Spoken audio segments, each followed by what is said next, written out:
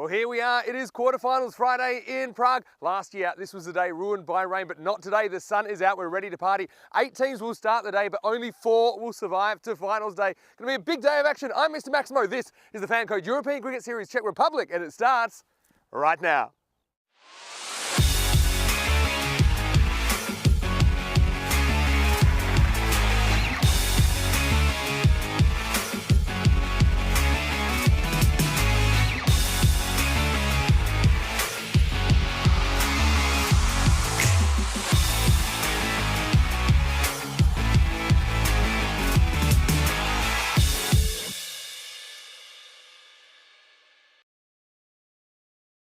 Good morning, everyone watching around the world, and welcome. We're in the heart of Europe. We've had a great 2 weeks. It's culminating in the finals now. It's quarterfinals Friday. Today we have 4 matches for you. T10 action, of course, 8 teams. They have qualified for this stage, the top 4 from Group A and Group B respectively. Of course, the 5th teams, Pulsen and Moravian, they have been eliminated from the competition. So it's pretty much sudden death from here. And we're starting the day with a very interesting clash. It's quarterfinal number 1, match 41 between Bohemians, and they're playing against the Prague Barbarians in this one. Let's go out to the middle. I know that Charles Croucher is with the 2 captains for the coin toss. Your call, Hasha. Like heads. Heads is the call, and it's a tail. Give him ball first. So it is Bohemians that have won the toss. Javid Iqbal has decided that he wants to bowl. So he wants to unleash his bowling attack on Barbarians. And we know Bohemians, they had a pretty good start to the tournament, didn't they? They beat PCC, last year's champions, in match 1 all the way back a week and a half ago. And I think despite the break, they'll be ready for action. They've got a very strong bowling attack. We know that Shohaz Farhad is in there, Sazi Buyan, and the captain himself, Javid Iqbal, Davitsi. These kind of players, they will be difficult to handle first up in the morning. So a bit of a gamble, I think, to bowl first, because it is quite nice conditions for batting, but they're coming up against a Prague Barbarian side that just held on to third place by 0.02 on net run rate ahead of Vinaradi, who we'll see later in the day. Now, the big issue with Barbarians is some of their key players unavailable. We saw Vandrasi go down with an injury yesterday. Also, I noticed no Jahana Hoke in the lineup, still no Devendra Singh. So I think we'll probably see Andrew Sim with the wicket-keeping gloves, and we may see the captain Chaganti at the top of the order. So a few issues for Barbarians this morning, and I think they could struggle against a Bohemian side which will be desperate to make an impression and qualify for finals tomorrow.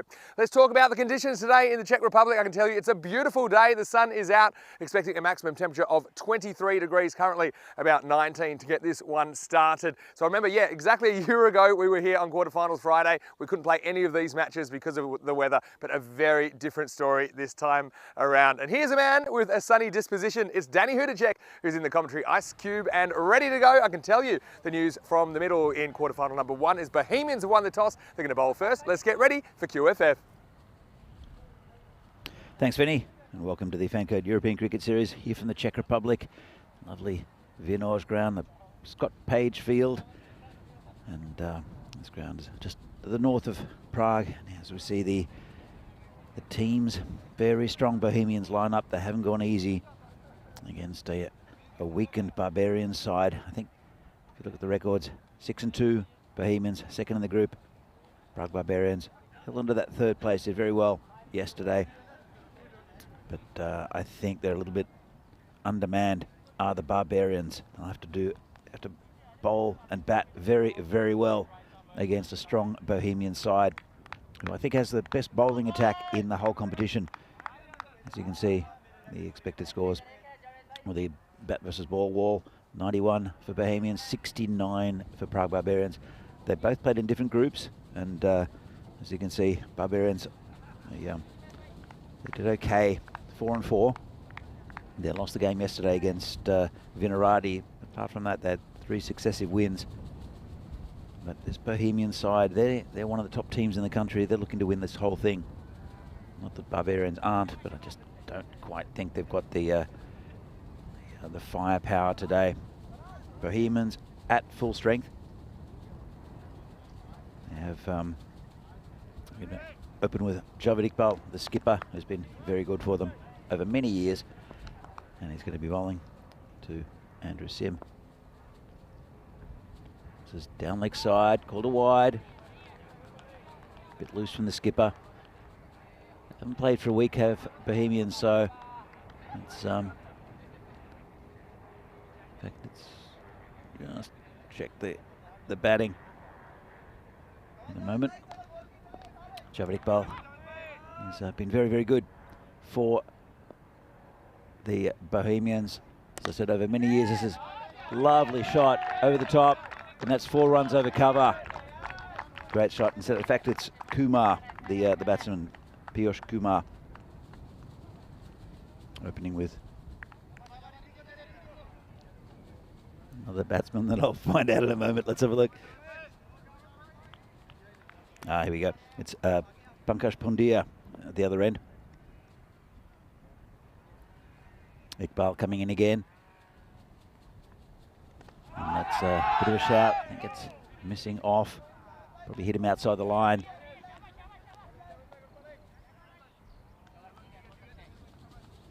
That was an optimistic shout from Iqbal. Should get a bit of movement early on. He's got a good bounce as well as Javid Iqbal. Bowls with a fair bit of pace.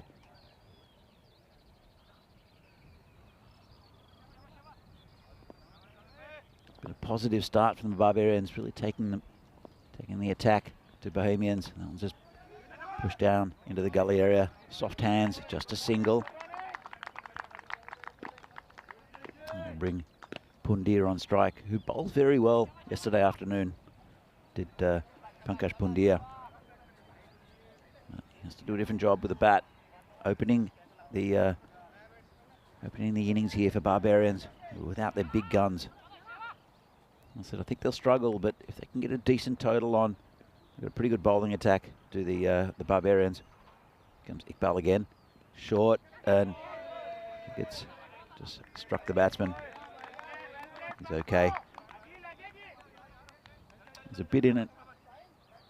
This pitch, as you can see, spot on with the bouncer. Good ball that.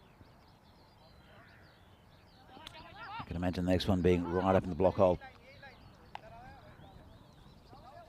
There's a bit of a trap down there. There's a short fine leg for the hook shot. That one tries to get it right up towards the batsman's feet.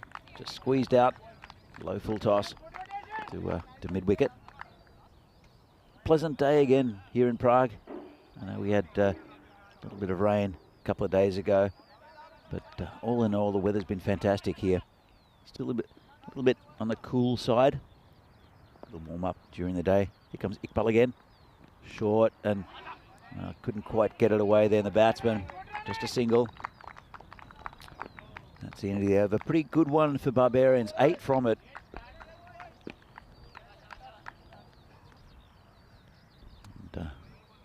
The Barbarians, as you can see, the expected score is 69. If they get there, they'll have a target to bowl at, but there is some good batting in the Bohemians lineup. Sabun Divisi will be opening the batting for them, the left-hander. He's not been in the good touch at all. He can destroy any attack, and we've seen it doing at European level as well, international level for the Czech Republic. But he's just not seemed himself as Sabun in this tournament yet. But this is the pointy end of that tournament, this tournament. Starting today. All these teams only play one game today each. Here's the tank, Riddick Tomar. It's down leg side, called a wide. Same start as Iqbal. Not much swing yet for Tomar. Played for it, didn't quite get there. He's been impressive, Tomar, when he's been up for games. Bowling with a bit more zing this year. He's a new Bohemian, in a sense. And he transferred from Vinarati. That's down leg side again, called a wide.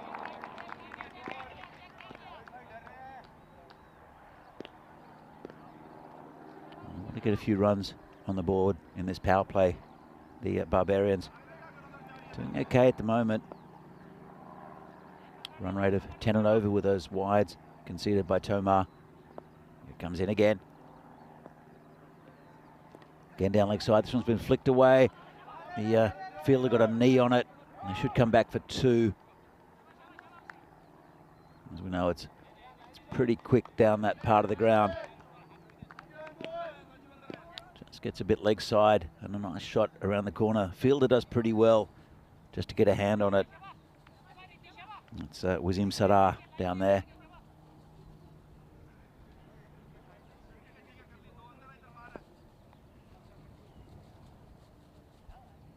Very offside field. That short cover coming into play. And that one is down leg side again. Just dab down. Nicely played. Just a single. Piyush Kumar. There's a chance to impress. He's looked okay so far. Played a glorious shot over the covers for 4 in the last over. Pundia hasn't had much of the strike. He's facing his first ball from the tank. There's been very straight at the stumps, maybe a bit down leg side. That's a good ball. That could be close, and he's given him. Well, Pundia couldn't handle the pace of the tank. A bit late on that shot. That was a pretty comfortable decision there for the umpire. And that's the first wicket down for Barbarians. And I don't think there's much argument about that one. Hit him on the back foot. He's going to crash into middle and off stump. And good start from Tomar. It's interesting, I think, that he's aiming at the stumps. We didn't see that much of that tactic in the Group A part of this tournament. It was a real, I guess, an instruction from the captains to aim towards the tram line. Maybe it was to do with the power hitting of some of the big boys in Group A. So bowling out really towards that wide indicator you see. But Group B, a lot of LBWs and bowls, mainly because they were aiming more at the stumps. Here comes the tank, right on song again. Clamp down on it, just turned it around the corner. The batsmen, they look for 2. They don't think they'll get it. Pretty wise decision, I think. Giganti, the new batsman.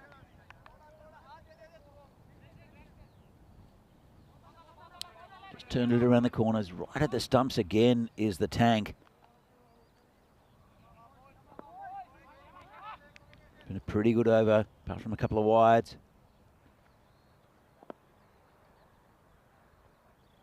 Barbarians 14 for 1. Comes the tank again. It's down leg side, and that reared up viciously. Did well to get a bit of bat on it. Just turned it around the corner just for a single. That's what he can do. As I said, he's bowling with a bit more pace this year. I think he's rolling his arm over a little bit for Vinarati, but he's got a new zing about him, has the tank. He's now a newly crowned, newly capped, say, national team player. He's in again. Push down towards third man, just a single. So 8 from the over, same as the first, but 1 wicket going down. And Barbarians 16 for 1. Run rate's looking okay for them. This is what we can expect today. First match, Bohemians against Barbarians. Second in Group A against third in Group B. Then the Tigers and United, which will be a fantastic match. The 2 lower division teams drawn against each other. Then we're going to see Vinarati and PCC, and finally Brno will be playing against the winners of Group B, the Prague Spartans. That should be a cracker as well. Looking forward to this. Really good day's cricket. Here comes Buyan. That's been dabbed down to third man just for a single. He's a good bowler, Sajid Buyan.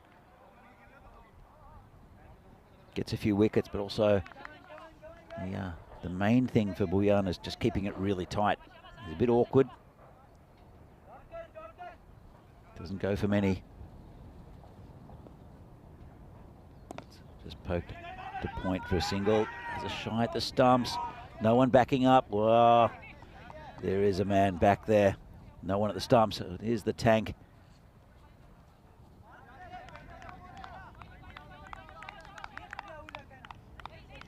Piyush Kumar doing pretty well at the top of the innings. Pushed up the order due to some of the big guns not being there for Barbarians, and it's a pretty good start for them, to be honest. Just poked down again to that third man area. Almost to the end of the power play. I think it's nice and steady for them. The main thing is they only lost 1 wicket so far, which is a positive one because I think they have quite a long tail today, the Barbarians. As we saw yesterday, one of the main men in Murali went down with a hamstring injury, taking a run against Vinarati. He'll be a big loss for them. But I think Barbarians looking at the positives rather than the negatives of unavailability. And Piyush Kumar doing very well up top. Very steady start. Oh, good ball there from Bhuyan.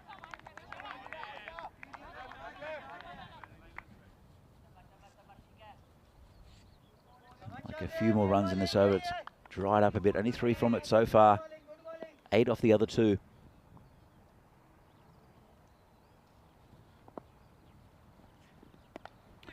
It's cut away. It's going towards the boundary. And the third man does very well to damp it down. They'll come back for 2. Well run. Bohemians a pretty well balanced side.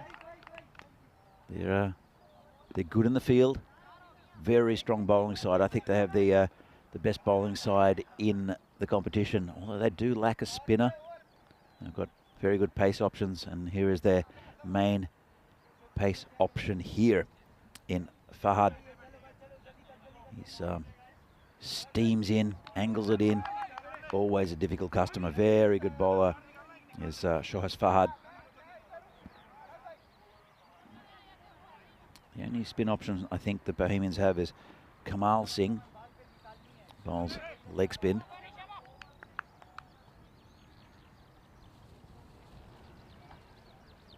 Comes Fahad as well. Again. And oh, good ball. Straight up. The top bowler is Fahad. He's due to make his international debut for the Czech national team in the qualifiers in Finland. He'll be a great addition to the national squad.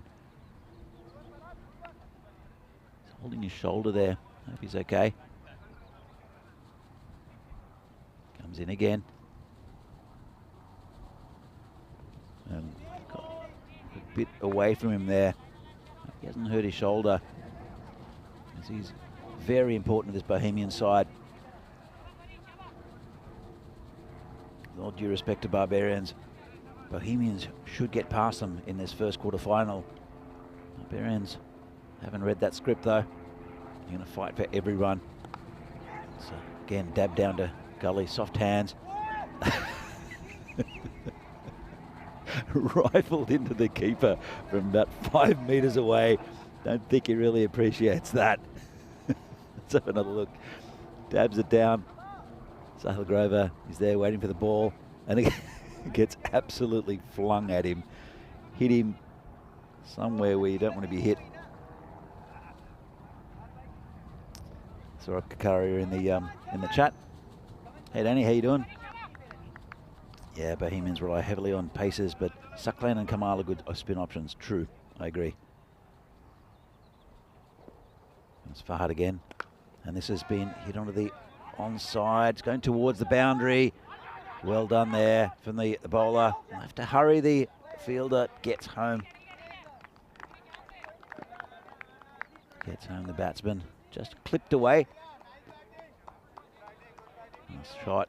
It's pretty safe out there. There are players on the boundary patrolling, but no one in the infield on the leg side, except for the man at short, fine leg. Here comes Fahad again. And this one's a bit loose. Called a wide, a bit short.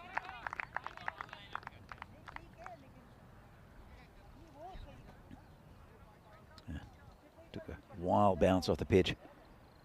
He does bowl from pretty wide on the crease. Does Fahad, angles it in, swings it in a bit as well. And that's a good ball. Just poked down, nicely taken single. They're running very well between the wickets, are these two. Hope I haven't put the curse on them, but they are playing with nice soft hands in that area, taking every available run.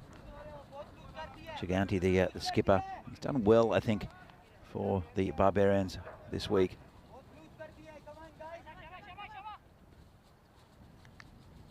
Wide with a couple of balls left.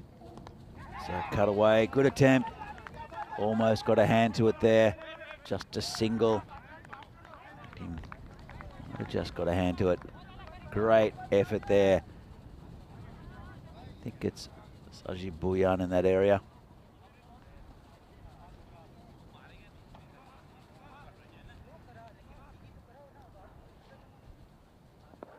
Good area to aim at, actually. There's no one back at point. This one's just been hit towards deep mid-wicket. Just a single, bit of an inside edge.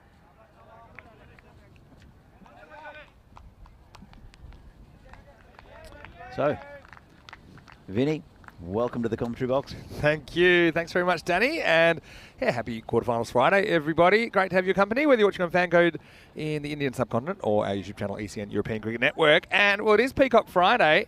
We've got a bit of a similar theme, and we don't coordinate in advance. I like what you've gone there. So you've gone some sort of, sounds like a banana boat. Is that what you call Yeah, it? I guess, turtles. Yeah, and there's some turtles. I've gone my kind of pineapples and my colourful number. But happy Peacock Friday to you, and plenty of cricket coming your way today on ECN as well. You know, starting with the quarterfinals day here, also to T20 internationals a little bit later in the day as well. But yeah, right now, kind of echo your sentiments about Barbarians. They seem to be pushing things uphill because of their personnel issues, but you know, not a bad start here at all. See if they can build on it as we start the 5th over.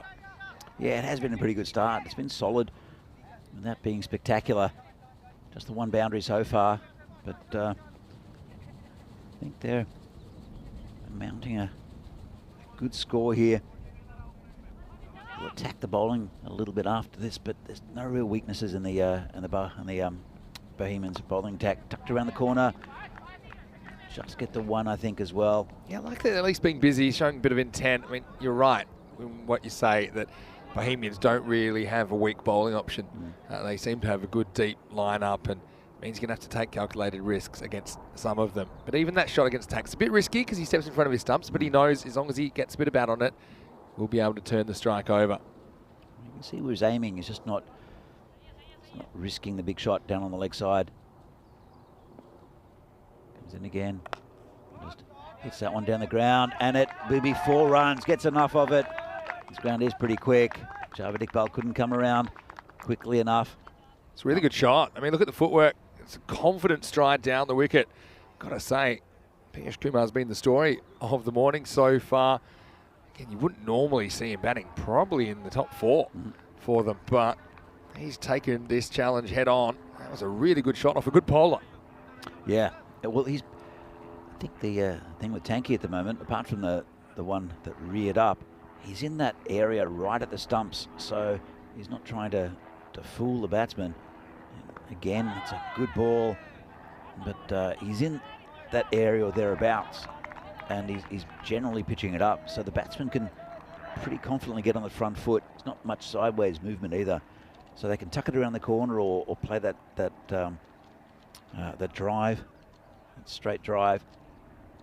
He's not varying it enough for me, is Tomar, and I think he's getting away with it a little bit because Barbarians here are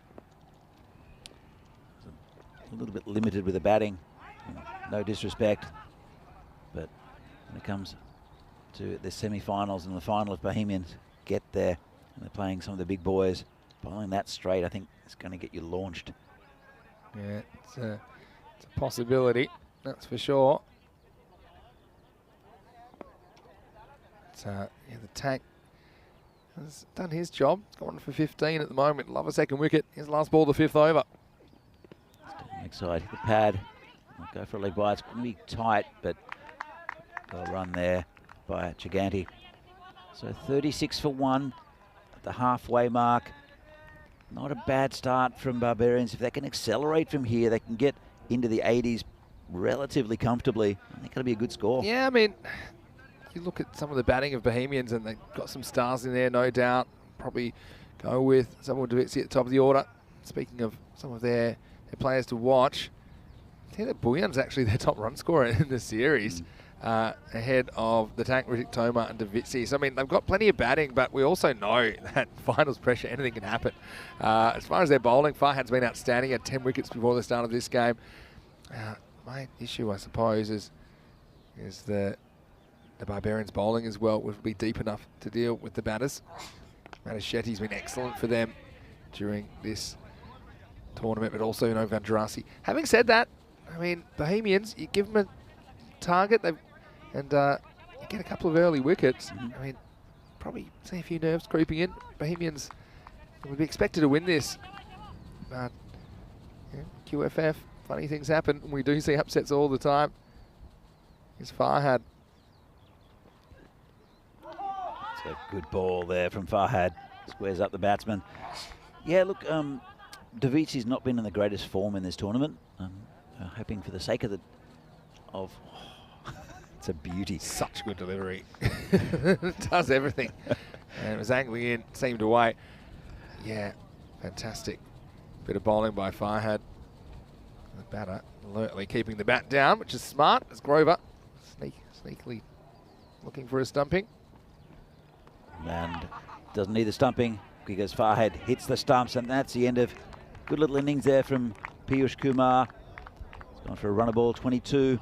He's got the Barbarians to a good start, but Farhad, quality bowler, and the first time that Piyush tries to attack him, that's his stumps blasted. Yeah, and this one kind of comes in a bit, but you see the shot wasn't on. Really, it probably didn't need to do that. I mean, like I said, though, I contradicting myself because I said you are going to have to take some calculated risks, get some good bowlers. I just think that shot was quite low percentage. Anyway, Kumar does contribute a fair bit to the total. He goes for 22 at a run a ball. He's the second wicket to fall. It's 36 for 2. Yeah, it's Andrew Sim will be coming in, and he's very strong through the offside. So it's a pretty good start from Barbarians if they can continue this without playing too many rash shots. Pump the score to 80 odd, which is defendable. Here's the flying Kiwi, Andrew Sim. And, maybe he'll be relieved that Jahan Hoke's not in the lineup because he ran him off his feet the other night in that 3-over match, which has got a bit viral, I noticed, around the world. It's interesting they've brought the square leg, sorry, the fine leg around for Sim, and to that position right at point. Sim won't take a backward step though. I think he's a pretty good player. Also, he's pretty good through the offside. You see him already driving Farhad away. It's not a bad delivery, but it's a fair bit on that Sim. Straight to the fielder though. They've kept the field really up for the Barbarians, which is good to see because they know that they're a bit brittle without their stars in the team, the Barbarians. So they've got only 2 fielders out, I think. Good ball there from Farhad. It's an attacking strategy, isn't it? And I've got to say, I don't mind it because often they've got 3 out actually. They've got it long on, a deep mid wicket, and the third man back. But yeah, I think if you've got a team tied down, then why put the field back without the batters earning it? Because you can save a lot of runs in there in the infield. Okay, if they hit a 4 or 2, maybe that's different. But make the batters prove they can do that first. Absolutely. This one's been hit out towards a boundary and to make that 4 or 2. This will be one of them. Nice shot there from Sim. Yeah, right on cue. Andrew Sim gets off the mark with a confident push, square of the wicket. That may force the man back there. Just doesn't try and hit this too hard. I saw Mickey in the chat saying, am I missing the Tortuga bounces? Well, we haven't had too many of them. But we've had a few. Don't think the fielders want the Tortuga bounces, but the fielder had no chance after that cut shot for Sim. Gets him going. It's 40 for 2 after 6 overs. And you can see pretty consistent with a couple of little bursts there that got the win predictor excited. But I think for the most part, you see Bohemians deserved favourites for this, but anything can happen. Just want to say hello to everybody in the live chat as well. ECN European Cricket Network. I'm going to poke my head in there. Been busy, of course. A lot of cricket happening on ECN today with the quarterfinals here, of course, and the T20 International Tri-Series continuing in Germany as well. So plenty to choose from. So I see Bouillon is coming on to bowl in the 7th over. And let's see what they do here. They have pushed the deep point back, so they've got 4 out now. Hit over the top. It was safe. Go towards the boundary. Don't think it'll get there. A couple of Bohemians chasing it. In fact, 3 of them. Yeah, it shows you that they're up for the contest, Bohemians. And they're hoping they can just keep their squeeze on as much as possible. Sim's a pretty good guy to have at the crease at this stage. I think he's got some attacking shots. He runs well. And yeah, I think he'll be hoping they can get that kind of 2 a ball or so, considering they do have 8 wickets in hand. Won't be easy from here. If they do, they could get up to about 90, but even something in the 80s, if they could somehow get that kind of 10 and over, 10, 11 and over, they would get there, but it won't be easy against this attack. Just poke down towards the boundary. Again, 2 coming across. There's the Tortuga. Right on cue. Well, Mickey's called it. And it just did pretty much everything right. That's Kamal Singh down there. I mean, it wasn't the worst bounce, but it also wasn't the best. Look at this last one. Bang. It just forces him to adjust, and he can't slow himself down. So a welcome boundary. Smart batting by Chiganti. Doesn't really try to go down the ground. He tries to use the pace. He tests the fielder, and the fielder wasn't up to it. 4 runs. Yeah, that's what they need to do, Barbarians, and they've been doing that pretty well, actually. Not too many risky shots.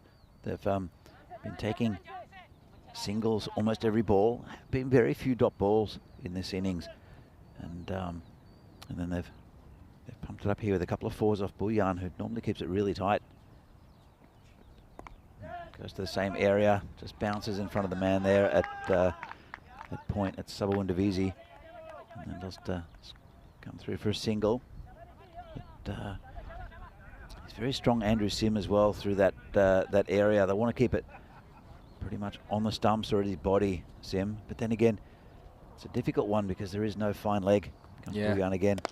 Hit just over the top of the cover, and I think it'll go to 4 as well. Javed Iqbal couldn't cut it off. It's a pretty good over here for Barbarians. Just good cricket shots, isn't it, Danny? That's what I've been saying for the last 2 weeks. You don't need to take too many risks on this ground because it is pretty quick. Slowed down a little bit since last week, but it's only 50-metre boundaries, and with a fast outfield, that's all you need to do.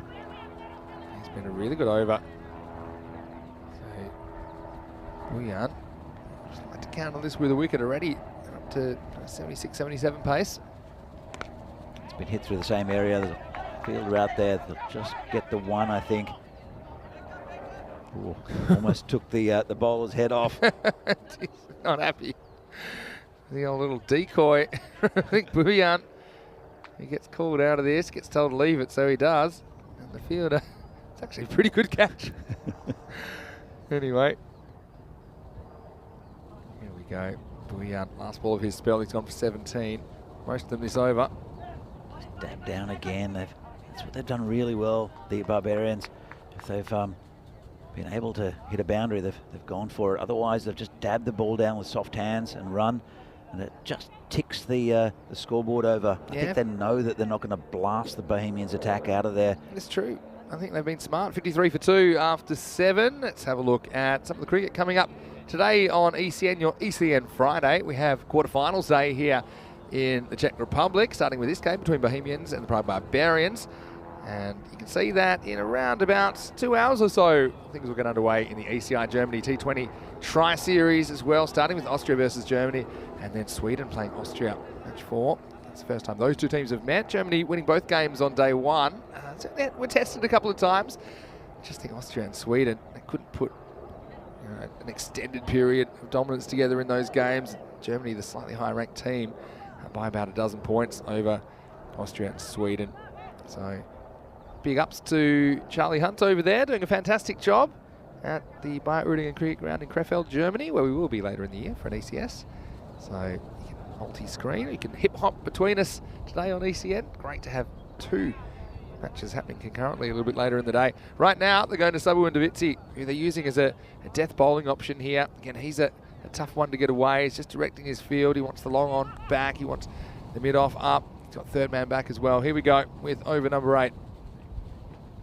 Goes down leg side, and the keeper on the thumb. And they'll just get the 2. Yeah, that one swung, and it swung a long way after the stumps as well. Grover couldn't quite get the dive in. Does save a couple, but it will be 3 wides, 3 bonus runs. They're all helping. Just Grover has actually been really good in this tournament. He's taken quite a few catches. Took 5 dismissals in an innings also, with 4 catches and a stumping. Comes to Vizi again, and that's down leg side again. He's charging in his subber. But, getting the movement, isn't he? But he's just not controlling it at the moment. And Bohemians occasionally a bit suspect in the chase, where they made hard work of it on occasion. I go all the way back to game 2 against United, where they chased down 64, but only just. Turn around the corner there. It's also smart batting by Gigante, who's not backing away, because that's the kind of, the way Davitzi's bowling those first 2, I mean, even though they're big wides, if he'd stepped back, he probably hits him in the body. Yep. But instead, he's consciously trying to get across his stump, so he knows, you know, maybe it's a bit more chance of an LBW, but if it swings down leg side, he's definitely going to get those extra runs. Sim on strike now. Oh, got away with that one a little bit. He's very strong in that area, Sim. Maybe rushed his shot a bit. They know each other very well, these players. That's right near that line. Good 50. Subbers was a long-time Barbarian, and there was a bit of a schism in the club last year, and he went to Bohemians. So they know each other very well. This one's going to be wide. So Subber, interesting. He's bowling. He was bowling at Harsh's body. Now he's trying to bowl outside off stump for Andrew Sim. Interesting tactic. Yeah, true. But I think also it's just he hasn't quite got a handle on what the ball's doing just yet. So, yeah, get after Davitzi in this over. It's good because you know he's probably going to come back in the last. Well, that's a quick single, and he held on to it. Smart Javnik Bal, he was backing up. Well, we know that Sim is a specialist at getting runs when the ball doesn't leave the pitch area. I mean, took 3 buys the other night, so there's obviously going to be one here. Davitzi, I think, smart. He doesn't throw that. I saw that Pat Cummins retweeted the. That's right. That 3, the overthrow 3. So some of the Vinarati boys weren't very happy about that. Oh, well, any attention's good attention. Just tell them that. Hello to Pat if you're watching. Yeah, that's going to be 5. Unless he stops this. Well, he's done very well. He's done very well. How has he stopped that? I mean, that had to just thwack into his hand. Otherwise, that was going to go for 4. It'll be a no ball. Davitzi just struggling to adjust. This one off the edge of the pitch, and that's why it's called a no ball, not a wide. What a good bit of fielding, though. I mean, right in his fingertips. And I think he was pretty amazed as well, Kamal Singh. In fact, there might be Sada down there now who makes that stop. Yeah, it is. So free hit coming up. Oh, it's well bowled right at Sim's body. Does like it outside off stump. Subber knows that. It's a bit quicker from Davitzi there. A bit quicker. I think just surprised him. Pity because if he could just turn on that, that's going to take some stopping as well. They do have the fine leg back now, which I think is smart considering Davitzi's struggling with his control. Comes in again. And it's just dabbed down. Could be a run out. And they might get another one. Andrew Sim's there. They'll definitely get another one. Uh-oh. I love watching the ball ping back and forth.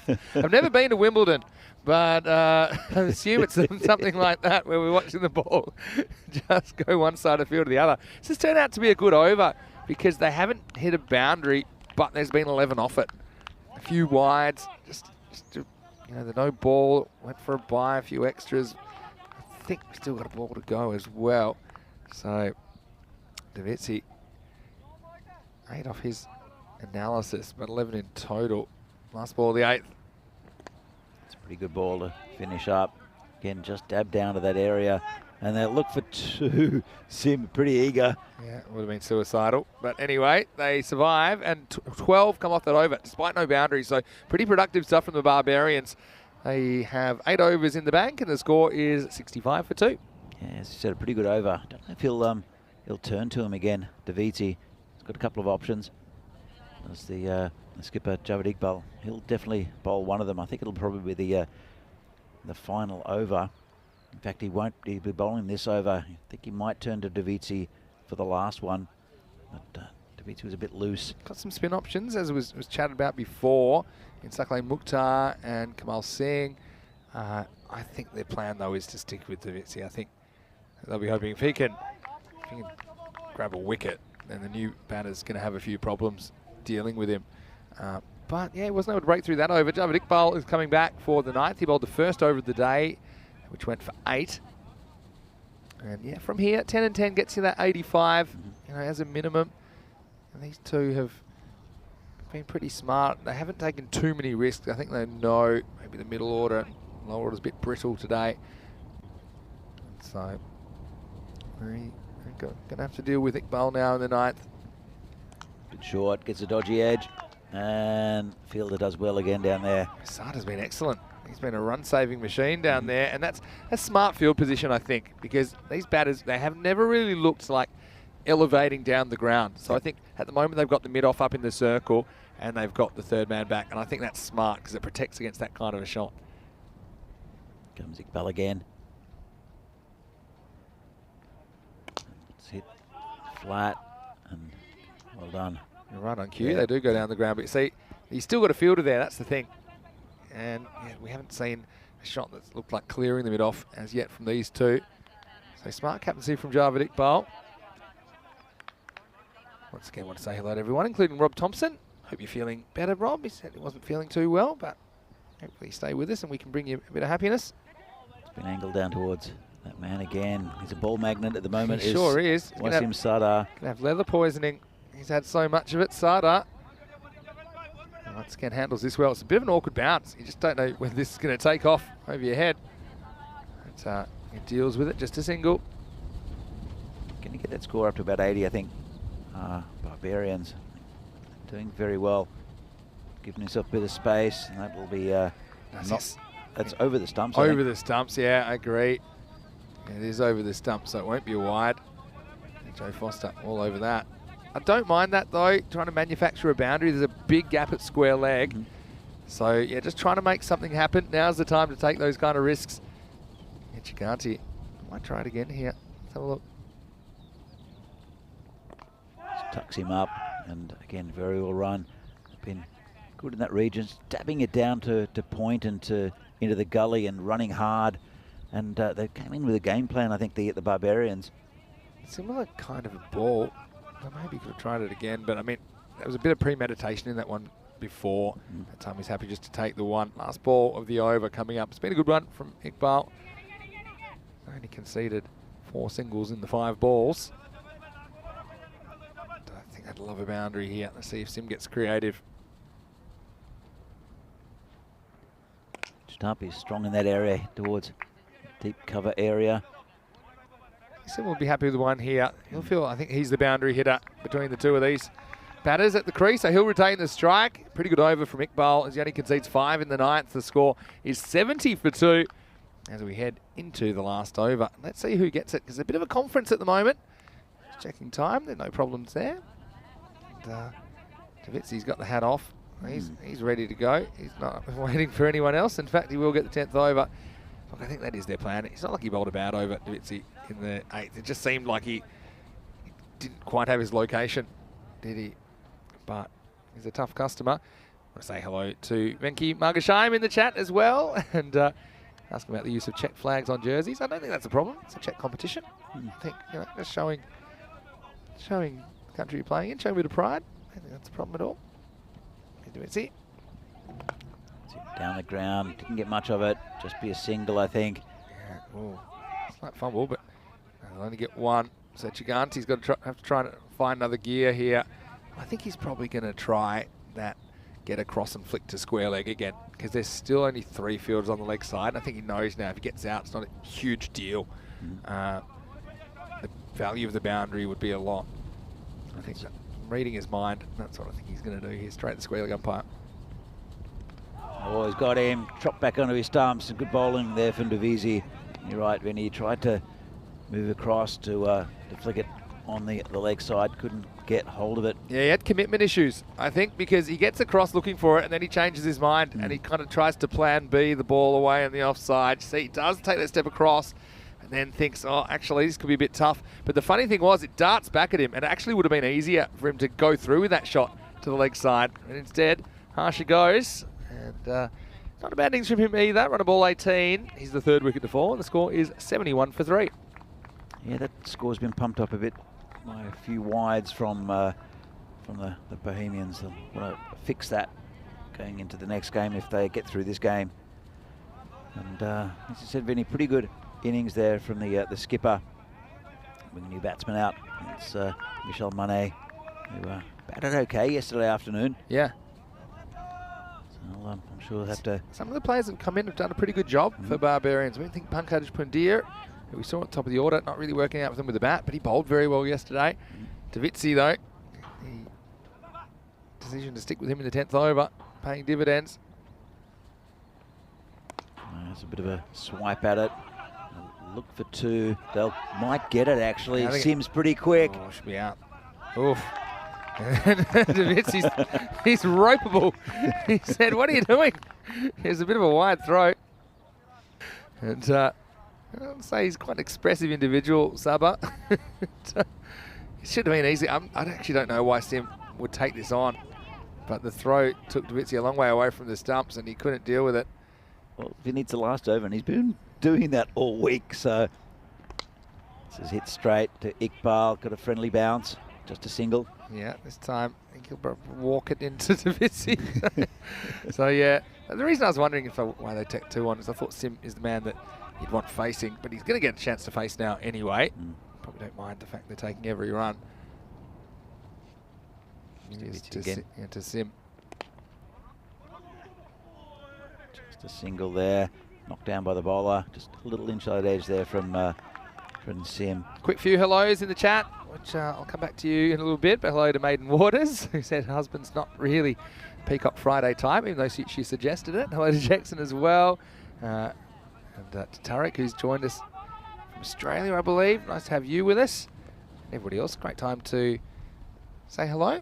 Last ball of the innings.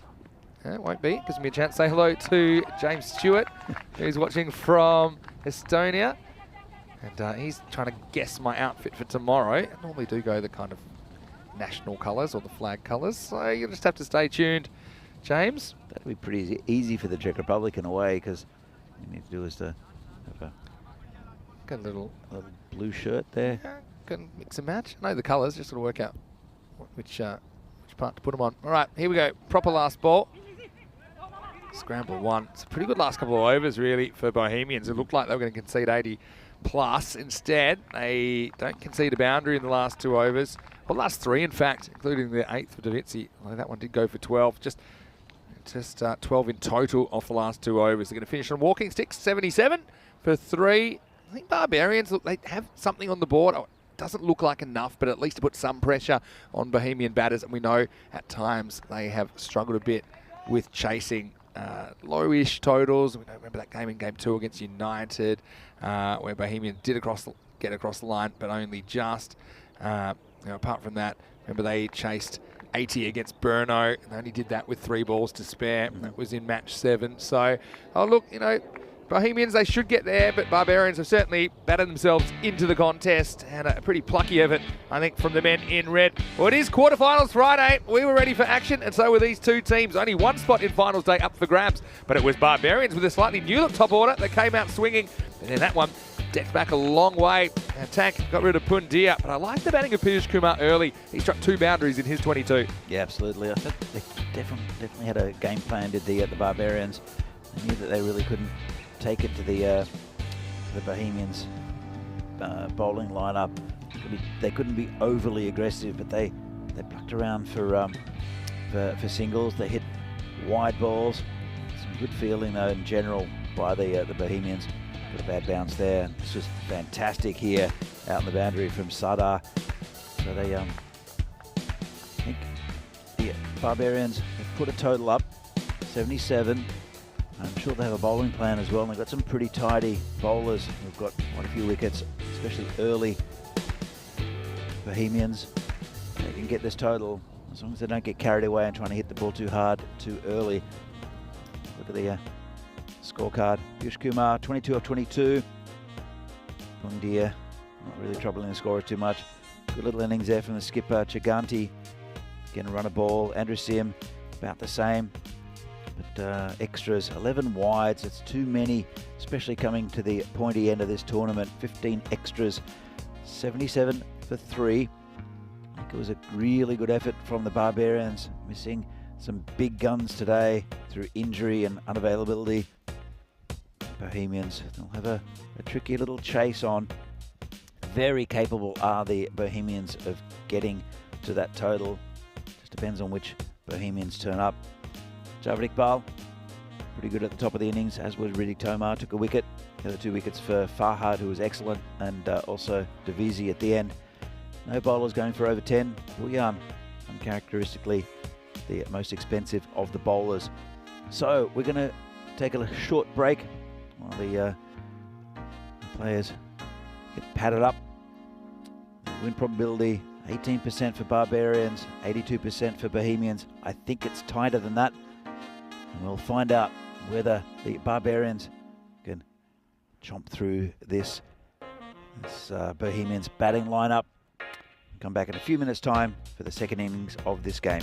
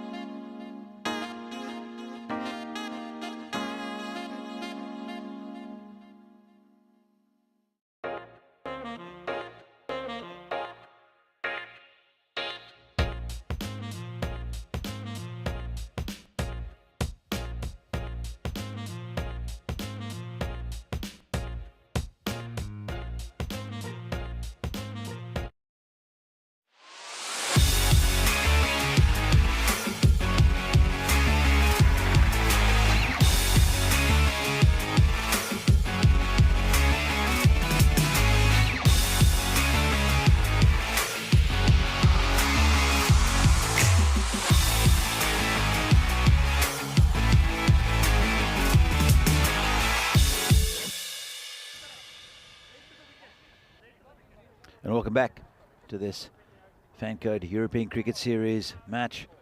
The first of the quarterfinals between the Prague Barbarians and the Bohemians. And there's a little comment here from CD Tamup in the chat. Runs on the board might be enough. It might well be enough. Some decent bowling options do the Barbarians. They've a bit of a change up the order for Bohemians. It'll be Madashedi to bowl to Sajid Bhuyan. Just be a single, dragged it across. Interesting choice up top. Sabun Divisi not opening. He's been a bit sketchy with the bat. It is Sajid Bhuyan and Sahil Grover. I think it's going to be a good combination. Bhuyan's going to a bit of a swing at it. Hits the ball hard. Sahil Grover very strong on the onside. As you can see, just pushed it down. So I think Sahil, if he gets one to hit, he does hit big, and normally hits very straight. Looks it on that offside. Bhuyan, pretty strong all around the ground. Hasn't gone on with the big score yet in this tournament. Just poked out into the covers just for a single. They'll look for two, but they won't get it. Man with the gloves today is Andrew Sim, in the absence of both Devendra Singh and Jahanan Hoke, who we've seen with the gloves the last couple of days. Madashedi, though, has taken 10 wickets in this tournament. He's an awkward bowler. Bowls very front on. And this one, he just got a little bit wrong. Nice take from Sim. Used his feet well. Just the wide. Yeah, Madashedi's just had the knack of breaking partnerships, getting a few wickets up top. He took 4 in one innings earlier in the week. This one's been turned around the corner just for a single. It's good work for the man there at mid-wicket to limit it to 1. And Bohemians, I think it's a really good idea to not have Divisi up top. I'm sure he'll come in pretty shortly. Comes a bowler again. He's been hit towards a man there at mid-on, gets past him. 4 runs, first boundary of the innings for Bohemians. Nice shot there from Bhuyan, right onto it. As I said, he hits the ball very hard, just wide of that man there, not too far away. And pretty good start here from Bohemians, not taking too many risks. Taking maybe a page out of the Barbarians innings they saw before. This one just prodded out towards the covers just for a single.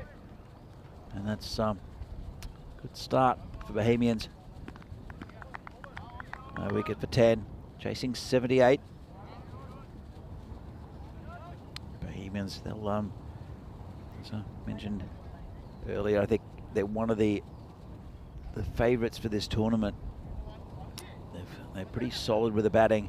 Got some very big hitters in Divisi and Tomar. Also Grover can go, but some really good bowling. Setting influence also in the middle order with Zaid Mahmood. So, and well led also by Javed Iqbal. The new bowler will be Piyush Kumar. He did very well with the bat, I think, Piyush Kumar, for Barbarians up top. Comes in. No pace on the ball. This one's in the air. I think it'll be safe. Got a bit of a top edge going towards a boundary. Long chase there for the fielder. It's Niraj Malik out there. We'll get 2. Could have been put away. Didn't quite get onto it. A lot of ground to cover there. There's the fielder. This one's hit towards a boundary. Be cut off. Friendly bounce. Just get a single. Surrender Kumar, and wow. Taken another sloppy there from the Barbarians. They don't have that many runs to play with. I'm sure we'll see Burinder Kumar with the ball. I think he's been excellent, especially bowling around the wicket. Didn't see him bowl in the game yesterday against Vinarati.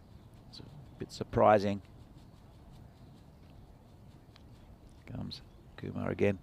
Hit down the ground, and I think it's got the legs. It has. That's the first 6 of the innings. In fact, the first 6 of the game, and it's Sajid Bhuyan who gets it. Hits it nice and straight. Just opens up. And that's a good hit. It's looking like a very promising start from Bhuyan. Comes in again, tries in the same area, and he should get 4. Good fielding there. Came around well, did Vamshi Madashetty. Just a single. That'll bring Sahil Grover on strike. I think he'll be happy to play the anchor role, will Sahil.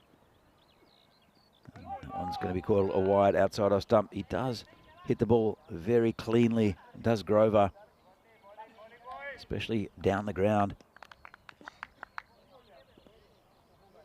Have to bring this back. Will Piyush Kumar hit down towards that man, Madashetty, who does well again. There's a panther out there on the boundary. Hit very hard there by the batsman Sahil Grover. Just couldn't quite get it wide enough. Brings Bhuyan back on strike. Who hits it down towards Madashetty. Almost a run out. But good stop. And pretty good over there for Bohemians again. 13 from it. And they're 23 for no loss after 2. Vinny, what do you think of the start from Bohemians? Yeah, it's confident. I like the fact that they've thrown Bhuyan up there, which I think when he's batted well, he's batted as well as anybody in this team. And if he's been a little bit suspect against the new ball in this series, you still got him up your sleeve. So I actually think it's a masterstroke to throw Bhuyan up there. Grover's had a pretty good series with the bat as well. Also liked his keeping. But when you're chasing a tricky little target like this, as we see first ball getting through the start of the 3rd over. When you're chasing a little target like this, I say little, but it's smallish. Sometimes you see teams batting themselves into a bit of a hole, and certainly not the case so far for Bohemians. Is Madashetty in the 3rd. Ooh, that could be close, and he's gone. Well, that's the first wicket down. Sahil Grover plays all around this. Madashetty picks up what's something, bit of discussion. But he's walking off is Sahil Grover. And it's a good piece of bowling. He's taken a lot. Well, maybe Sahil, he's got a bit of history, I suppose. The Barbarians, this is plump, so I don't think you can say too much about that. I don't know what happens next. Yeah, it's hitting middle. But there might have been a bit of lip from the Barbarians. He was a long-time Barbarian also, was Sahil. So maybe a bit of bad blood. Yeah, hopefully not. I mean, yes, just part and parcel of cricket that players do move between teams at times. It was a good bit of bowling, though I could say Madashetty just keeps on keeping on, doesn't he? He does. In this series, slightly unusual action, the way he's very, very front on, skips to the left in the delivery stride, but that was straight as the day is long. And the first wicket down, it's time for the attack to enter the arena. Yeah, it's been an interesting contest between these two. Madashetty is right on line there and takes the first wicket for Barbarians. The Tank, he's been in pretty good form this tournament. Again, hits the ball a long way to all parts of the ground. Does like it if it strays a little bit onto the leg side, but Madashetty is a tricky bowler. It's his 11th wicket of the tournament so far, and it's just an unusual action. Gets a bit of in swing as well, comes wide of the crease, comes in and that could be close, and he's got him. Well, that's 2 and 2 for Madashetty. The Tank can't quite believe it. Did hit him pretty high, but he was quite far back, and this over is turning the game. Wow, this one, I think instinctively, it's not plump, but I actually felt like it was a good decision because I think he's right back. It does hit him in line, and I don't think it's going over. And they're the two things. We'll get a look at the height here. I don't think that's going over the stumps. And so you see that where it hits him. Okay, it does hit him high, yes, but you see it's back leg. That I don't think is going over the stumps. And so, yeah, I think it's a good decision. The only question is, does it hit him in line? And the answer, I think, again, is yes, just. And so I think it's a very good decision. It's a brave decision. And I think Joe Foster has got that spot on. And the tag is going to go first ball. It enters Davizzi into the equation. Oh, Vinny. And, well, are we going to see hat-trick number 12 here? What a time for it. Mataschetti. He's had such a good series with the ball. Sakharin was hat-trick number 11. That was on Monday. Well, now it's Friday. Will we have the 12th hat-trick of the year? Of course, Sakharin took a hat-trick as part of it. 6 for 5, the best figures we've seen on ECN this year. And what a time for Davizzi to come to the crease under pressure. If he gets a hat-trick here, I think the Barbarians are going to lose it. Again, Saba is a former Barbarian. And he'll know how to face Mataschetti. As I said, is really awkward. Coming around the wicket to the left-hander. Here we go. And that's a nice shot from Saba straight up. And it gets 4 out of it. Oh, it takes the air out of the balloon, doesn't it, Niraj Malik? And he tries to get down to this, but it bounces off him. It was really well struck by Davizzi, I will say that. That's how to handle a hat-trick ball. And, well, this one, no, there's no easy ground fields on some of the fields in Europe, but still, that one hurts. Davizzi off the mark with a 4. Yeah, nice shot. And he didn't hit it in the air, which is something that Saba does sometimes do. When he's in form, though, he bats like he's doing now. Just he prods it around. That's what he's been missing out on. What I will say, Saba win. Just while I'm thinking about it, I'm going to say we got Joe Foster out there and Somsuro Basu, the 2 umpires. And that one that Joe Foster got, we had several looks at it and we slowed it down. And remember, he gets 1 look at it at normal speed and he doesn't even have the side on, right? He gets that absolutely right, I think. And I got to say, that was a fantastic bit of umpiring. I don't think the tank will agree, but the thing is, I think the standard of umpiring in Europe over the last couple of years has been going up and up. This is the kind of format that really puts you to the test as an official, and I think that was a very good decision and very good thought process there from the man in the middle. He's been poked out of the covers just for a single. Yeah, look, the umpiring, I know there's an umpires association now in the Czech Republic, which is quite different from where it had been in the past. It's the end of the over. Very good one there for Mataschetti and the Barbarians. And 29 for 2 off 3. Yeah, no, that's something that I think is very important about developing cricket in Europe as well, is developing umpires, giving them the support they need, making sure as well that they're able to control the game and give them the power to do so. And yeah, I think all the officials here in the Czech Republic, I think, deserve a big pat on the back. So let's acknowledge them now. And, even when they don't get it right, I mean, no one's going to get anything right 100% of the time. But I think the fact that they are taking the job so seriously and trying to get the best out of themselves, imagine the concentration as well to stand in these games, sometimes multiple games in a day. I think it's very challenging, and they've done a very good job. They have, and look, I was watching a bit of cricket last night, just at the Down Under while doing the quiz. As the new bowler comes in, and it's a bit full, a bit rubbish, and that's 4 runs. You can't afford to do that. Full toss on leg stump, and no one back there. Yeah, so again, just every time it seems like they're getting ahead, they seem to concede a boundary. And Pandia bowled very well yesterday on his entry into the tournament. First one, worked away to the boundary. Bouillon, don't forget he's still there, and he was flying, wasn't he? He's got 23 out of 33 runs on the board so far. Comes the bowler again. Comes back with a pretty good ball that gets absolutely slammed over cow corner for 6. And poor Tanzilla is going to have to chase that one. The ball retriever is going to have to fetch that one for about 100 metres away. Bouillon goes aerial and he goes Maximo.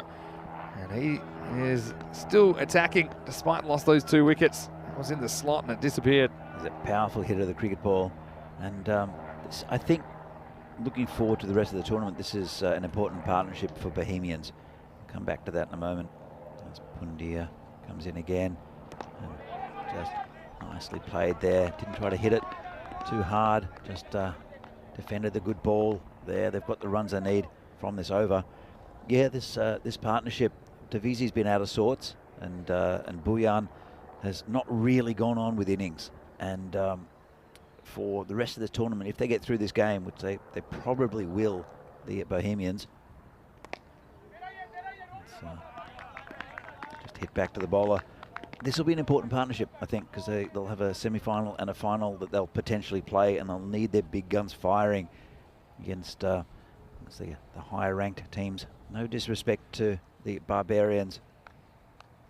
Barbarians have been really quite good today, I think. The players out there have done the job. They've, you know, giving everything. Just, it's always hard when you lose 2 or 3 of your playmakers, and that's cricket sometimes, that's sport. But they've given 100%, and they're still right now trying to hang in the game, probably thinking if they can remove these two, we know that Bohemians sometimes have had the staggers in the chasers in this series. It's Kumar again. And this one's in the air, there's a player under it, and he takes a fantastic catch.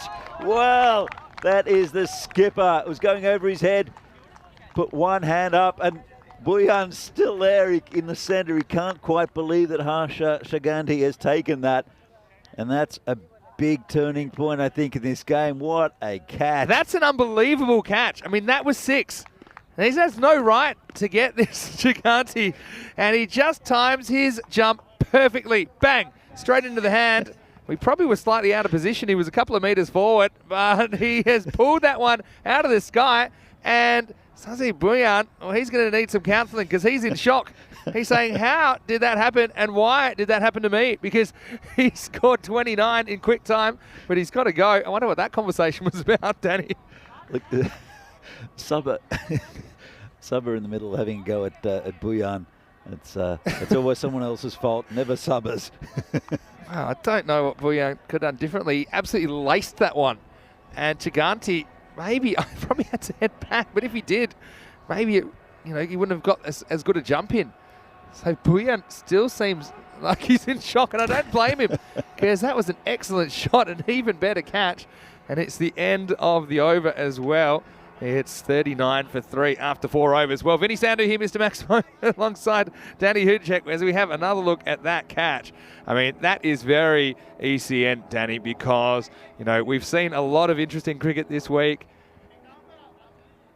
It's we see the good, the bad, the ugly, and everything else. That is what makes the European Cricket Network so special. We've seen some fielding that you'd say it makes your eyes water, but that one was as good as anything you'll see on a cricket field. Absolutely. And what's even more remarkable was his reaction after the catch. It was just, he just threw it back. There was no emotion after the catch. He's going to keep the ball and bowl. Why not? So he's going to bowl over number 5. Starts with a single. I don't know who was more shocked, Chaganti, who caught it, or the batters out in the middle. And, a moment in time that we'll never forget. Maybe it can spur the Barbarians to something. I mean, if they were to turn around and win this from here, that would be the key moment. Still a lot of work to do. Bohemians, they're halfway to the target after 4 overs. What a catch. What a catch. Here comes the skipper in again to Zahid Mahmood.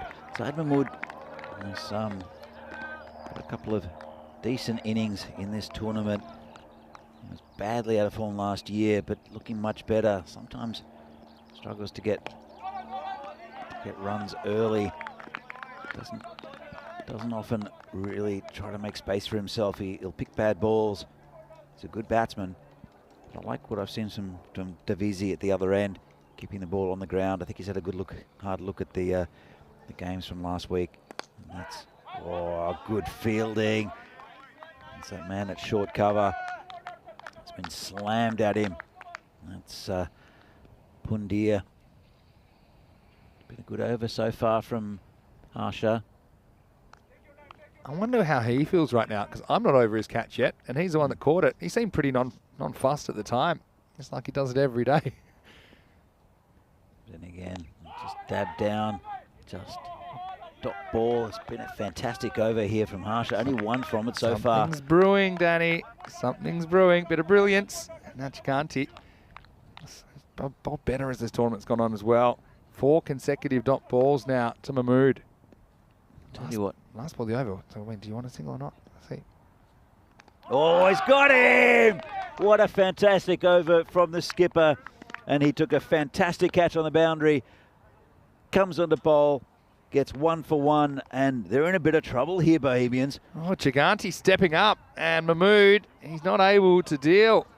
He goes 1, 2, 3, 4, 5, not alive. And the last one was a really good one for Giganti. He just walks away, again, like he was expecting it.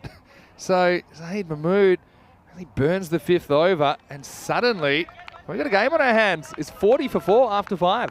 Absolutely, and I think Giganti, he's raised his game, and as a captain, I think what he's really pushing these Barbarians to somewhere where they haven't been in this tournament at all. They're looking very competitive, and Giganti leading by example. The fantastic catch takes an important wicket. The one they need now is Davisi, because he can take the game away from you in an instant against Subwood and Davisi. Got to say, that's true. Davisi is a big piece of the puzzle. And let's see how he reacts. Got to say, I'm loving the chat reaction to the catch as well, to Maiden Waters as well. Desiraj is watching from Austria, saying Mr. Cool himself couldn't be bothered to react at all. Giganti, he almost looked bored when he took that one out of the sky. James Stewart saying supernova of a catch, and Nishida Rahman also thought it was a great catch, as did Stephen Elder. Nira Chagi enjoyed it as well. Sure we'll see him later in the day. Frantic, who's planning to get the barbie on in Brno this weekend and enjoying finals. Hello to you, Frantic. Saying it's early morning, he was just stretching his fielding arm. It's the old Statue of Liberty play. It was something quite amazing. Also, got to say hello to Rico Full, who's joining us. He said, Shabba, that catch was as spicy as Vinny and Danny's shirts. Happy quarterfinals day and Peacock Friday. Hello to you, Rico. And it's great to have your company once again. And yeah, keep your thoughts coming in the chat, ECN European Cricket Network. And there's so much cricket happening today on ECN. Of course, we've got the 4 quarterfinals here. We've got 2 T20 internationals as well. Chance for Austria and Sweden to bite back, I think, because both had their moments against Germany yesterday, who are a higher ranked team. That's coming to you from Krefeld in the west of Germany.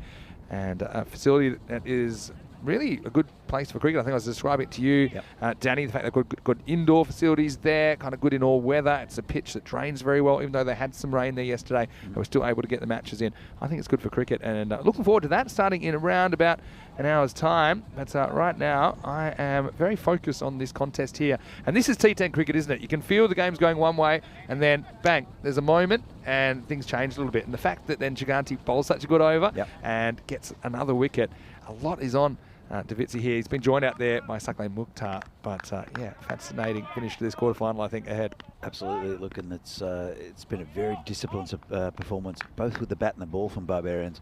So they've obviously had a bit of a chat overnight. And bit of a loose cut shot there from Sabah. And this is a big bowler for me for Barbarians, is Birendra Kumar. I think he's been the standout bowler. Him and Matashetty have been fantastic. Thing is, Davitsi in this series, he's a bit of a cat burglar because he keeps getting done for nicking, doesn't he? And you see there, these are balls he normally would hit. That was a slow one, I think, from Birendra. It's Davitsi's a little bit frustrated. Played a really good cover drive first ball. They did get fumbled on the boundary and went for 4. And since then, he hasn't hit it so fluently. Some traps out there for him as well. The Barbarians. That's good bowling by the Birendra Kumar. As I said, he's been very, very good for them. He's often come around the wicket to the right-handers in this tournament. With the left-hander, he's just angling across him, and he's struggled in that area. Just all tournament has Davitsi. It's a good seed. Got to bowl well to him. Well respected there. Yes, that's what he does. So that length has troubled him slightly, so he gets it down the pitch, but a good adjustment as well from Kumar. And these dots are building at the moment. Let's have a look. For the first time in, I think, the whole innings, they've fallen a little bit behind the required rate. Just a little bit, but it's significant, I think. But Davitsi, he could break out at any time. Game in the balance. It's a bit loose. Didn't put it away to Davitsi. It's a result for the... Yeah, I mean, I was just going to say, sorry, Danny, that's a result because that's the kind of ball Davitsi can launch. Instead, he just kind of drags it for 1. So, escaping any further punishment for that delivery. Now let's see how he makes the adjustment to the right-handed Mukhtar. Yeah, it's been a really good over, a couple of really tight overs, and it was that wicket that really buoyed the Barbarians. A lot of chatter out there now, and it's been excellent from the Barbarians so far. Nice ball the over. Let's see what he does here. If he's happy to just block it out, kind of just hold up an end, and then Davitsi will be on strike. Here we go. Last ball for Kumar this over. Oh, a bit loose, and he's holding his head. Right hand, left hand combination, right? Yeah. So I mean, we talk about it all the time. That would have been a good ball to Davitsi. Just loses it. But Brenda, it's only one run. Can come back and finish out this over. It's only gone for 2 so far. Very, very good stuff. You can see it in his disappointment that, that they're right up for this game. And this is hit in the air. Have to be good to get there. Matashetty won't. He'll just keep it down to a single. Just fell in between. Perfect placement. Yeah, so Mukhtar's off the mark. And they say play straight early. I guess he did that. It's the end of the 6th, and it's 43 for 4. So 35 required off the last 24 balls.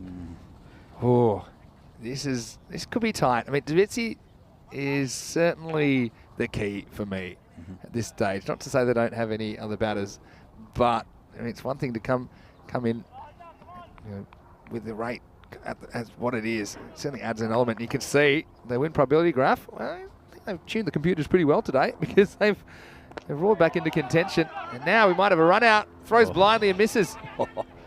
That could have been the end of Mukhtar. That was well done there by Giganti, the skipper again. It does.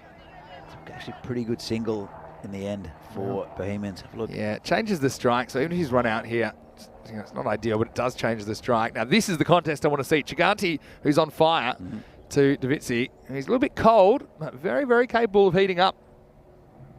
It's down leg side. You won't be happy with that. Will Giganti still shows no emotion at all. Right hand, left hand combination. See, how often do we see that? Coolest cat in the cattery. There's a harsher Giganti. He comes in, again bowling.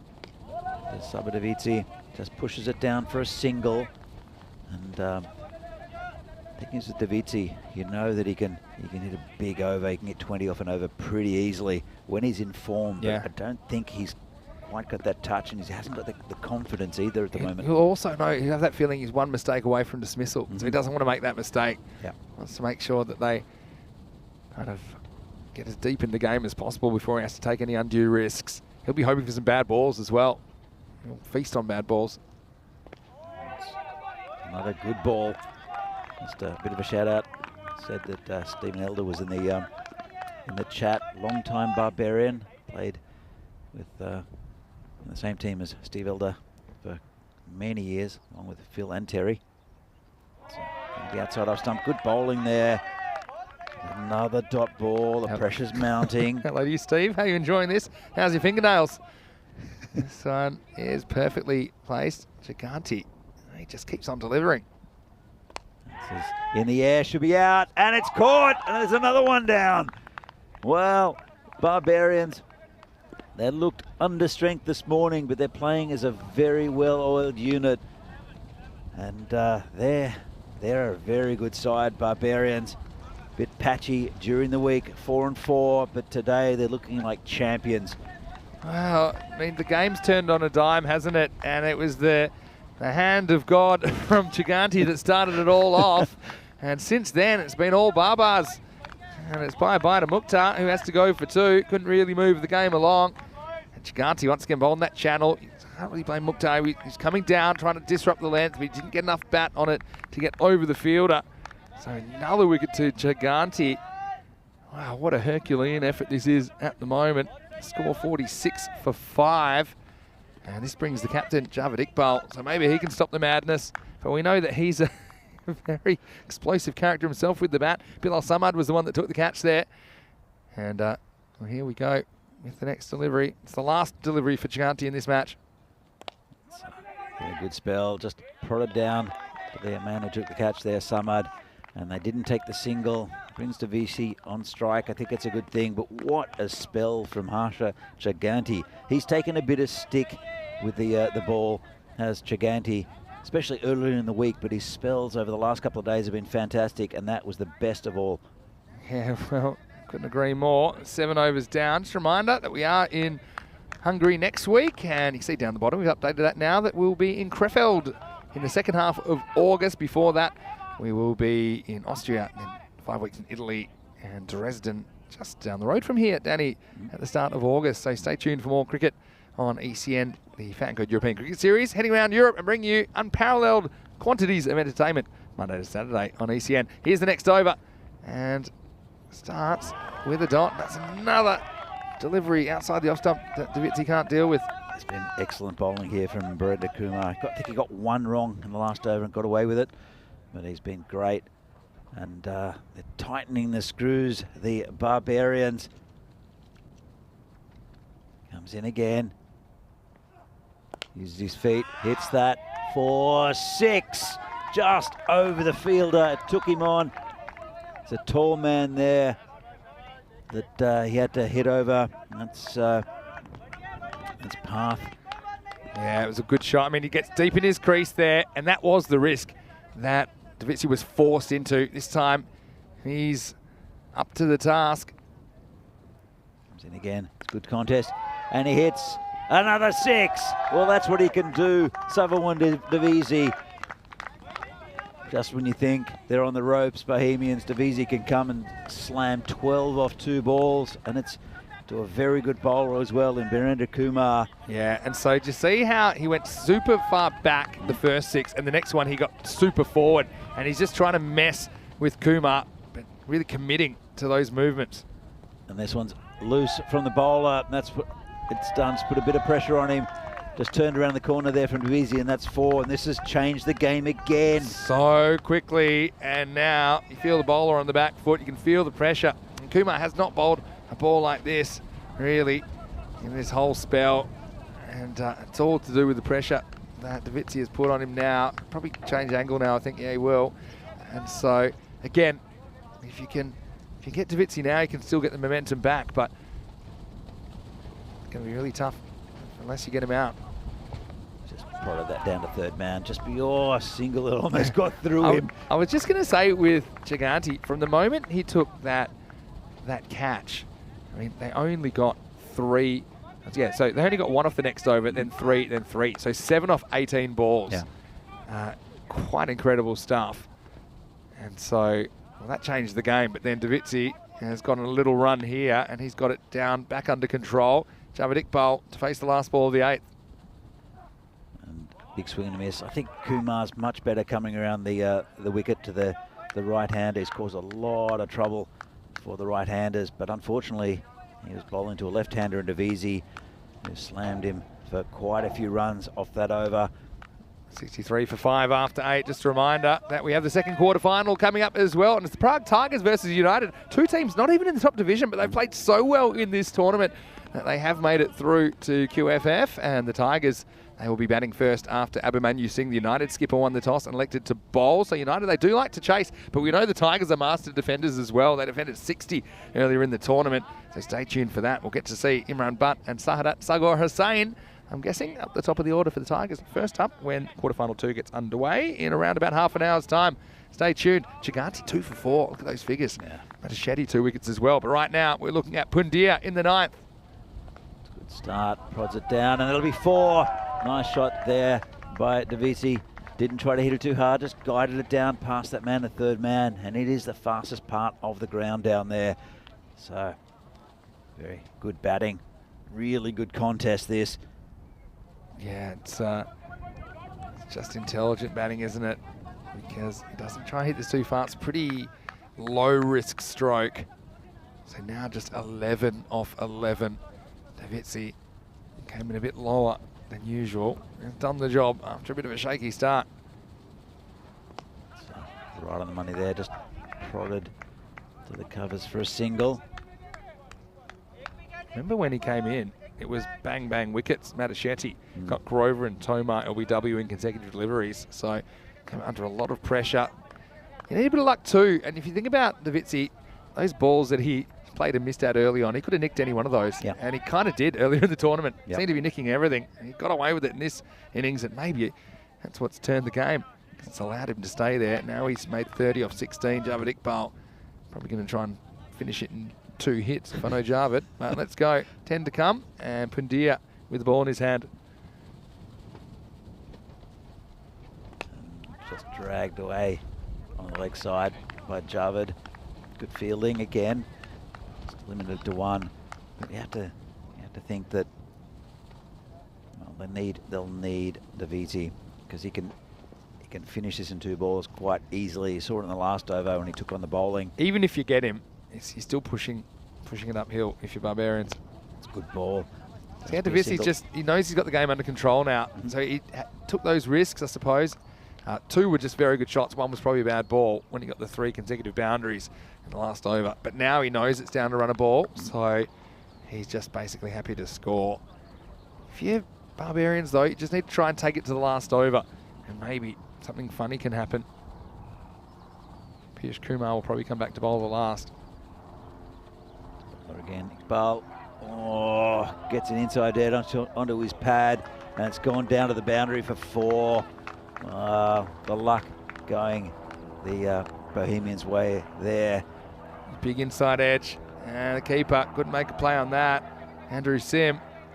Well, surely that ices the game now for Bohemians. Still some work to do, but with that one, it's hard to see them. Hard to see them losing. 11 have come off this over. Now they only need 4 to win. Yeah, there's nothing wrong with that ball. It's right where he wants to be. Maybe a swing and a miss from Iqbal. And it will go into the last, but you'd have to say that Bohemians definite favourites now. It'll be a minor miracle for the Barbarians, who have been excellent today, both with the bat and the ball. Yeah, and well, you got Davitsi on strike. Your best case scenario here is to get him off strike and hope you can dot up Iqbal, because Iqbal's not a pusher. And he's just going to try and slam it, even though he just should pretty much be happy to take a single at the moment. I think now you have your field back for Davitsi, and then if Iqbal is on strike, then you come up and you try and put the squeeze on. So see, they've got the short mid wicket in here. I don't think you need him. I'd rather have a bit more defence on, because Davitsi can win this game with a boundary. So they do need to attack him as well, because if he stays there for any part of this... I think your best chance is to have him at the other end, because I think the chances of getting him are fairly low, but the chance of him getting to the other end and then maybe, getting wickets at the other end or dots. And that's what I would be trying to do. Or maybe you can run him out. No deep mid wicket here. I think it's big trouble. 4 to win. Oh, it's a nice shot, and that's Subber at his best, and that's it. Well, just got a half volley outside off stump, and that's what he can do. It's a lovely shot there from Davisi, and I've seen that so many times outside off stump. Such a good shot. I mean, again, maybe the outfielder wouldn't have stopped it because it was hit so well, but I think they probably could have afforded a few more outfielders to Davitsi just to try and limit him to a single and try and keep the game alive. Look, credit to the Prague Barbarians. I mean, they had a real up and down time during this tournament, and although they were without some of their kind of more headline-grabbing players today, they really dug in and they pushed Bohemians. And credit to their captain as well, Harsha Chiganti. I mean, for his individual effort at turning the narrative of that game. Ultimately, it wasn't quite enough, and it's Bohemians that win with 5 balls to spare. They're the first team through to finals day. And, well, they certainly deserve the victory, but they went without a scare this morning in quarterfinal number 1. I just thought the Barbarians played a very good game, both with the bat and the ball. They didn't take too many risks, but they still got the score up to a decent total. It's Sajid Bhuyan smashing a big 6. But it was that man Madashedi taking a couple of wickets. Let's see the next one. 2LBW is the tank, misfiring today. And there were a couple of overs that really changed things for the Barbarians. That one and the over by the skipper Chiganti, and also his catch, which I'm sure we'll see. There it is. I think this is the moment of the match. Oh, it's unbelievable catch. Chiganti strolls in, and then he followed up with the ball, didn't he? And he was able to keep dotting up Zahid Mahmood. Eventually got him out off the last ball of the over. He only conceded 1. And this was the period where Barbars really almost got ahead in the game, except for the fact that Davitsi was still there. It was a nice catch by Bilal Samad. That was sliced away, but then the game turned again. Davitsi, he broke loose, and he went 6-6-4 off Virendra Kumar, and then ultimately he would win the game with 5 balls to spare. So Bohemians do get to the target just in that 10th over. So they were pushed, but they were good enough to get there in the end. So now we know Bohemian, the first team through to semi-finals tomorrow. And Barbarians, unfortunately, it's the end of their journey. Prague Tigers are up next against United. And look, we do have the lineups from that game because it will be beginning in around about 25 minutes' time. I can tell you the news from the toss. United winning the toss and electing to bowl first. And then later in the day, we'll get to see PCC and Vinarati, a rematch of last year's final, and then the Spartans and Burno in the 4th quarterfinal later in the day. This is what's coming up next. It's the Tigers against United, and we'll see Imran Butt and Sahadat Sagor Hussain at the top of the order. So Jamir's back for them. A few ins for them. Aman Bhuyan is back. He's a pretty handy bowler. They've got Tanzir Hassan, who I think is their best keeping option. Al Mahmood, Hajar Alam, Sanjit Holder. Really strong bowling lineup. So United, they've elected to chase, but it won't be easy against that lineup. I think United are hoping to catch the Tigers on the hop and catch them, catch those top order out, top 2 or 3. They feel they can open up that batting lineup. Should be a really interesting game. 2 teams not in the top division, but they have played top-class cricket in this series so far. They've been fantastic, and you're right. As with Sanjit Holder, I haven't seen him much recently in this tournament. It was fantastic at the start. Good lineups, 2 very, very good sides in United and Tigers. But let's go back to this game a little bit, Vinny. Yeah, well, let's do it, because we can have a look at the chase. And it wasn't elementary, was it, for the Bohemians trying to chase down this target of 78. They decided to open with Sazi Bhuyan instead of Davitsi, and he was really good early, wasn't he? 29 of 16, got them off to a great start. Yeah, absolutely. I think it's a really good move from the skipper, Javid Iqbal. And to be honest, the captains, I think, were did very well for both teams. Sazi Bhuyan there, 29 of 16. Grover missing out, as did the tank. But then Sabawun Davisi, I thought he batted very well, very responsibly, kept the ball on the ground.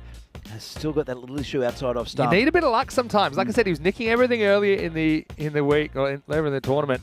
This time he got away with it, and he ended up prospering with two big 6s and 4 4s in his innings of 35 off 18 balls. Javid Iqbal was there at the end as he saw Davitsi bring up the winning runs with 5 balls remaining. Got to say, Chiganti, what a game he had in the second half, taking that outstanding catch, maybe the catch of the tournament, as he followed up with the ball. 2 for 4, got them back in the contest. Madishetty once again so consistent for the Barbarians in this tournament. The other wicket went to Pundir, and it was just Virendra Kumar who ended up with decent figures, but unfortunately the second over it got away. So a pretty entertaining game between the Barbarians and Bohemians, but Bohemians will see them again tomorrow. Barbarians ended their journey in ECS 22, but I'm sure they're a club that we'll see in the future here in ECS cricket. For sure, and I mean, you look at the 2 teams on paper. Barbarians very under strength today, but I think they played magnificently as a team, and it was just that class of Davisi who's I think he's turned a corner maybe as Davisi, as has Sazi Bhuyan. But my man of the match for that is definitely Harsha Shiganti, the skipper, both in the way that he led the side, the catch, and his magnificent figures. Also 18 off 18. Yeah. So that's he's absolutely my man of the match for that. And, yeah. Fair call. We'll have to see who gets the award, but we will be back, that's for sure, in about 20 minutes. And when we do, we're going into the second quarter final. It'll be the Tigers batting first against United. Join us then for more QFF action. It's Vinny Sander here, Mr. Maximo, alongside Danny Hudacek. See you shortly on ECN for more FanCode European Cricket Series.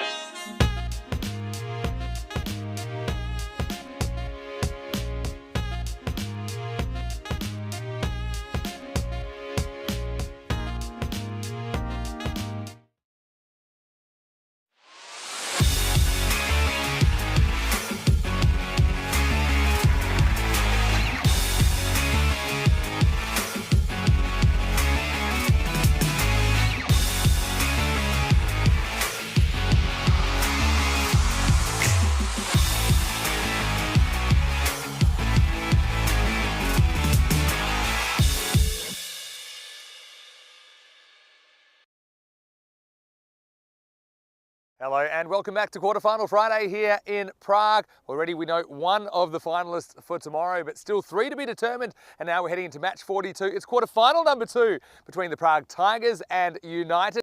Well, both these teams, despite not being in the top division, they've really competed well. Prague Tigers became the second team in Group B with a 5-3 record, and they certainly have brought a lot of enthusiasm to this series, their first ever European cricket series. United, of course, they've been steadily improving over the last couple of years, and they finished third in Group A with a 4-4 record. So I think this will be a really entertaining match. Of course, one of these teams will make it through to finals day, so at least one non-top division side will be in finals day. So looking forward to the coin toss as well. Charles Croucher is with two captains. Let's see who wins the coin toss for quarterfinal number 2. Okay, your call. Heads. Heads is the call. And it's a head. Big board first. So it is United that have won the toss, and Abhimanyu Singh has decided that he wants to chase. So he'll be bowling first, means Prague Tigers will have to bat first up. So I don't mind. I think they are pretty good at pacing a chase, and they've shown that they are pretty good under pressure. I mean, the big question for them, Ayush Sharma, can he get going in this final series? He hasn't quite shown his best form yet. I think that Piyush Singh Baghel has been excellent at the top of the order for United. And the big news as well for them, Pramod Bagholi is fit and he is playing in this game. Let's talk about the Tigers though. We know how heavily they rely on their openers, Imran Butt and Sagar Hussain, but I think it's their bowling attack that's really won them matches in this tournament so far, and they have some of their big guns back like Sanjit Holder, so I think they'll be a real handful. And United, they will be chasing, but it won't be easy against the Tigers, who are master defenders. Don't forget, they even defended a score of 60 earlier in this tournament. Well, let's go over to Danny Hudacek, who's in the commentary box, and I tell you the news from the toss out here in the middle for quarterfinal number 2 is United Cricket Club have won the toss. They're going to have a bowl. Let's get ready for some more QFF cricket. Well, thanks, Vinny. Welcome back to the FanCode European Cricket Series here from the Czech Republic. And this is going to be a great contest. Two teams who are in the lower divisions of the Czech leagues, but that haven't shown it because they've both been fantastic over the group stages. United have had a bit of a break, and they'll welcome back Pramod Bagholi, has been excellent with the ball. He'll be opening the batting, and then these two that we've seen all week. Imran Butt will be facing, and also Sagar Hussain. And it's key. I think it's a very good toss for United to win. Got some good bowlings. Amandeep Bindra has also been excellent, the left armour for United. It's interesting to see if Piyush Baghel gets a bowl. He was really good when he came in as well. For Tigers, though, they're very reliant on their top order. They do have Sojib Mia back in the lineup, who's been really, really good for them. General manager also is starting to come good. You have to think that this is the vital partnership for Tigers. Get them to a good start. Both been in really good form. Imran Butt did miss out a couple of times, got a couple of ducks in the middle of the week, and came back well. It was hitting the ball nicely yesterday. Sagar Hussain, just quality all round. This is going to be a fascinating tussle. Not much between these two teams either. It will be Pramod Bagholi opening the bowling to Imran Butt. Just waiting on the start of play. And here we go. Quarterfinal number 2. That's Bagholi. Oh, good ball straight up. He bowls with such a good shape. And is right on song first ball. Very good start from Bagholi. He's such an important member of this team. Probably see him opening the batting along with Piyush Baghel in the second innings of this game. But he's done fantastically well opening the bowling for United. This one a little bit wide. It's good movement. These Kookaburra balls do swing early. And actually, they've been swinging all week. Sometimes late into the overs as well. Here comes Bagholi again. And that's another really good ball. Just watching it, bit of a passenger at the moment is Imran Butt. Just watching the ball go by.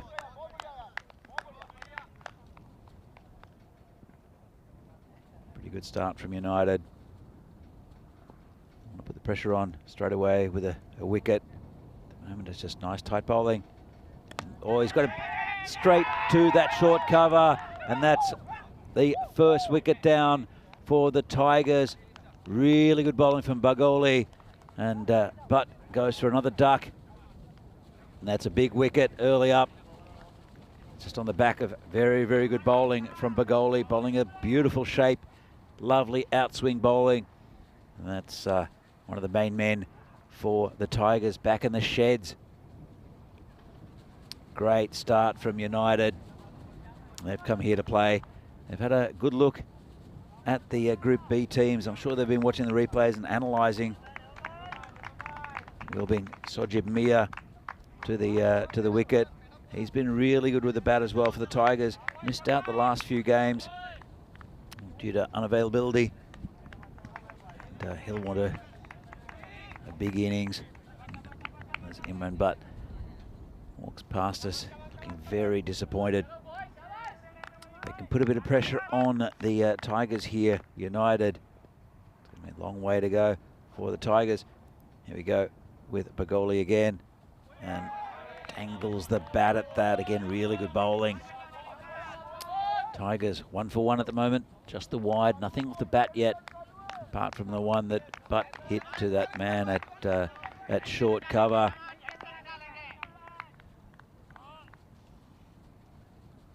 It was Mustafa Nawab who took that catch. Comes in again. This one's been flicked around the corner over the short fine leg, and that's 4 runs. Lovely shot. You saw the man was in the circle, turned it around the corner. Just got enough about it, and that was the first boundary there for United. Lovely shot there from Sojib Mia. Just relieving the pressure a little bit. Just got it down leg side, the bowler. I'm sure he'll come back again, Will Bagoli. That is good ball outside of stump. End of a really good over. And Prague Tigers 5 for 1 at the moment. Sojib Mia, the man with the boundary. I was saying not facing a ball yet.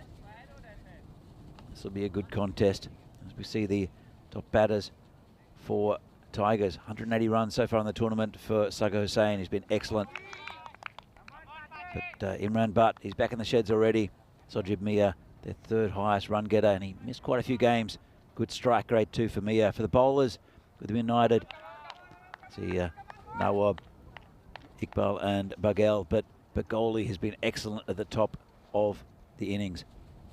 He's a good bowler as well. Bindra, he's been hit straight. Bindra picks up his crumbs, and Sagar Hussain is off the mark. I think Bindra has been excellent for United as well. Left armour. He has the ability to straighten them and get through the gap of the right-handers.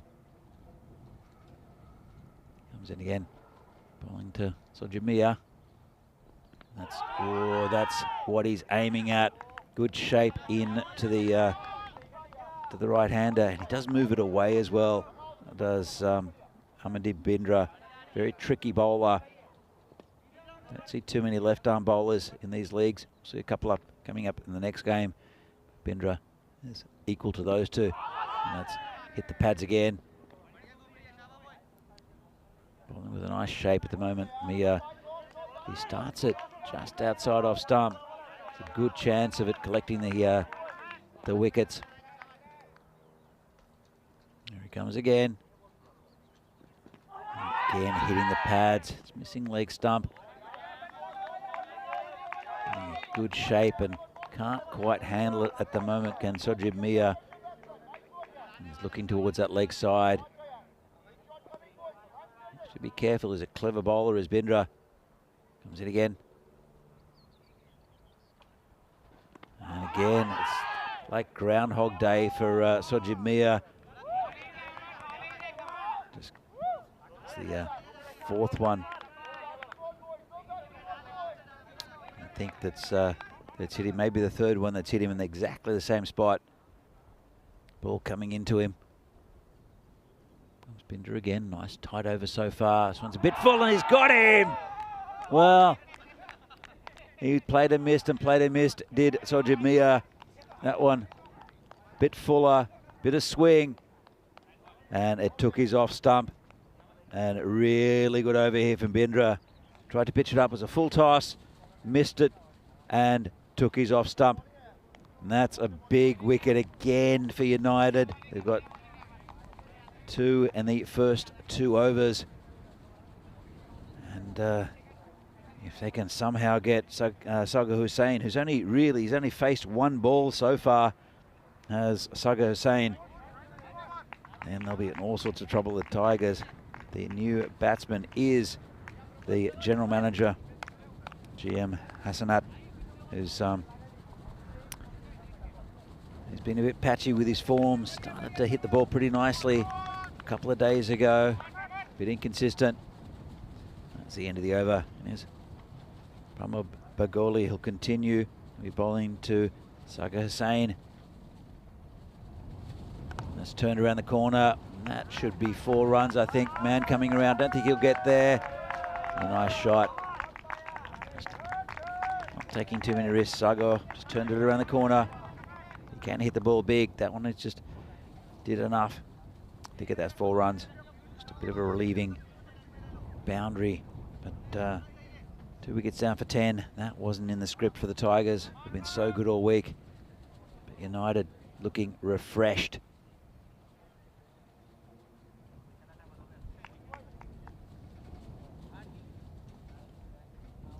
He'll try to get that edge. There's a man at a fly slip or short third man. Could come into play if Sagar goes heavy at it. A goalie. It's bowling a nice control, nice rhythm. And big swing and a miss there for Hussain. Probably not the right shot to be playing. Some pretty decent bowlers do the United side. Mustafa Nawab.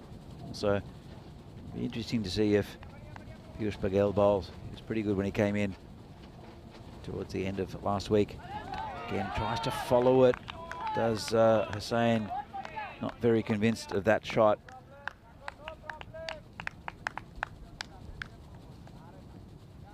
Interesting contest at the moment.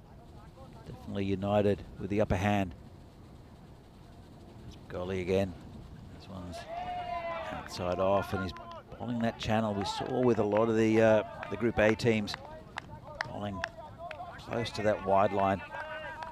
It's working well for Pramod, who's moving it away from the right-hander. Comes in again, and beats him outside off. Can't quite get bat to ball. Sagar at the moment. He's been so good for the Tigers, but he's still there. Excellent start from United. So a bit closer and just bounces in front of the man in the gully. Got an edge to it. If he'd gone harder at the ball, I think it would have carried. Ended up just being a single, and a fantastic spell from Pramod Bagoli. First up, it's the end of the power play. And that's 2 wickets down for 11 runs. Really good power play for United, picking up those 2 big wickets as well. But that man, Sagar Hussain's still there. It's the power play there, with 5 coming from the first and last overs. Just those boundaries, and then 1 coming from the middle over. Those 2 big wickets, I think the important stats from this power play. Imran Butt can take the game away from you, as can Sojib Mia. Be Sagar Hussain facing Bindra now, so it'll be a good contest as well. Comes in, and this one's outside off stump, beats the man at short cover. They'll just take a single, bring the general manager on strike. It's been hitting them pretty well, has the general manager. Looked very sketchy at the start of the week, but hasn't gone on with a big score. He'd like to get a few more runs than what he has, but he's been hitting the ball pretty cleanly. Just gone cheaply. Had a couple of sixes and then out a few days ago. Facing Bindra. It's a good ball and almost went back onto the stumps. Just cramped him up. Again, a really good shape from Bindra. Doing the opposite to what Baguli did. He's bringing the ball in. That one got good bounce as well. Comes in again.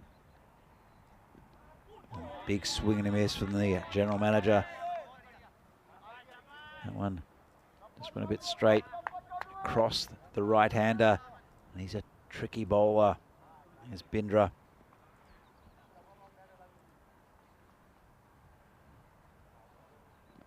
It's a bit shorter, tucked away. It's got past the infield, going towards the boundary, and that will be 4 runs.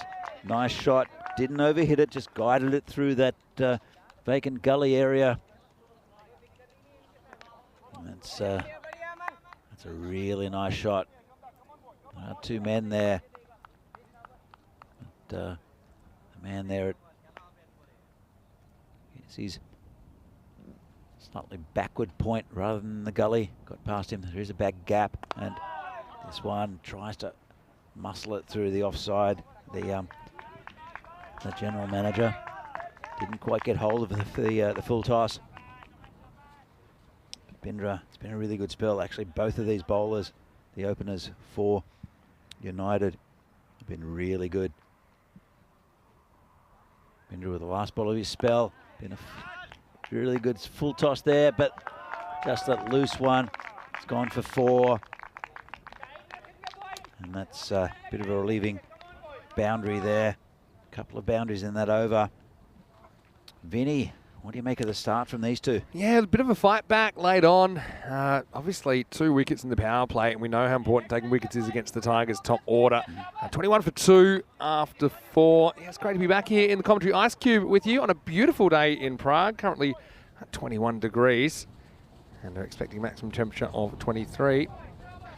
And yeah, I mean, look, one thing you need to do against Tigers is take early wickets. They've done that, but they still haven't got Hussain. I mean, I think if Hussain's there, he's able to break out at any moment. Yep. And he just needs a little bit of support. Ghazi Muhammad is what GM stands for. Did you know that? The general manager. He loves being called the general manager as well. Well, he's in his office right now. And yeah, he has shown signs as well of breaking out.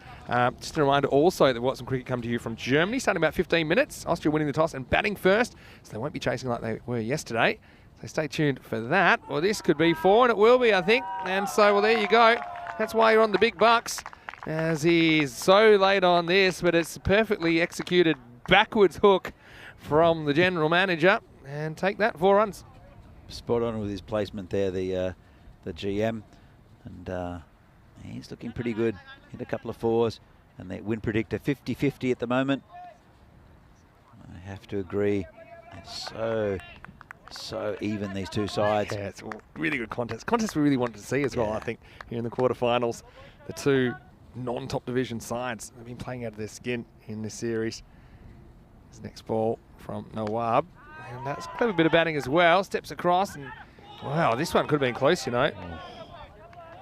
Yeah, it was a really good bit of fielding. Had to hit 1 stump though. That's pretty difficult to do. Nawab in the United lineup makes their bowling lineup a bit stronger as well. I've got to say, that was just by the reaction, I think, yeah, if that hits, could have been out. It certainly would have been really tight. Here's the next ball from Nawab. A little bit of an appeal. Going down leg side, I think. Probably, but he does go a long way across. I think leg by's called. Just fairly wide of the crease. I think it was going on to miss, but just good call. Actually did a bit of an interview with Pete Vincent in the break. We turn up on our social media. It's saying the umpiring, talking about the umpiring and how far it's come. Now this is in the air, and someone surely has to catch this, but Gawley's going to go after it, and he's going to catch it. So, yeah, experienced work at cover. I think he had the easier angle on that because he was coming forwards. He had to kind of raffle it with Pangaka, who was at backward point. But the chance offered, chance taken. And the general manager, unfortunately, has to step out of the office as he becomes the 3rd wicket to fall. It's 27 for 3. Yeah, it's a typical innings from the general manager we've seen this week. Hits a couple of boundaries and then plays a shot that costs his wicket. It's unfortunate. That's a big loss for the Tigers, but a good wicket to take for United. It's good catch and good communication, because Pangaka, here's the call, he gets out the way. And that had the potential to be a bit ugly. And so 3 wickets down, another handy one for United. So yeah, just looking at the Austrian lineup today. Of course, Charlie Hunt's over there doing a great job for us in Krefeld. And it's Mark Simpson-Parker listed to open the batting there for Austria. A player we know pretty well. Germany, they did win their first 2 games of the series. And so yeah, looking forward to that as well. I'll be multi-screening, but keeping my attention focused on this as we have Bhuyan to the crease. Aman Bhuyan this is. First ball sneaks through and almost cleans him up. Yeah, good ball that. Just missed the stumps. And ooh. That is missed by a bee's whisker, isn't it? Playing across the ball, that is below bail high. You do it at your peril on this pitch. A ball by Nawab has gone for 5. Last ball of his over. It won't be, because this will be a wide. But yeah, a slightly different look to the Tigers lineup. They're kind of back to where they started with Aman Bhuyan, and he's certainly a bowling option for them. You see that Sanjit Holder's come back into the lineup. He strengthens their bowling. This has all the hallmarks of a low-scoring thriller, doesn't it, actually? This is a straight pull, but Peter Singh Bagel will be down at long on. He'll do the fielding. It's the end of the over. Pretty good one from Mustafa Nawab. And the score at the halfway point, Prague Tigers, 29 for 3. yeah, definitely United getting the better of that power play. And like a few extra, but that man, Sagar Hussain, is still there. He's 11 off 10. If someone can stick with him, and hopefully Aman Bhuyan can, and I'm sure they'll pump that score up. As you can see, this is the GM, 10 off 7, batted pretty well, but then again just that loose shot. It gets him generally pretty early in his innings. Sobjib Mia been very good also for the Tigers. Missed out, but Sagar Hussain is at the non-striker's end. He's key for me for this Tigers lineup. If he goes early, if he goes soon, then they'll be in a bit of trouble. That's just poked down to third man, just for a single. Bring that man, Sagar Hussain, back on strike. But for United, they'll be very, very happy with their opening few overs. Hopefully they'll keep it tight. Nawab has been really good for them. This is in the air and it's caught. Oh, another one. Oh, what is it with the right-handed hangers today? Bagoli to get back. Is the Statue of Liberty play once again. Up went the hand, and that's a big wicket. Hussain goes for 11. Bagoli, he's showing more teeth than I realised he had. And why wouldn't he be smiling as Iqbal comes up with a big wicket of Sahadat Sagar Hussain, who has to go. It's 30 for 4. Well, it's going to be a difficult one here for the Tigers. See who difficult to see where the runs are going to come from the Tigers. It's been fantastic bowling from United. And, well, they are a good bowling unit, the Prague Tigers, but United have some decent batting for themselves as well. We'll see that in the second innings, but a really good start here from Zahid Iqbal. Takes a vital wicket. He does. Yeah. I mean, he got a bit on that, didn't he, Hussain? But it just kind of hung in the air, didn't it? And it allowed Bagoli to get back and make a play on it. And I think, yeah, he just felt a bit unbalanced if he went with the two hands, just because the way he was kind of hurtling back. So he went with the one and got it just right. Zahid Iqbal. Very, very good effort from him. Oh, it's a nice cut shot. Man out there, cut it off. Got his angles right, has the skippers with the field. And just the single.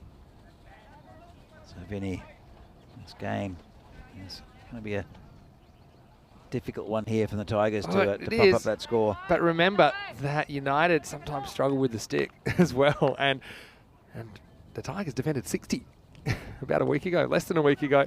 Seems like a long time ago now that they did that against the Prague Barbarians, who put up a bit of a fight against Bohemians earlier today. Ultimately, they were eliminated from the tournament. But Yeah, Tigers, they'll believe they can defend whatever they put on the board. It's just a matter of scrapping now. Even if they can get to something like 70, they'll take it, I think.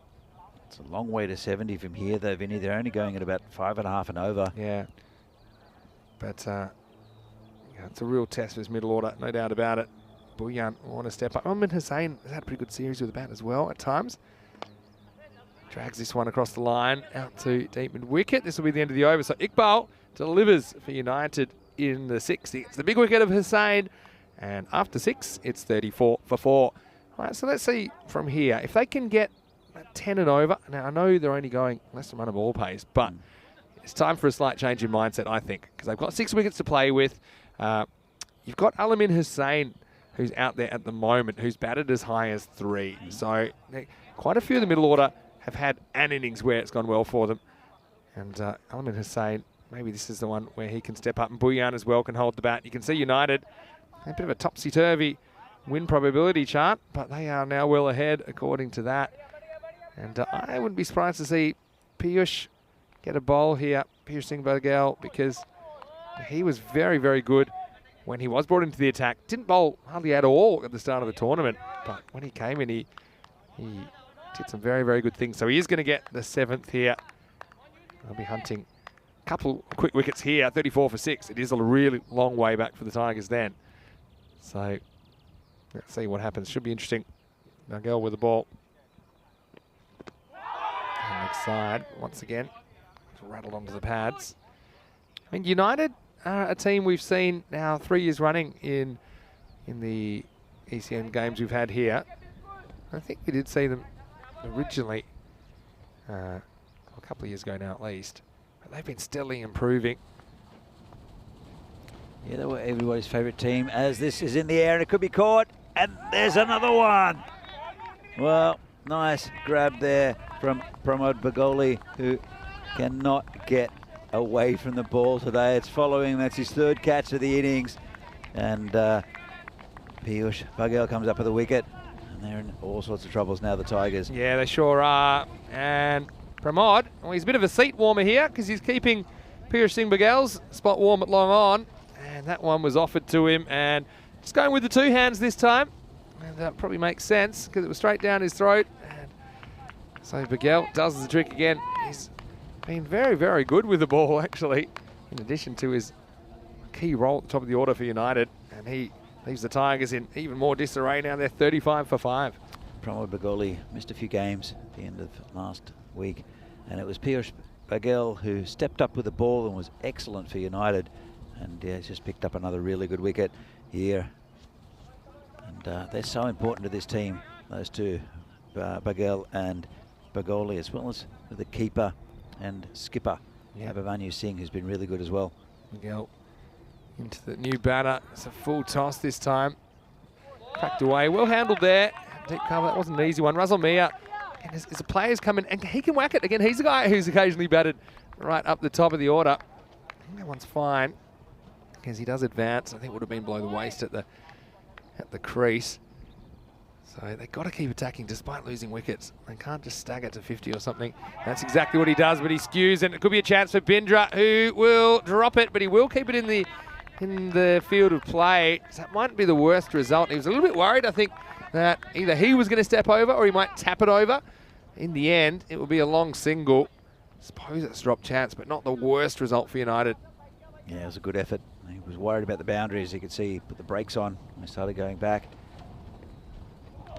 Next one gets through.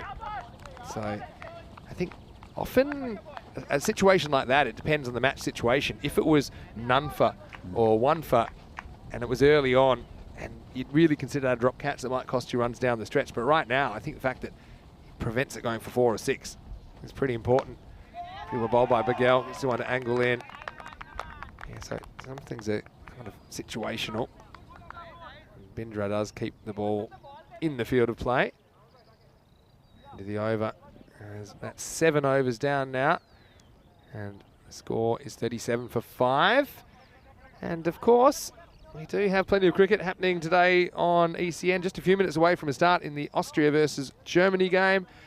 And meanwhile, we've got quarterfinal 2 going on here in the Czech Republic. There's also a second T20 International later on today. So that will actually go a good hour or probably a couple of hours past our finish today in the Czech Republic. So big hello to Charlie over there, who'll be getting going in a few minutes. And Austria will want to be able to maybe put up a bit more of a fight, especially with the bat against Germany. They had their moments, Austria yesterday, but the Germans ultimately their class won out in the end. So fantastic for ECN to be able to have 2 games going on concurrently. As Zahid Iqbal will come back in the 8th. What a very good first over. Only went for 5 singles, picked up a wicket, a key wicket. And now this is in the air. I think this one will fall safely. It gets over. Pangaka. They come back for 2. That's a pretty good throw. Oh, close, I think. Feel like he's probably home, but you know, it's always close. I think throw holds up a little bit on the surface. This will be a really interesting one. He's so close. Which one? I think he's just gone. Is he? Next one will be the frame. Next one now. Oh, I think he may be just be home. Is that? I think he's home, Vinny. Yeah, he looks in there. No, he's out. There's literally a frame in it, isn't there? I think he's probably going to be in there. Yeah. But, geez, that was a real tight call. Well, we've often seen players not sliding their bat. If he plopped his bat over like we've seen pretty much for these 2 weeks, he would have been gone. It was a really good bat slide. It kind of went down and stayed down. It's a bit risky running on the grass because sometimes it can bobble a bit. We have seen the bat plug have quite a few victims. And I think in the end he will survive. So Buyan will get a couple. Yeah, so 39, including that 2 runs. At the start of the over, though, 37, so 10's getting to 67. Doesn't seem like much, but you just feel United a similar sort of team that if you can get the early wickets, you can get into the middle order. And you know, Sharma, he's normally the kind of rock in the middle order, but he hasn't really been able to do too much in this series. Back to the action now. This is an uppercut, but it might be straight to the fielder, and it is taken. Another great catch taken by United. And this time, the little man flew. Ghanshyam Kumar, he kind of ran into that. I think he slightly misjudges it, but then he gets up and he gets in the stratosphere as he jumps, takes it 2-handed. So Buyan hustled back for 2. Close call, but he won't survive the next ball. He becomes yet another wicket. The Tigers, 39 for 6. That's pretty well hit, and you're right, he slightly misjudged it. I thought it was going to go over his head, and he got his hands up and took a really good catch out there. It's a pretty good shot from Arman Buyan, really. He absolutely whacked it and just tried to clear a fielder at the point boundary. So it's hard to generate extra pace out of that shot. And in the end, Ghanshyam Kumar was the man that was able to hold it. This brings Al Mahmood to the crease, the captain. Again, he's no slouch with the bats. I mean, all of their middle order, they're kind of even, I think, in batting ability. But the issue is, with 6 wickets down and over a quarter of the innings remaining, you start to worry about potentially getting bowled out. Well done by Iqbal. Comes up with another key wicket. He's round the wicket to Al Mahmood. Oh, this one nips back off the surface. Pretty good delivery. It's interesting. Through both weeks, we've seen a lot of caught behinds, and we haven't seen one yet. We're almost on an innings, 2 innings and a half through, and we still haven't seen a caught behind. Yeah, it's true. Sometimes there's a bit of luck in that as well, because you have seen a lot of balls beat the bat, particularly to Vitsi. You think about the way he was so close to nicking one earlier. But yeah, I think in general the reason we've seen more caught behinds than normal is because there's a bit more movement in this pitch. I think there's a bit more seam movement, and that just takes the ball sideways. I think it's just catching a few more edges. When the bowlers get the length right, they're very hard to adjust to as a batter. Goes after this. They got a 45 there. Manish Jangid does the fielding. Just a single. They've done well keeping the bats quiet here, haven't they? Because we haven't seen a boundary since the very first ball of the 5th over. We've seen a wicket every over in 5, 6, 7 and 8. And yeah, the last 3 overs, just 5, 3, and then 4 on this. 4 off this with the ball to go. Although this one is hit pretty hard. It's fielded. Sharma is an excellent fielder. Out at deep mid-wicket. He'll keep it to 1, so just 5 off that over as well. Zahid Iqbal, very good performance from him. He doesn't get hit to the boundary, picks up a couple of wickets. He finishes with 2 for 10 and 8 overs down. The score is 42 for 6. Yeah, really good spell there, and turning the screws are United. As you can see up top, Pramod Baguli, excellent first spell. As was Amandeep Bindra's. but it's been really tight. The I think 7 is the highest run rate so far off the bowling, and Piyush Baghel, who I think they'll keep him back for the final over, only going for 2 off his. It will be Mustafa Nawab to continue. He's been really good, taking quite a few wickets in this tournament for United. Cut away beautifully, but there's a man out there again who does well, gets his body behind it. They look for 2, bit sketchy, might be run out. Oh, couldn't gather. Good Abhimanyu, and they might get it, still might get another single out of this. Another run, I should say. Just panicking a little bit, United. No reason to. As you can see, this one just didn't quite get up. A little bit wide, the throw. Good effort from the boundary, though. Nawab to continue.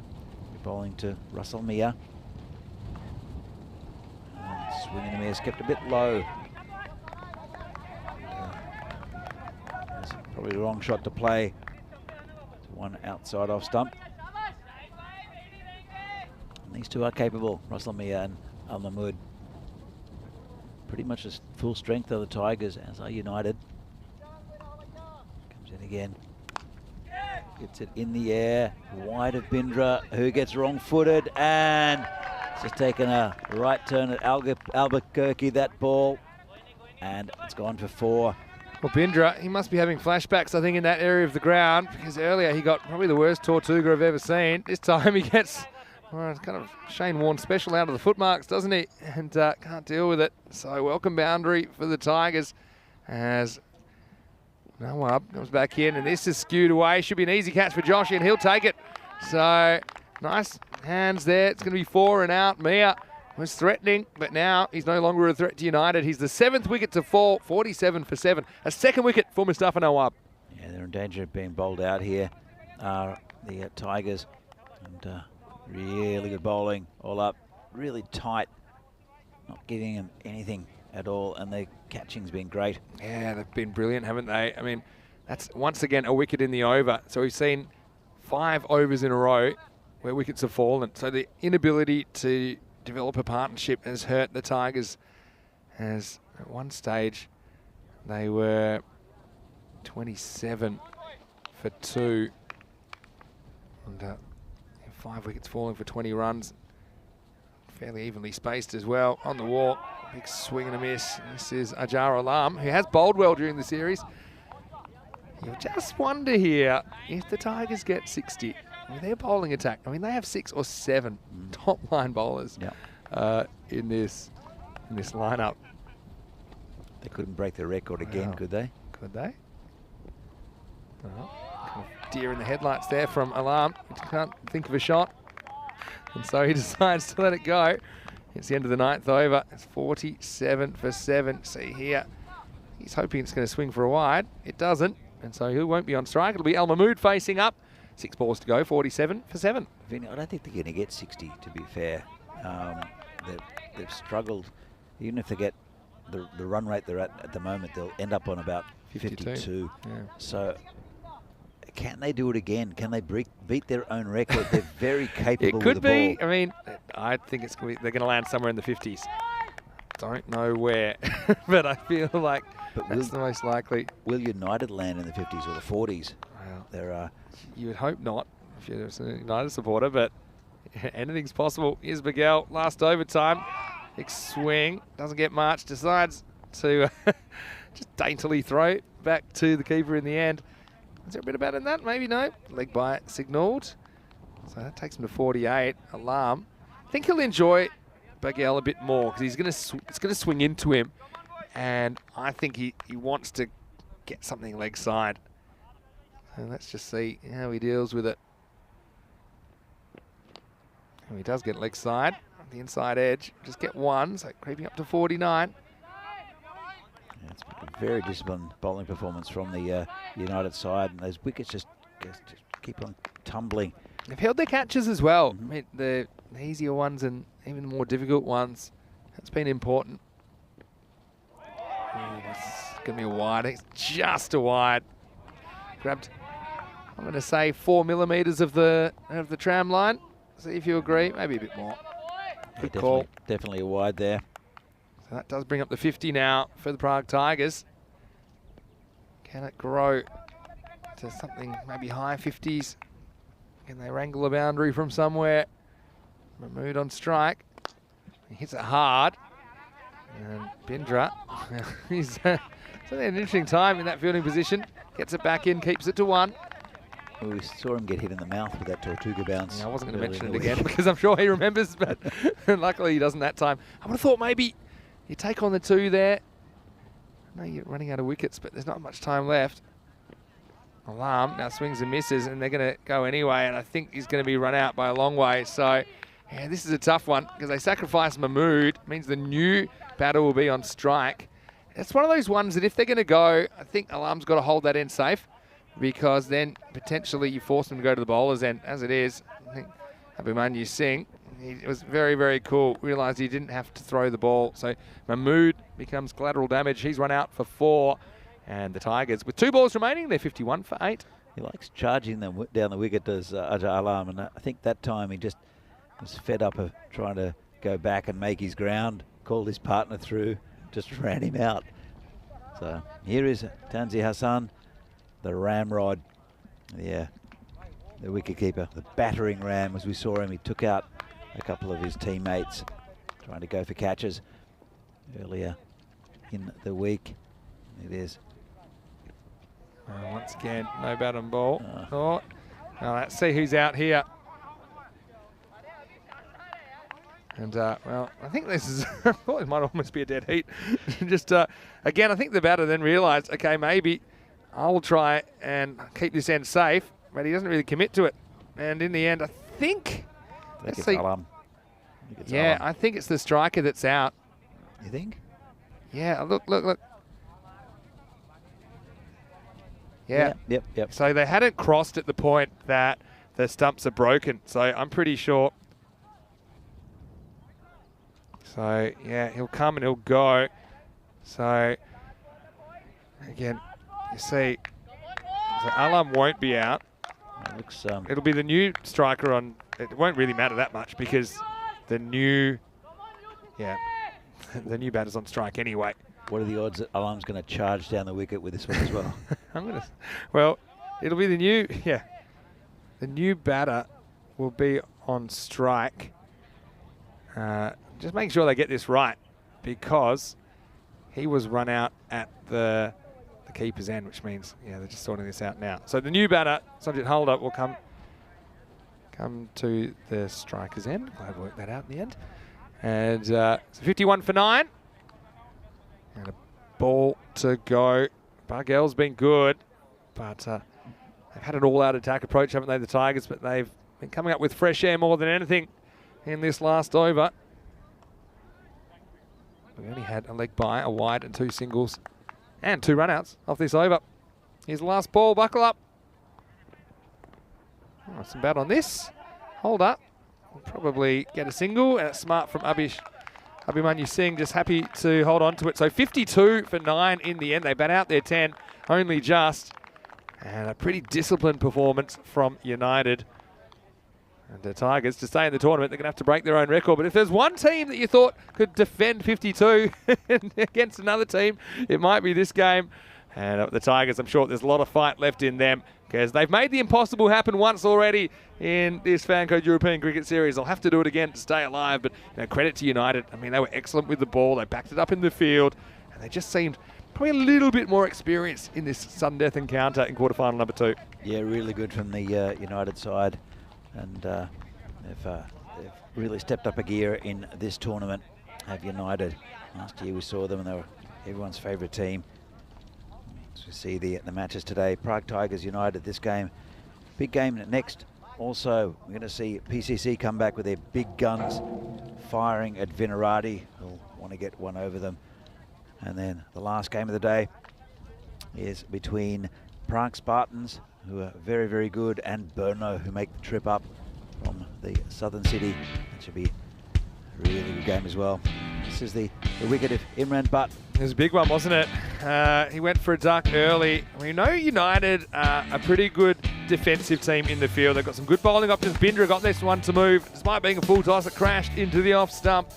And it was a disappointing one for Sajid Mia, who's played some good hands in this tournament. And well, speaking of good hands, you'll see some pretty good catches coming up here.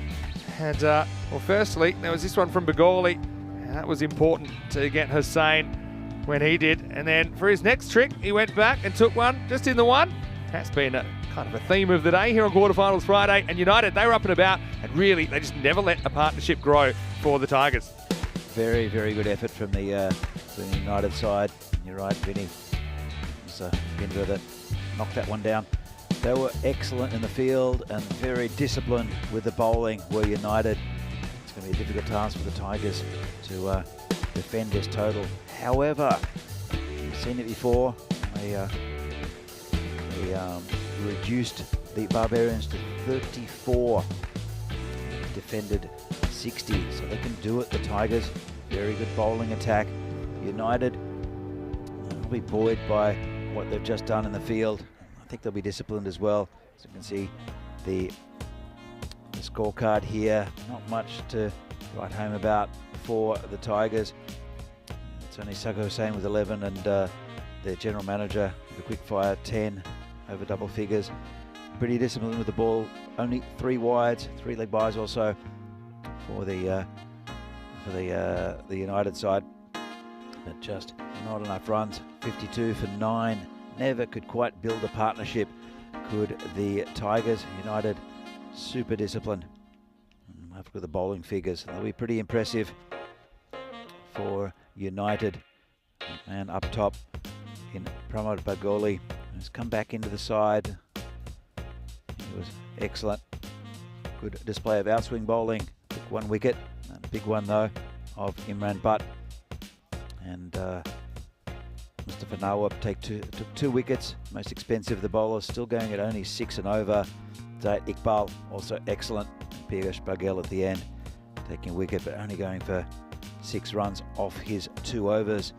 So 53 to win for the United side. And as you see, the win probability 87% for United, but any team in this competition can defend such a low total. That would be the Prague Tigers. They've done it before in the tournament, and they've done it against a team from the top division. United, they'll have to bat well, but they've got good batting in Piyush Baghel, Pramod Bagoli, Abhimanyu Singh, also Ayush Sharma. So please join us again for the second half of this game between the 2 lower division sides still in the draw. Prague Tigers 52 for 9. Would have liked a lot more runs. United excellent. We'll see you in a moment to see if United can get the 53 they need or whether the Tigers can defend that total. See you very shortly.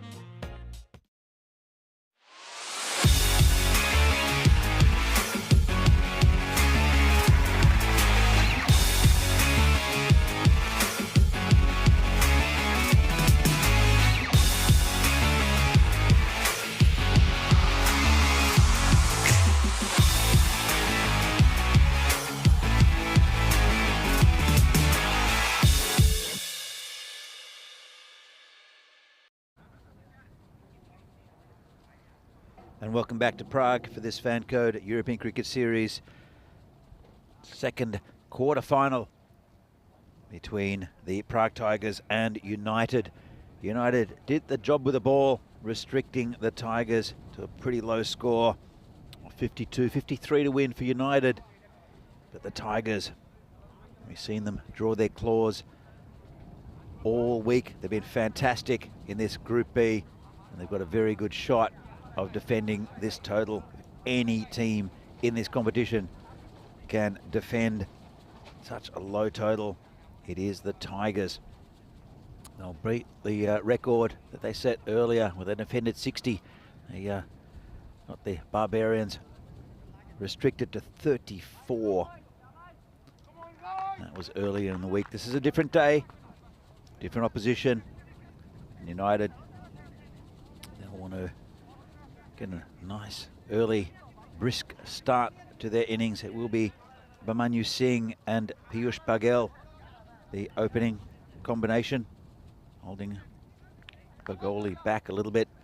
It'll be that man, Azhar Alam, who's been excellent for the Tigers so far. He'll be opening the bowling. Here he comes in. And right on the money, hit down the ground though. Nice shot from Abhimanyu just for a single. And bring Piyush Paghel on strike, who's been the pick of the batsman for United. Looked pretty classy last week in the Group A games. Got a pretty evenly spread field have the Tigers. 4 on the leg, 5 on the off. Plenty of protection as well. And attacking intent. We've got a short mid-wicket and a short cover. I like the field they've set. Offers a bit of protection for the bowlers, but also quite a few players in catching positions. Here comes Alam. He'll be bowling to Paghel. It's outside off stump and swing and a miss there from Paghel. It's bowled with good pace so far in this tournament has Alam. And that one getting a bit of movement as well. They'll be buoyed by the inclusion of Sanjit Halder, who we saw in the first couple of days, and then not much in the rest of the tournament. Comes in again and just hit out towards point, just a single. Pretty tight start from the Tigers. Good batting also from United, just keeping the ball down, seeing it early. Just playing a couple of balls off the middle of the bat.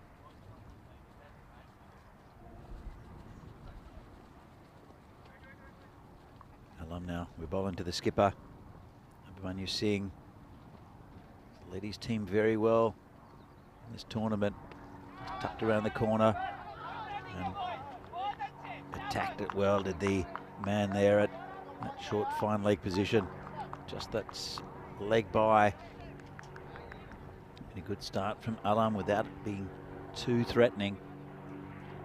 Pretty comfortable at the moment. United don't have to take any risks. They need less than a run a ball. Oh, what a great ball. Bit of an appeal. No interest at all from the wicketkeeper. There was a plane going overhead.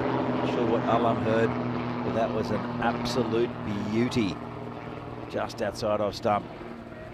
And Paghel wasn't good enough to find an edge. Good contest this. Comes Alam again. And this one's probably going down leg. Bit of late swing. Tying up the batsman though. Oh, look at this. Bit of late swing. There we go. And just pretty good shout. You can see that leg stump, but I think it was angling away. Good start from the Tigers. Only 3 from that over. Troubling the batsman a bit. United, with all their wickets in hand, need another 50 in the next 9 overs to get over the line. Even contest. 2 very good sides. It will be Sanjit Halder. As I said, we saw on the first day of the Group B fixtures. He was really good for the Tigers. Haven't seen him all week. Comes in today for the their first quarterfinal. First final match. And nice stop out there. That's Imran Butt, who's in the short mid-wicket area. It's a really good spot to have a fielder. It's a run-saving position, as you saw there. And it's also a catching position. Anything dragged, an inside edge goes to that man. Holder comes in again, right in the block hole. And have to do well to cut this off. The fielder does very well and keeps it in. Great job there. And that's the general manager. He gets a bit of body behind it, enough to stop it from going over the boundary. Body on the line stuff. Have a look at this. And it was creeping towards the boundary, and he saw it just stop inside. Saves 2 runs. Great effort from the fielder. Holder to continue. Bowling to Singh. Bit short and put away. That's too easy for a player of the quality of Abhimanyu Singh. Didn't try to overhit it, just waited for it, and that's 4 runs. Can't afford that length, can the bowler. Don't have enough runs to play with. And Abhimanyu Singh is a very good, solid batsman. Doesn't take risks, does Abhimanyu Singh. There's no one out there in that region. So I'll have to bring it back a little bit. Will the bowler Holder. Still got another 3 balls left in this over.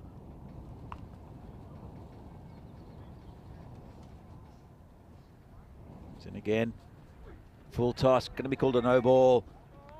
Good stop by the keeper, but very loose from Holder. Looks a bit rusty to me. Hasn't really been in the team since the first day of the Tigers campaign. And what will Abhimanyu do now? Because he does have a free hit.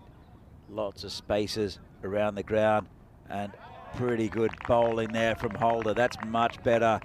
No run. So gets away with that a little bit, the bowler. Sanjit Holder. It's a good addition to this Tigers side. This is Aman Bhuyan, who we might see with the ball as well a little bit later on. Again, that's the much better line to the batsman. That's what he can do, Sanjit Holder.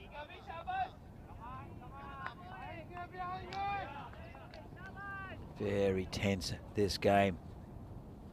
Sure, a lot of nerves on both sides.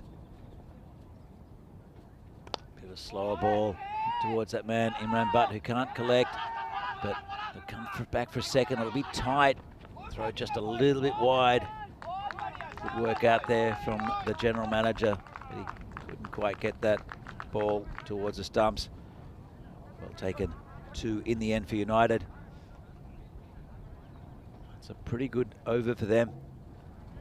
With the boundary, just a few runs, a little bit looser there from the Tigers. I want to try to get that back and going. As you saw, this is the Group A standings. United finishing 3rd in the group.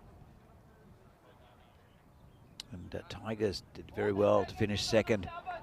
On paper, you'd have to say that the Tigers have the advantage, as they did come 2nd in the group. But the United group was super strong with the PCC and with Bohemians, and also Brno, who ended up coming 4th in that group. Better team than that, Brno. It's got a little bit of a break here. I think there might be an injury to one of the players. Looks like it's Imran Butt who'll come off. He might have done something trying to field that ball before. And 12th man, Sakabil Tanim, who will come on. It'll be go down to a square leg area. And it will be Alam to continue. They want to break through here. If there's any criticism of Alam's bowling is he hasn't taken as many wickets as what he should have. He's kept it very tight and been really threatening as a bowler. Taken a few wickets, but not as many as some of the other Tigers. Comes in and then down leg side, called a wide.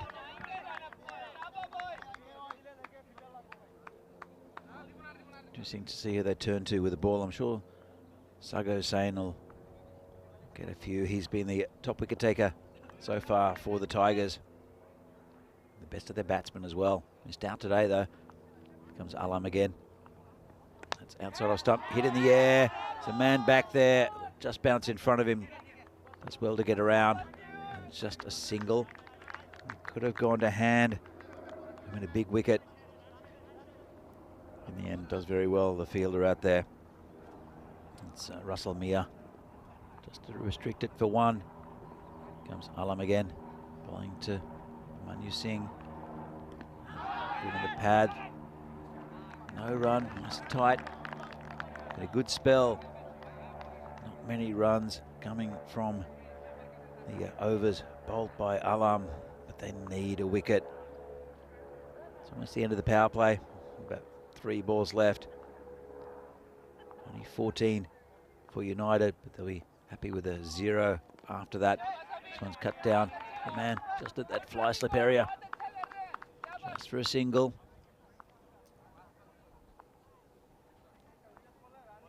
Manu Singh is on 10 off 11. Piyush Baghel just 2 so far off 5. Slow going. I'm sure once they get past Alam, they'll start to try to pick off some of the bowling, just to pump up their score a bit. Comes Alam bowling to Piyush Baghel, who smashes it over cover. That man there reaches a hand up to try to stop it. Couldn't quite get there, just didn't have the height. And that's a lovely shot from Baghel. Hammered it over cover, just out of the reach of the fielder. Seen a couple of great one-handed catches so far today. That would have been an absolute beauty, but it was far enough over his head. Really good shot from Baghel. Moves on to 6. Alam wants to get a wicket. He's got a couple of balls left in his spell to get one. Comes in again, and it's just a little dab down there, the third man. Fielder does well, loses it a bit. They'll come back for 2, and well run. It's a bit of an appeal, and it's going to be referred. They're pretty happy with it, the Tigers. I thought he'd made it, but he might be short here, Baghel. Let's have another look at it. Throw was pretty good. They've run on a misfield. Baghel, little slow to turn and come back. And throws a bit wide, and he didn't ground his bat. This is going to be very close. And, oh, frame by frame, I think we'll have to go with this one. Takes the ball pretty wide, does well, the keeper. And he's short there. Hits the stumps in, he's going to be out. Well, got to say that's poor running. And he's gone. Baghel, that's a big wicket. And a bit of an unnecessary run. He dawdled at the non-striker's end after taking the first one. Saw the misfield, came back, and he's pretty quick as Piyush Baghel. Not quick enough. And that's the first wicket down. The Tigers, they'll be buoyed by that. He cracked a beautiful shot over cover the ball before. Now he's walking back to his teammates in the dugout. Bring good batsmen out to the crease though. Pramod Bagoli, again, been really solid for United. Took a few games off at the end of the series, the Group A games. He'll be fresh. Facing a very good bowler in Alam though. Won't have too many balls to bowl to him. Comes in, just pokes it down to that man at short cover who's actually very close to the bat. And that is the end of an excellent spell by Ajaz Alam. Said that quite a few times this week. Really good bowler for the Tigers. And now taking their first wicket. Let's see who they're going to turn to, and it will be that man Sago Hussain, who is their top wicket taker so far in this tournament. So important to this Tigers side. And I want to see the back of these two. Still a bit of batting to come for United. They're only 1 down. Only 20 on the board though at the end of the power play. Vinny, what do you make of it so far? Yeah, well, looked like United were just getting away a little bit despite Tigers trying to keep the pressure on, but that run out, yeah, it was just a little bit, I don't know about lazy, maybe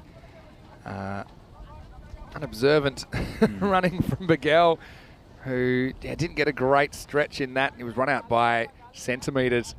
So this does take us into the fourth over, 20-for-1. Yeah, and Hussein, who's coming on now, he wasn't even in their top 5 bowlers at the start of the tournament, but he's been brilliant. So he's hoping to keep grabbing wickets as he comes in to bowl the start of the fourth. And there's a cutaway in front of point.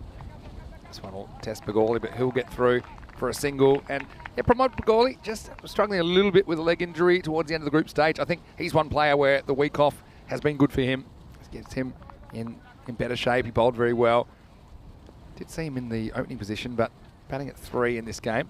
There's a little edge on this now. Pete Vincent says he's not interested, walks away pretty quickly. But I think Abhimanyu Singh opening up is a good call. I think he's a steady kind of influence. And with this kind of a target, you don't need to over-attack. I think you just need to make sure you don't get into trouble. It's a very good call. This one's dabbed down towards the gully region, and actually it's a pretty good stop. Anything wide of that man would have been 4. Picked out the fielder a bit. Yeah, I mean, surely Tigers aren't going to pull this one off. Count them out of it, though. So it's just whipped away, and they go for 2 here. They're going to get it. Smart running by Abhimanyu Singh. You can see what he brings to the table. He's just a smart cricketer, and I think he'll feel if he can bat as long as possible that they're going to just edge up towards this target and secure their place on finals day for the very first time. Yeah, look, it's he's been very good for them. Mainly, he's been a really steady influence behind the wickets. Also an excellent performance in the captaincy. And he missed out a bit earlier with the, a bit of a wild throw, well backed up, straight into the knee of the man backing up. And that was rifled in right at the keeper's feet. Suppose it's good backing up, but bad for bad for the bones in your legs. It does keep it to a single. Insane. Pitched up, and short wicket coming into play again is Ajar Alam. And just a reminder, Prague Tigers, they are record holders, aren't they? Defending 60. And that was just under a week ago. And defending against the Prague Barbarians. They'd have to beat that by some distance if they were to win this game and make it through to finals day and survive to another Saturday. Anyway, it is the end of the fourth over, and it's 25-for-1. Vinny Sandu here, Mr. Maximo, alongside me, Danny Hudacek. And, well, we are in the thick of it here in Prague. Beautiful day for QFF. But meanwhile, there is some more action happening just, say, across the road. Not really across the road, but a little bit further across the other side of Germany, because you can see that there's Austria versus Germany in action. Austria batting first. That looks like that's out to me. And so I know that Charlie Hunt and the crew doing a great job over there. So keep an eye out on that as well. Austria 57 for 3 after 9 over there. So plenty of cricket to choose from. You can maybe even multi-screen. I know a few people are doing that, including myself, in fact. So plenty happening in the ECN universe. Let's go back to the action here. And it's Al Mahmood who's going to bowl over number 5. Starts with a big, filthy full toss. And it is going to go out of the ground. And it'll be called 6. It was pretty high, though, just the way he played that. I mean, let's get a look at this. He's not the tallest. Yeah, I mean, it's lucky to get away with that, in my opinion. But Abhimanyu Singh didn't care. Yeah, to me, just the way he plays it. To me, remember, it has to be below waist. And that, to me, is at the waist. But, of course, the umpires only get one look at it. And so they've said it's all right. Not all right for the figures of Mahmood. It goes for a 6 first ball. Gets it right second ball. Goes through for a dot. Yeah, it's costly. Just 7 runs off 1 ball.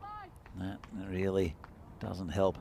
The actually, it wasn't a no ball, was it? It was only 6 runs. It wasn't a no ball. That looked like a no ball to me. Especially with the interpretation it is now, which is that balls at the waist or above should be called. This is short and it's cracked, and that's going to be 4 more. And so just struggling with length at the moment, Mahmood. First one was too full. This one was too short. Well, if it was Goldilocks and Three Bears. He's still searching for one that's just right. And United now are cruising in this chase. Well struck by the captain. Yeah, it's they need this wicket. Pagoli hasn't faced much. It's a good opening stand between Bagel and Singh, but really having a go at the bowling now. Abhimanyu Singh, good comeback again. Yeah, so it's an interesting one with those no balls. That to me was one that was at the waist. Probably would have hit him on the hip. But anyway, it would have been much worse if he got caught. Tiger still with 7% chance, according to the win predictor.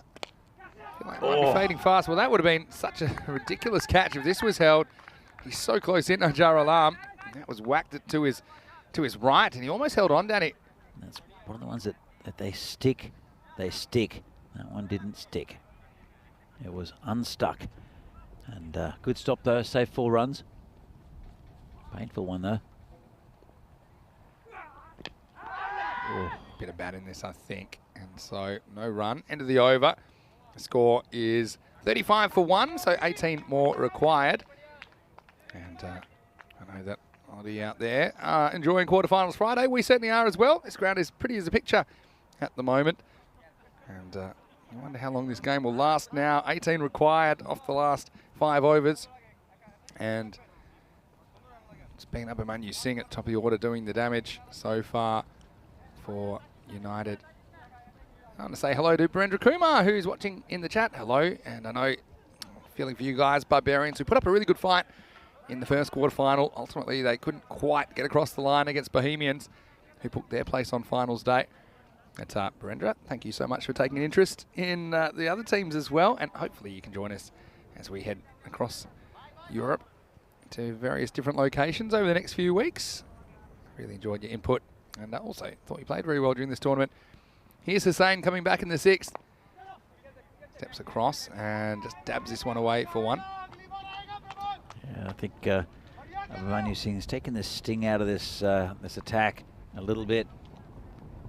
So just got them closer to that total, relieve the pressure a little bit with some lusty hitting. And that's a well bowled there, just short of length from Sago Hussain. Man, it's short covered as well to come around. No run. So United, I'll be really thrilled, assuming they knock these off to reach finals day for the first time. Remember, they didn't get the opportunity to play their quarterfinal last year because the rain intervened. Get up-ish, and this is into the gap. It's going to be 4 more. So Abhimanyu Singh's cruising now, and he picks this one up nicely. And it does seem like the Tigers are going to be recaged here just a bit less than a week after they turned the ECN world upside down with 2 wins on their first day in the competition, including a world record defence. It does seem like they've got 1 foot out the door now. There's only 13 required for victory. Yeah, they're looking good for a win here, United. The big thing for me is just 1 wicket down. The other big thing is Abhimanyu Singh, 28 or 22. He drives confidently. Pick up. Oh, good dive as well. And guess what? This is going to go, and I don't think it's coming back. That's going to be a run diver 5-er. And so we can't really blame him for going for the stumps and just hoping someone was there to back up. But yeah, it was hit hard. He went on it. Had to be a clean pick up and throw. It was. Sajid Mia put plenty on it. And in the end, that one's gone halfway to the car park. 5 runs. So that one not helping the Tigers' cause at all. Pretty good dive there from Abhimanyu. And he got up and realised he had extras. Yeah, I think it's pretty much game over now. They only need 8 of 26. This is a miracle comeback from the Tigers. I think they're home, United. Oh, this could be out just over the field. Alam is... Oh, no way! One.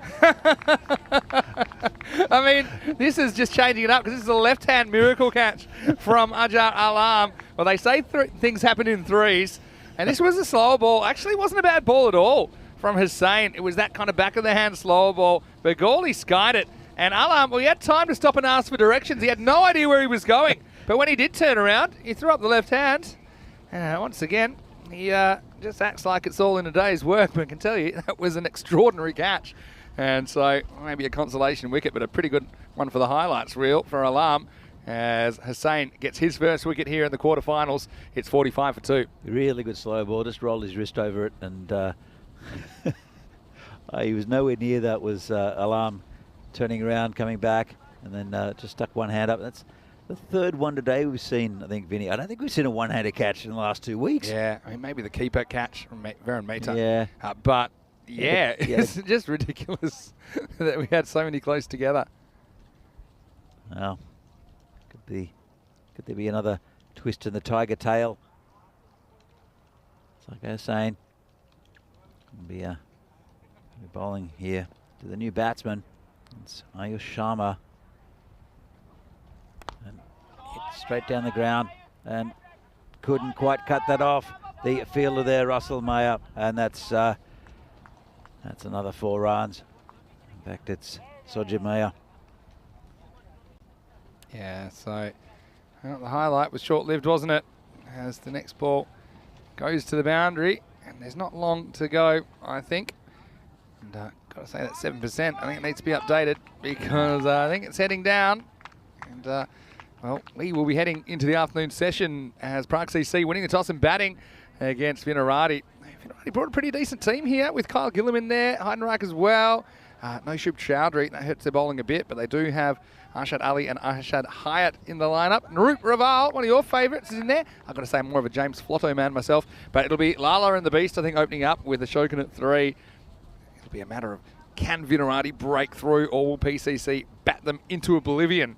That's the question when quarterfinal 3 gets underway in about 40 minutes' time. Speaking of 40, it's number 40, Al Mahmood, who's going to bowl the 7th. Just 4 required for victory now for United. As we see Abhimanyu Singh going for glory. He's been joined out there by Ayush Sharma, who didn't hit a boundary first ball. That's just one thing that they would have liked, I think, for United. I mean, obviously they'll take the win regardless, but Ayush Sharma, somebody that you feel needs a bit of time at the crease, gain some confidence, did hit a boundary first up. Maybe he can get the strike back, maybe not, depends, because 4 will kill the game now. Abhi Singh has been really good in this it's down leg side. That could be it. That's going to be 5 wides. It's going to be game over.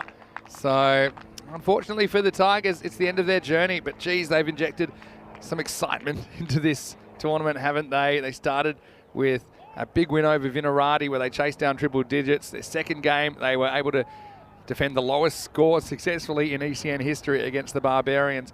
But their journey ends here. They're finishing second in their group, but going down to United, who finished 3rd in Group A. And United, you just feel the week off kind of settled them a little bit. They certainly came out, took their chances, bowled with some discipline. They got the key wickets they needed. They are through to the semi-finals. And, well, I mean, the Tigers, you've got to just say one last word about them. It was great to have them be a part of this series. Yeah, absolutely. They've had so many highlights, the Tigers, and been fantastic in this Group B, ending up on the 2nd spot of the ladder. They're only a 3rd division team, but they'll, I'm sure they'll see them up in the top divisions very, very soon. But for United, really good performance, fantastic in the field, just very workmanlike, and did everything right, I think. Yeah, nice sportsmanship between the two teams as well. I mean, they'll be thrilled they've been able to mix it with some of these top division teams and get the better of them on quite a few occasions. But now we do know that United have booked their place on finals day, because they have taken care of the Tigers here in match 42. Bohemians, of course, earlier in the day, and they made it through to the final 4. And so next game up will be Prague CC versus Vinarati. I'm looking forward to that one, that's for sure. But let's roll into some highlights. And, of course, it was going to be an impossible defence, it would seem. But they were going to throw everything at the Tigers, and doing whatever they could to save the runs early. I mean, they have a very, very consistent bowling attack. But I've got to say, the real attack was coming from Abhimanyu Singh, who wasn't afraid to open his shoulders early. And Piyush just didn't get a great turn here. Was run out by a little bit. Didn't get a great stretch either. So he was run out for 7. He thought maybe that just opens the door a little bit.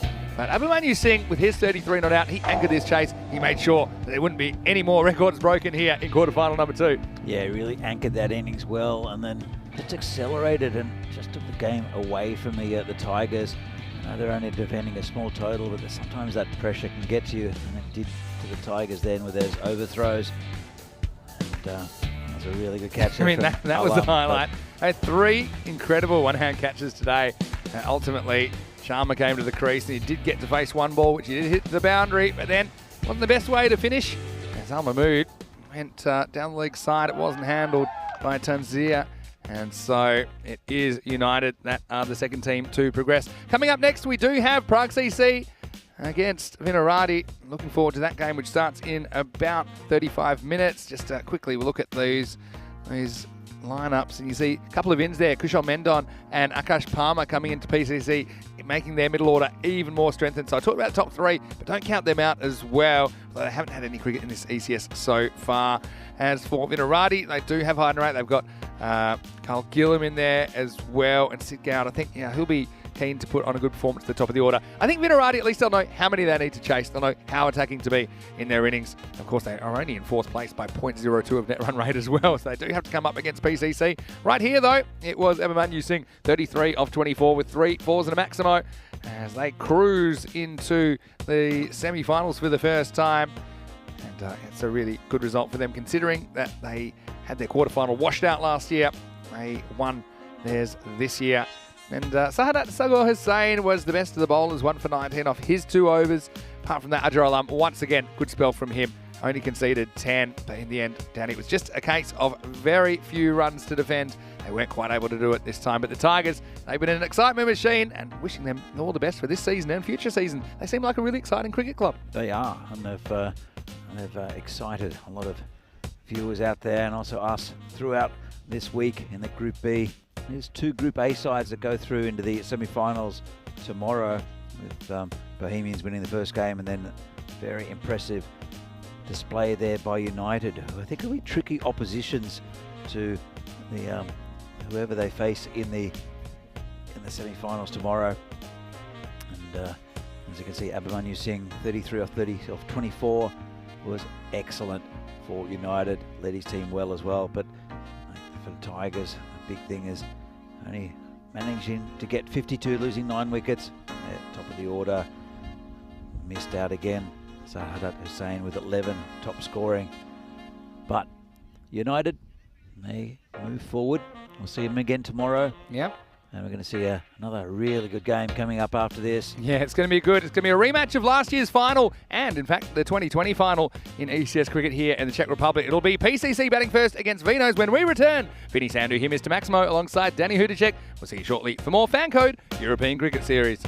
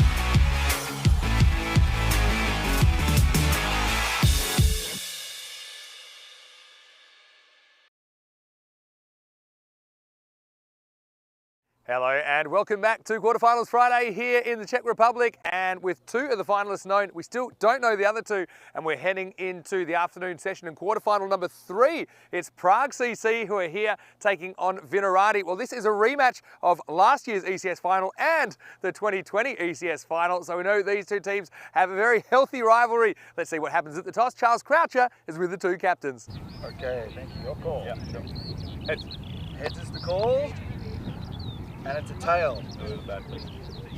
So Aaron Ashokan, the PCC skipper, has won the toss and he's elected to bat. Surprises for me there. They do have a very powerful batting lineup and they do like to lead with that skill normally. And Naim Lala and the Beast. That will be the story, I think, at the top of the order. Sadish Wekarama-Sakra, aka the Beast, with then Aaron Ashokan at 3, I think. So a really strong top 3 that Vinohrady will have to get through if they are to keep this under control. And so PCC will be hoping they can essentially bat Vinohrady out of the game early. But Vinohrady, they've still got a fairly decent lineup. I see Kyle Gillam has retained his place in the lineup, and Fred Heidenreich as well. They'll be hoping for some runs out of him. Arshad Hyatt, he is a little bit of an interesting one as well. He offers a lot of enthusiasm. That's the kind of energy that Vinohrady are going to need in the field if they're to keep picking up these wickets. They need to take their chances, I think, Vinos, if they can have any chance of springing an upset here in quarterfinal number 3. Well, over to Danny Hudacek, who is a man who I'm sure will be a very interested observer for this game. I can tell you that Prague CC have won the toss. They're going to have a bat. Over to you. Let's get quarterfinal number 3 started. Well, thanks, Finney. This will be a very interesting game. Two pretty good sides. PCC, the perennial champions here in the Czech Republic, and they've strengthened as well with a couple of new additions in the lineup. Kushal Mendon and Akash Palmer. As we see here, they'll be instrumental, but also Naim Lala and Sudesh Wekarama-Sakra and Arun Ashokan, all the big 3 there for PCC. Sid Gowd at the top of the innings will want to do well, but I think he'll have the 2 left armers in Joe Cope and Kyle Gillam opening the bowling. Arshad Hyatt, he's a top wicket taker for Vinohrady, has done very well so far. And well, Fred Heidenreich as well. See if he can get the his hitting into order. He's a very clean hitter of the ball, just not been batting very well, as Fred Heidenreich. Anyway, it'll be a good game. PCC, they did lose a couple of games in the preliminary round, but they are one of those teams that will look to score big runs. 102 predicted score for PCC, 88 for Vinohrady. Average runs for 111 for PCC, 91 for Vinohrady. So Vinohrady scoring good runs. They'll have to keep these two pretty quiet though. It'll be Big Joe Cope, the left armer, who has bowled pretty well so far in this tournament after a rough start on Saturday. He'll be bowling to that man, Naim Lala, who took the tournament by storm early last week with some brilliant stroke making on either side of the ground. Very, very handy addition to this PCC side that's already very strong. But Vinohrady, they're really up for this game. They get a couple of early wickets, they'll put a bit of pressure on PCC, but PCC though, they're brutes and bullies, and they'll want to nail these openers, get a good start, and then to pump the score up to around about 120, 130, and that's their target, I think. All right, here we go. First ball, Vinohrady against PCC. It's Cope to Lala, and it's down leg side, called a wide, good take by the keeper. He does lose his line sometimes as Cope, but when he gets it right, he's very dangerous. He uses his height well. It's the ball to move off the pitch, gets a bit of in-swing as well. Here it comes again. That's down leg side again.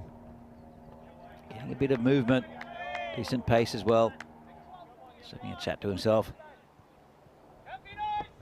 It's very dangerous to bat to bowl to is Lala. It's a bit of protection on the leg side, but no one deep. See if Cope can get it right this time. It's in a good ball. It's going to be going down leg side, I think. No, won't take a single. That's a better ball. Good shape in. Let's have another look. It's missing leg side. pretty comfortably. Good shout. The batsman something to think about. He started off very well, didn't I, Lala, last week, but then he tailed off a little bit towards the end of that Group A. It's a good ball, he's got him! Straight through the gap.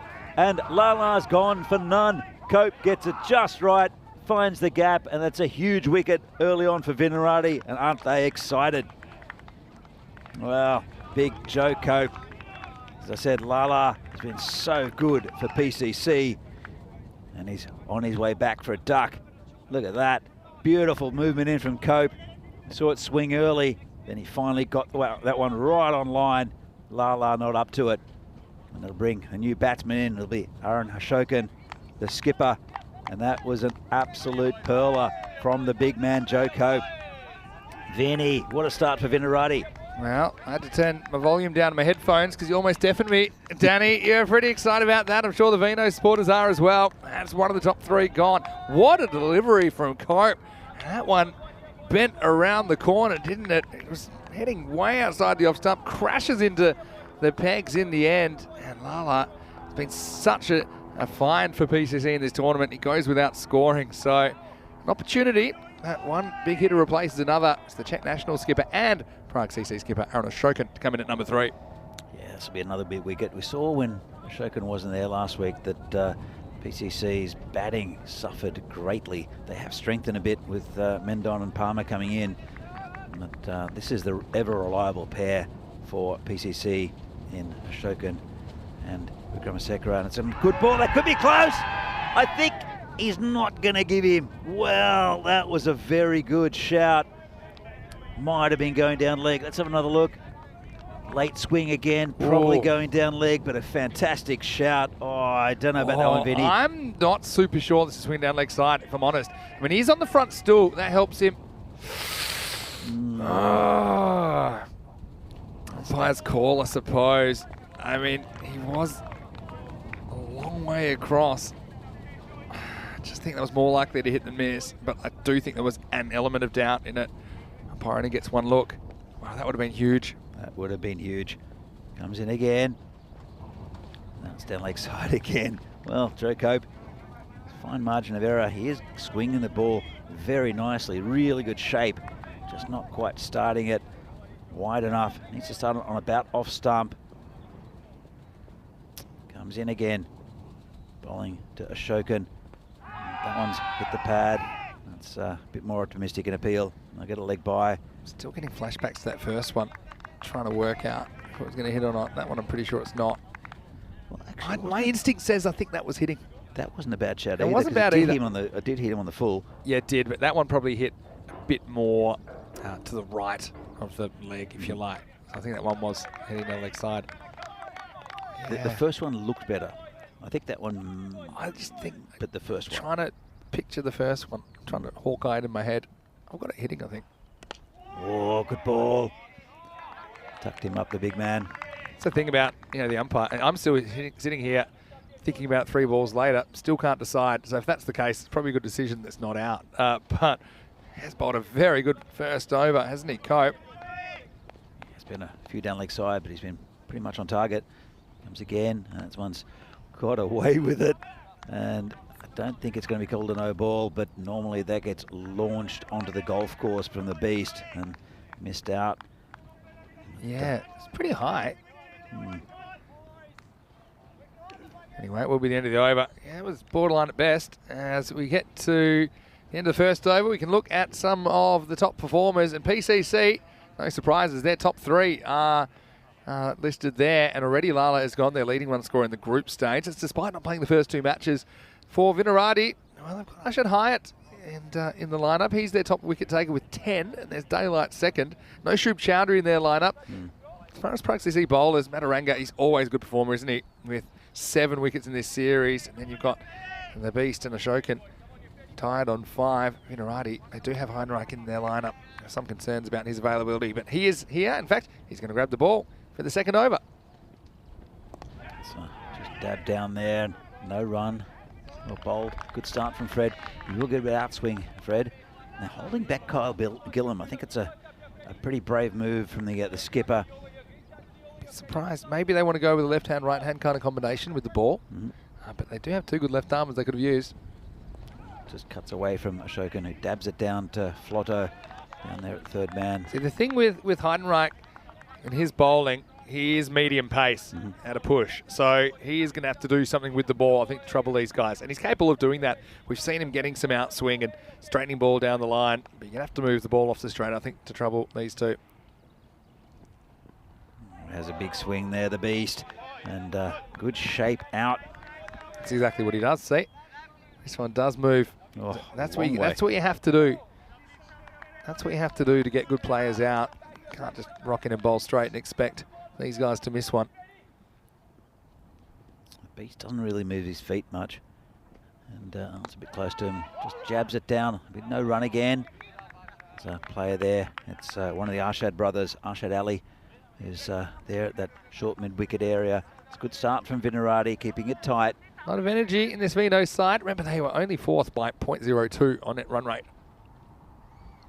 And again, Heidenreich, big swing, and gets away without the beast. Inside edge, goes down to Narup Raval down there patrolling his area at fine leg. Gets off the mark eventually. It wasn't convincing, wasn't it? A bit like Davizzi earlier today. You feel like these guys, if they survive, the longer they bat, the better they're going to look. They haven't hit one out of the middle yet at all, have any of the PCC batsmen, and it's the end of the over. Pretty good one there from Heidenreich, only two from it. Yeah, decide to bowl Heidenreich, and it works out great for them, doesn't it? He bowls a good over, moves it around a little bit. His location was good. So, yeah, pretty pedestrian start at the moment from PCC. We've already seen two quarterfinals today. Bohemians getting over Prague Barbarians. The Barbarians fought bravely in quarterfinal one. It wasn't quite enough, and so Bohemians will see them on finals day. Likewise with United, who were the lower ranked side in quarterfinal two, but they did take care of the Tigers. They did it with the ball and in the field, especially keeping the Tigers 52, then chasing it down. Let's see who joins them. And Cope's got a wicket here. And he's gone. Yeah, he's little edge, and unfortunately for the Beast, he won't survive the power play. This one just angles across, and this is what makes Cope so dangerous. Some swing back, some don't really. This just goes across and beats him for angle, and the Beast is gone. Two of the top three have fallen. It's 7 for 2. Big Joe Cope takes another one, and this has thrown this game wide open. 2 for 7 now, RPCC, and Joe Cope got that one perfect, and a great take from Shobit Bhatia, who struggled a bit with the gloves throughout the week. I think they would have hung him up if he dropped that one. He does take a regulation one, but no, I'm going to say it was good bowling. And much more comfortable conditions, I think, for Bhatia behind the stumps today as well with his footing. And yeah, Cope delivering. And so Paul Tucker in the chat saying, no, the Beast has gone. Well, he has. And he only has one run to his name. It was a streaky one at that. So number 4, we're going to get our first look in the series at Kushal Mendon. Yeah, he's a good player all round, is Kushi Mendon. He's hell of a nice guy as well. But he's in a bit of a hole here. I mean, PCC. He's a good player, but what a situation to come out. Pulls it away, and Arshad has a shot at the stumps. Oh! What's Cope doing? Was that hitting? I could have been. Sure. Yuck. I mean, there were 3 people backing up. At least, let's have a look at this. I don't know if we'll get it in. Comes Cope again. And dab down to third man just for a single. Oh, Flotto made a mess of that. They'll come back for another, will they? Okay, it's only 2. Just, and it's gone through. Yuck. Bhatia. All right, I'm making weird noises just because I want to know what happened here. This is the previous delivery. If this hits, it's out. And Cope goes back, and where does he intercept this? I still think he should have let that go. Oh, he should have got behind the stumps, Vinny. Yeah, but if he's not, just get out of the way. Well, that's good effort there from Bhatia. I'm not sure if he got an edge to that. He might have. It hit something. I think it's most likely the thigh pad. But imagine this. I mean, sparks flying in this quarterfinal number 3. Yeah, I think thigh pad. I think it's off the pad. Really good effort from Shobit Bhatia, though. And he's looking right up for it with the gloves today. What a good start. Rematch of last year's final, don't forget. And the final before that. Short. And puts it away, does he? Does. Good effort there from Venki, who can't cut it off. That's their first boundary for PCC. Just a bit short there from Cope. He's got on the back foot, did Ashokan. Hit it through the long on region, just wide of that man there, Venki. Trying hard to stop it. Yeah, it was just a little bit too short, wasn't it? He's been dangerous when he's got it up and moved it. I think he'll be thinking of that very first ball that he bowled to Naeem Lala and trying to reproduce it here to Ashokan. Because he's got one more ball here, Joe Cope. And potentially it's his last ball in the series if they don't win. So he'll be just trying to bowl the perfect delivery, I think, in swinger. Swinging from outside off and taking middle stump. Almost got it right as well. Oh, good opening spell from Big Joe Cope, taking 2 enormous wickets in Naeem Lala and the beast, Suresh Wickramasekara. He's done his job there, has the big man. Great start for Vinarati, and the power play, not what you would have expected. 14 from it, but the main thing is 2 big wickets. So JC representing for Vinarati, 5, 2 and 7 in the power play. And they're going to go back to Heidenreich. Makes sense. He only went for 2 singles in the previous over. Yeah, and Kushal Mendon, very good player. We've seen him at national team level. But I just think it's also a pretty tough time to come in with your team in trouble. They're relying on you to perform. And he's very, very capable of doing that. Now, they're going to send the deep mid wicket back. Still in the power play, so 2 outfielders. Deep mid wicket is out, and still third man. I think Flotto is out. So they'll have to bring one more person up here because you can't have 3 outfielders. Oh, yes, you can. What am I talking about? I'm misread with the scoreboard. You can do what you want. I don't know what I'm talking about anymore. All right. I'll reread the rule book and we'll get into over number 4. And just worked away. Probably a leg by unless there's maybe a little bit of bat on this. Umpire happy that there was a little edge, so Mendon gets another single. yeah, it's nice and tight. These 3 overs flew past so quick, I didn't even notice the time going. There's been a lot of action so far. Look at the win predictor, Vinny. 71% for VCC. And Fred gets that one wrong. I think you are full of energy at the moment. I can understand why. I mean, you do wear the Vinarati cap pretty proudly when we've commentated together in other countries. So I know that where your loyalties lie. But also, I think we've seen some really good entertainment and some skillful bowling so far. The wickets were due to good bowling. It wasn't due to rash shots from the batters. Oh, he's lost it again there as Heidenreich, and they'll take another one. Chance for a run out. Shobit. He misses again from a little bit further out than what he did the other day, where he missed from about 10 centimetres. I don't think he'll mind me. Actually, he probably will mind me reminding him of that one. Vinarati, they'll have plenty of things they'll want to watch back from this tournament, but a couple that they won't. Oh, he got that wrong. That's the gundiest of Gundy balls. That's a 7. And, well, Heidenreich just loses the handle. That one just relieves the pressure. And Mendon cashes in. Yeah, this is not good bowling from Heidenreich. And a pretty good first over. This one was a full toss right at Mendon's teeth. I don't think he meant it. Well, he didn't mean it, but that was not great. All right. Let's see if they can grab this 3rd wicket they need. It's a free hit now. It'll go out towards Arshad Hyatt, who does well to get behind it. Just a single. Excellent fielding. That wasn't an easy stop. Took a bit of a Tortuga just as it arrived to him. Yeah, it's a loose over they didn't need here, Vinarati. And got to say that Ashraf Khan, he's been in this position many times before. This one's going towards Hyatt again. Bounce once and bring it in. It's a good player, Arshad. It's just full of energy. Yeah, I called him Kamikaze Hyatt earlier in the series because of his running between the wickets, but he's scampering after these balls, attacks them, but still has very good technique. Didn't seem rushed in that fielding. So a little partnership building here in the 4th over. Fred again, and this is just wide of the fielder. Chase for Joe Cope, he won't get there. Just wide of Kyle Gillam there in cover. And a bit of a false shot, but did well. It's just the wheels have fallen off, Fred, in this 2nd over that he's bowled. First one only went for 2. Already this one's gone for 17. And so PCC breaking the shackles, and Mendon A couple of gifts. That one, he had to place it. It was catchable height, but he did find the gap between cover and mid-off. All will be forgiven for Fred, though, if he can grab a wicket here. He's got 2 deliveries remaining. It's going to be just inside that line. It's okay, I think. And it's where it cuts the crease, and I think it was just inside the tram line at that point. Yep, I think it's fine. Just okay.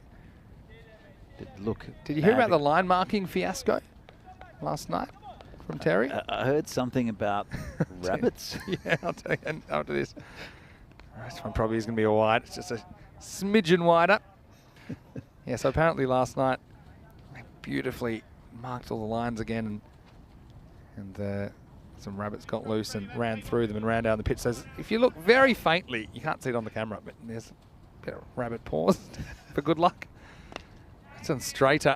And another good stop by Hyatt. He'll keep this to 1, and this will be the end of the over. So that over ends up going for 19. PCC changing the narrative after a shaky start. It's 33 for 2 after 4 overs. Hope that you're enjoying the action wherever you're watching from around the world. It's Finny Sandhu here, Mr. Maximo.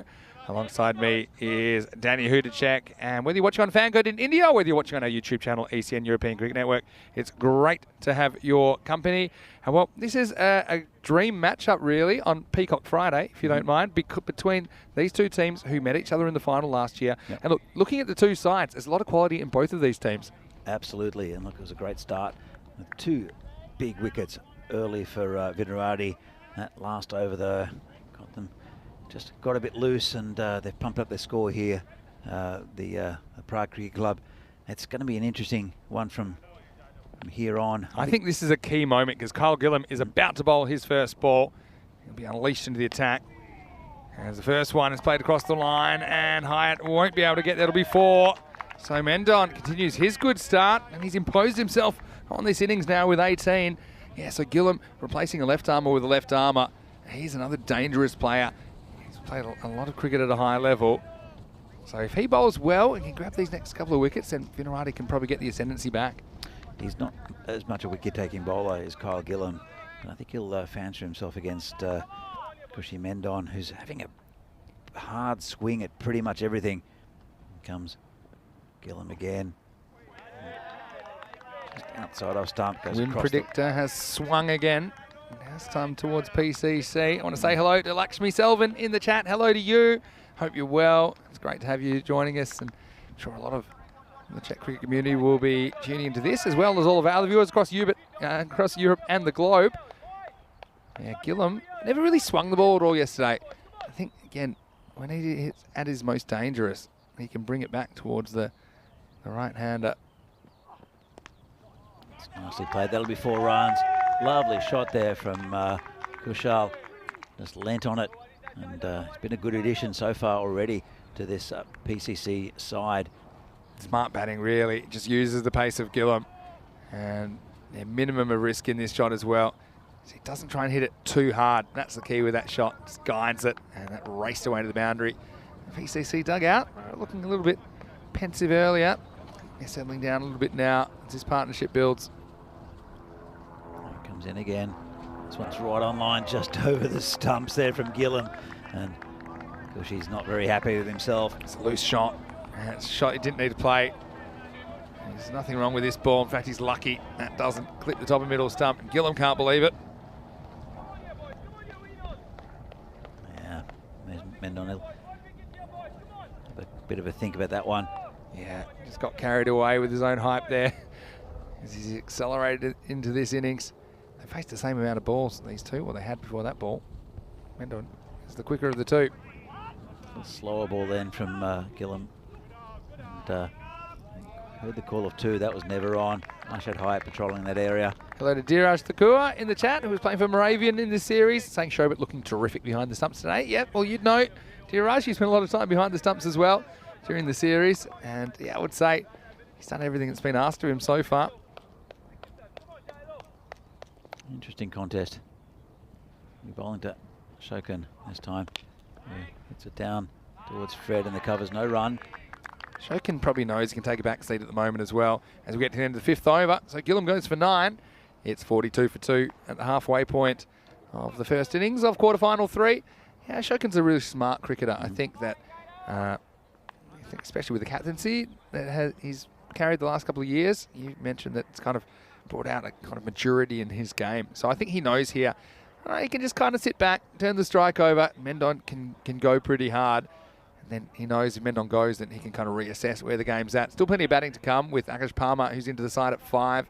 Prakash Satasivan at 6. And Hilal Ahmed batting all the way down at 7. So, yeah, 5 overs to go. I think they're reasonably comfortable where they're at. But 8.4 and over, certainly haven't battered Vinarati out of the game at this stage, which is what they would have wanted to do when they won the toss and batted a short time ago. I think they'll need to somehow bring it back. It was 9 off that Kyle Gillam over, a couple of 4s. And it's Sid Gowd who'll be bowling. He can go for a few as well, but he gets good shape. I think the other overs will be, well, Gillam will have 1 more. Arshad Hyatt will bowl 2. Let's see how Sid Gowd goes. They want to keep it tight. They want to get a wicket as well. Good start. Good effort there from the bowler. Didn't quite get across to it. Kept down a little bit. Something about Gowd's bowling. I don't know what he does, but he seems to get more balls shooting through on this surface than any other bowler. Yeah, absolutely. I don't know what it is either. He's got plenty of height. Yeah. As Sid. He uses it well too. Bowling now to Ashokan. This is in the air. Cope coming across. Couldn't quite grab onto that one. Big Joe Cope just out of his reach. And that's 4 runs. Nice shot. But he did stretch to get it. Almost got there, the big man. That would have been a screamer. He went full length, didn't he? The big Cope mobile. And, well, on a day where it seems that you're better off going one-handed, because I don't think we've seen a one-handed one dropped. That would have been an amazing one, just out of his reach. Oh, big swing and a miss there. Not the greatest shot from Ashokan. A few people talking about Shobit's keeping, and like the fact he's looking good in this game. Tongue in cheek on the chat, saying maybe he saw some of the comments on social media about that 3 bias fiasco. In what a lot of people seem to think around the world was snow the other day, but it wasn't snow; it was just sawdust. It's going to be wide. Just a bit loose there from Sid. I think if he gets one there or thereabouts with the stumps, as I said, it's not really bouncing, and Ashokan's trying to lift it over the field with the back foot. That's a good ball. Is that a... Oh, well, don't think it hit the pad. It definitely hit the pad. It's a question of whether there was a little edge onto the pad. They seem to react like there might have been. Maybe it was just exuberance. Oh yeah, maybe there was. I saw a deflection there. Shobit Bhatia, good effort. Really good effort from Bhatia. Yeah, definite deflection. Just couldn't quite get there. Good effort though. It's a better line of length. Slower balls is the ball to Ashokan if you can locate it. I think he loves the pace on the ball. It's coming around the wicket.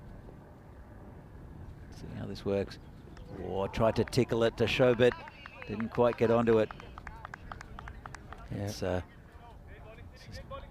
interesting move coming around the wicket. It's changing things up.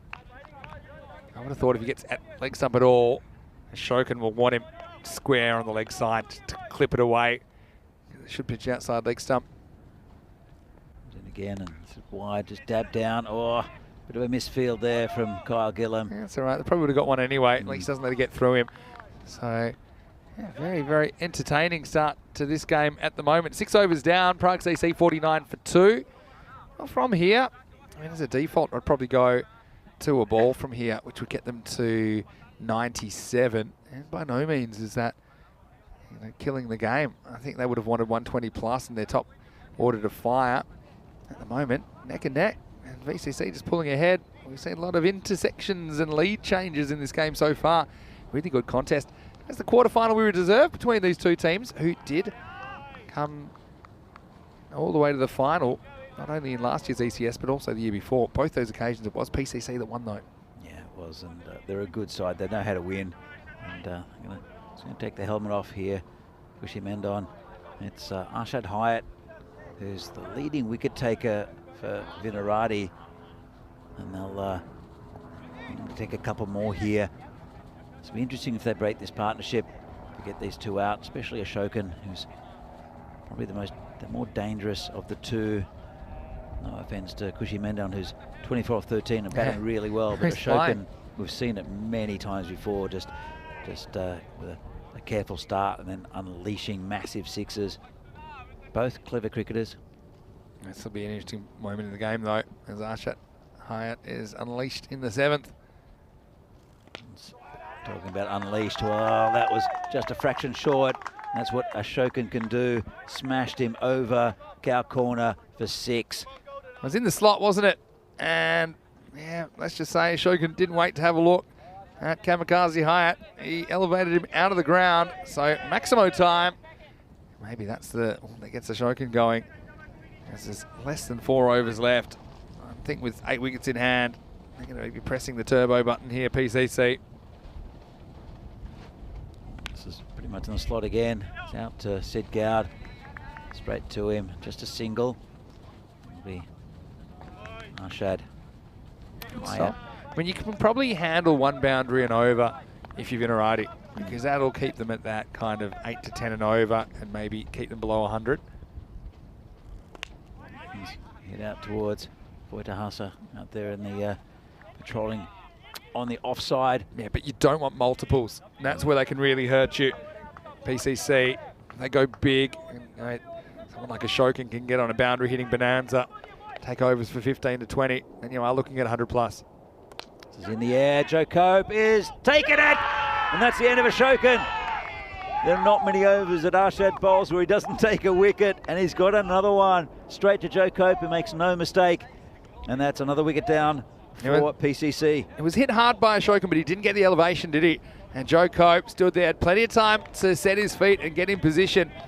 He just had to make sure this ball didn't burst through the hands, but he judged it perfectly. So Hyatt has the last laugh as he gets bombed by Ashokan, but then takes his wicket just 3 balls later.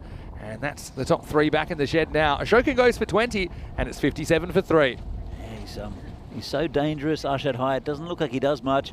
Very clever, but always picks up wickets. And I think he took 10 wickets in 8 innings, from what I remember. They were talking about the VCC boys. That's his 11th, I think. That's from memory, Vinny. Am I right? Yeah, you're exactly right. 10 wickets in the group stage. I don't think he played every game either. He only played 4 games. Yeah. So, well, this brings another player new to this tournament, but certainly not new to the scene. Akash Palmer coming out at number 5. Third of the innings remains. Here's Hyatt. It's a good start to him. Just head out towards Hassa. They'll just get a single. In the Super Series that was played first here in early, a couple of years ago in 2019, wasn't it, Vinny? 2020? 2020, yeah. 2020. Akash Palmer, his first innings, hit 6, 6, 6 out. So he can hit the ball hard. Cushy Mendon's in the air, coming around. Gillam has dropped it. Fred Heidenreich got in the way a little bit. Yeah, well, 2 good fielders. That's the problem, if that is a problem, because Heidenreich was sniffing it. I think he respects the call of Gillam in the end, but Gillam certainly a little bit distracted, I think, by Heidenreich just coming in on his right. They got pretty close to colliding before Heidenreich pulled out. Frustration. As that catch goes down, it will end the over. So 59 for 3 off 7. Lucky break for Mendon, who gets dropped on 25. Well, coming up, we have more locations for you. And you can see we'll be in Hungary from Monday, then Austria for a week, and 5 weeks in Italy as we have our Italian summer adventure, which culminates in the Super Series. And the winner of that Super Series will be the ECL club for Italy in 2023. Then we go to Germany for a couple of series. 2 weeks in Dresden, which is just a couple of hours away from here, funnily enough. And then 2 weeks in Krefeld, the same location that you're seeing the ECI cricket at the moment.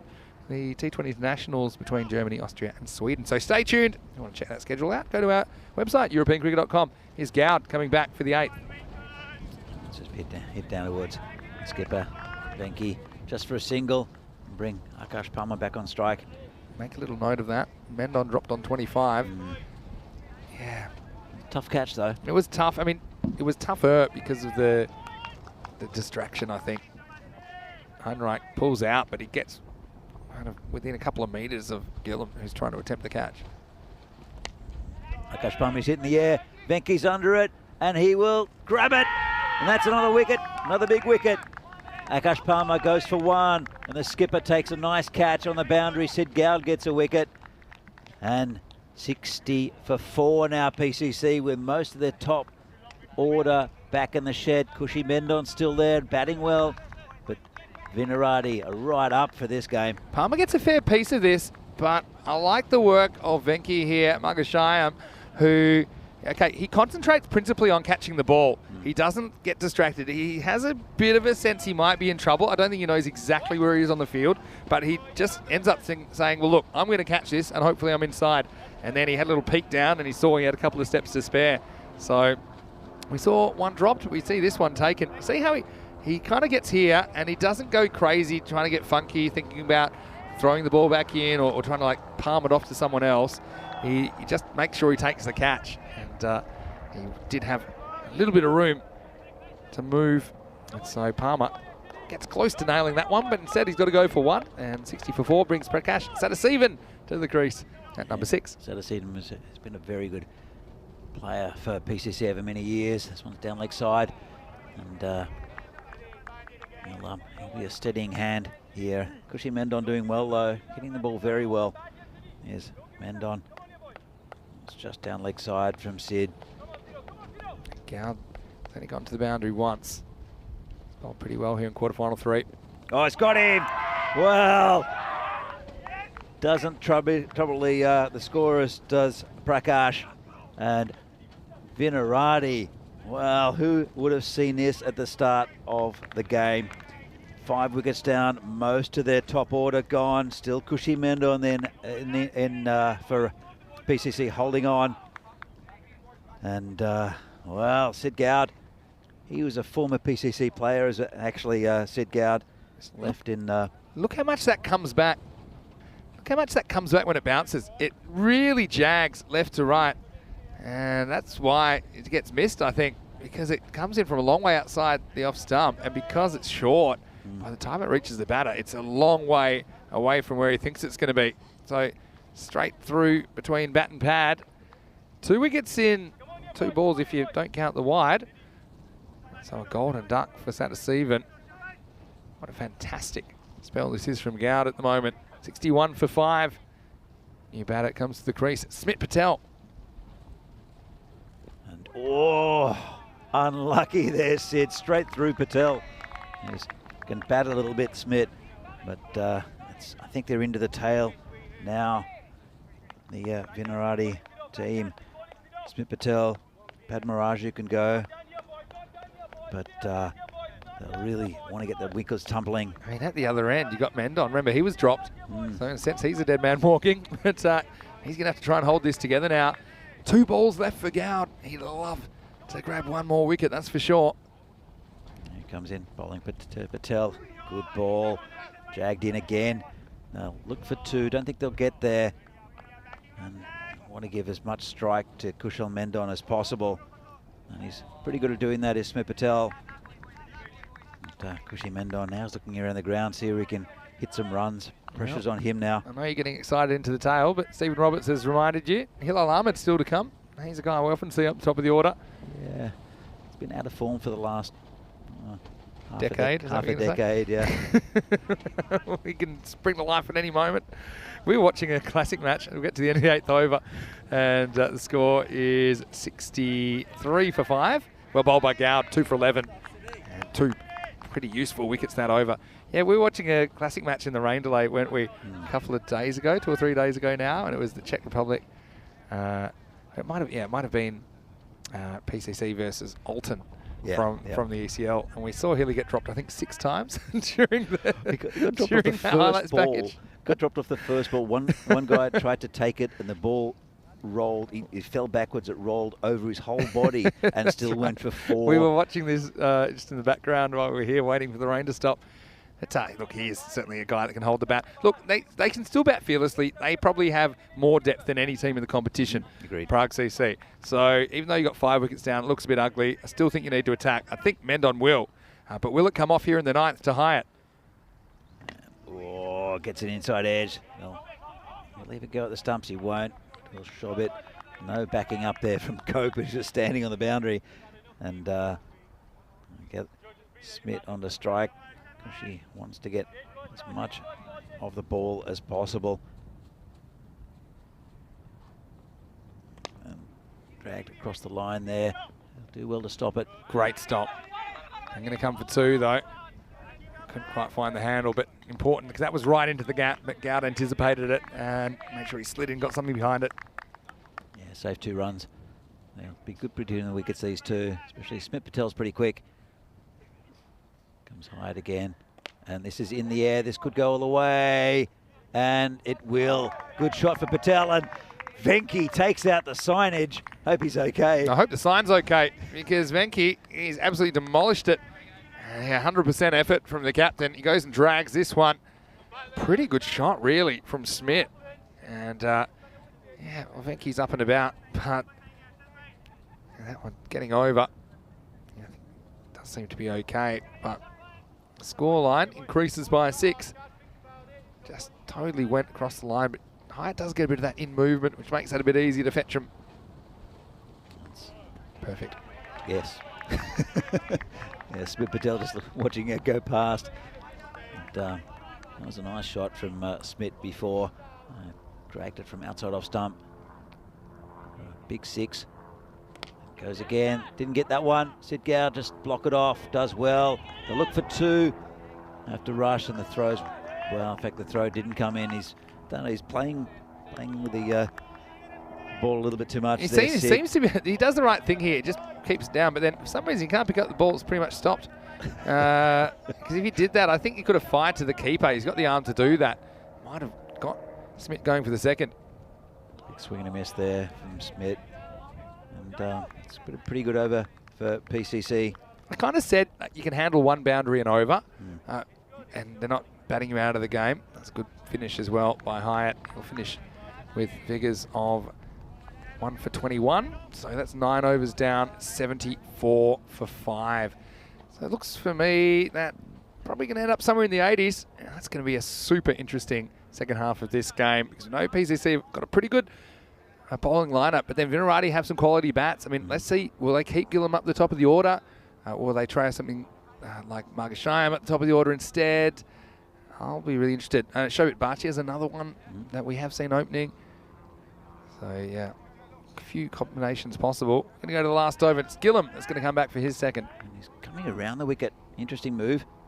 And they'll try to cramp up Rochelle Mendon, I think. Yeah, he's going to try and spear it into the stumps. Doesn't want to give Cushy too much room. Here we go. 10th overtime. Seatbelts on, everybody.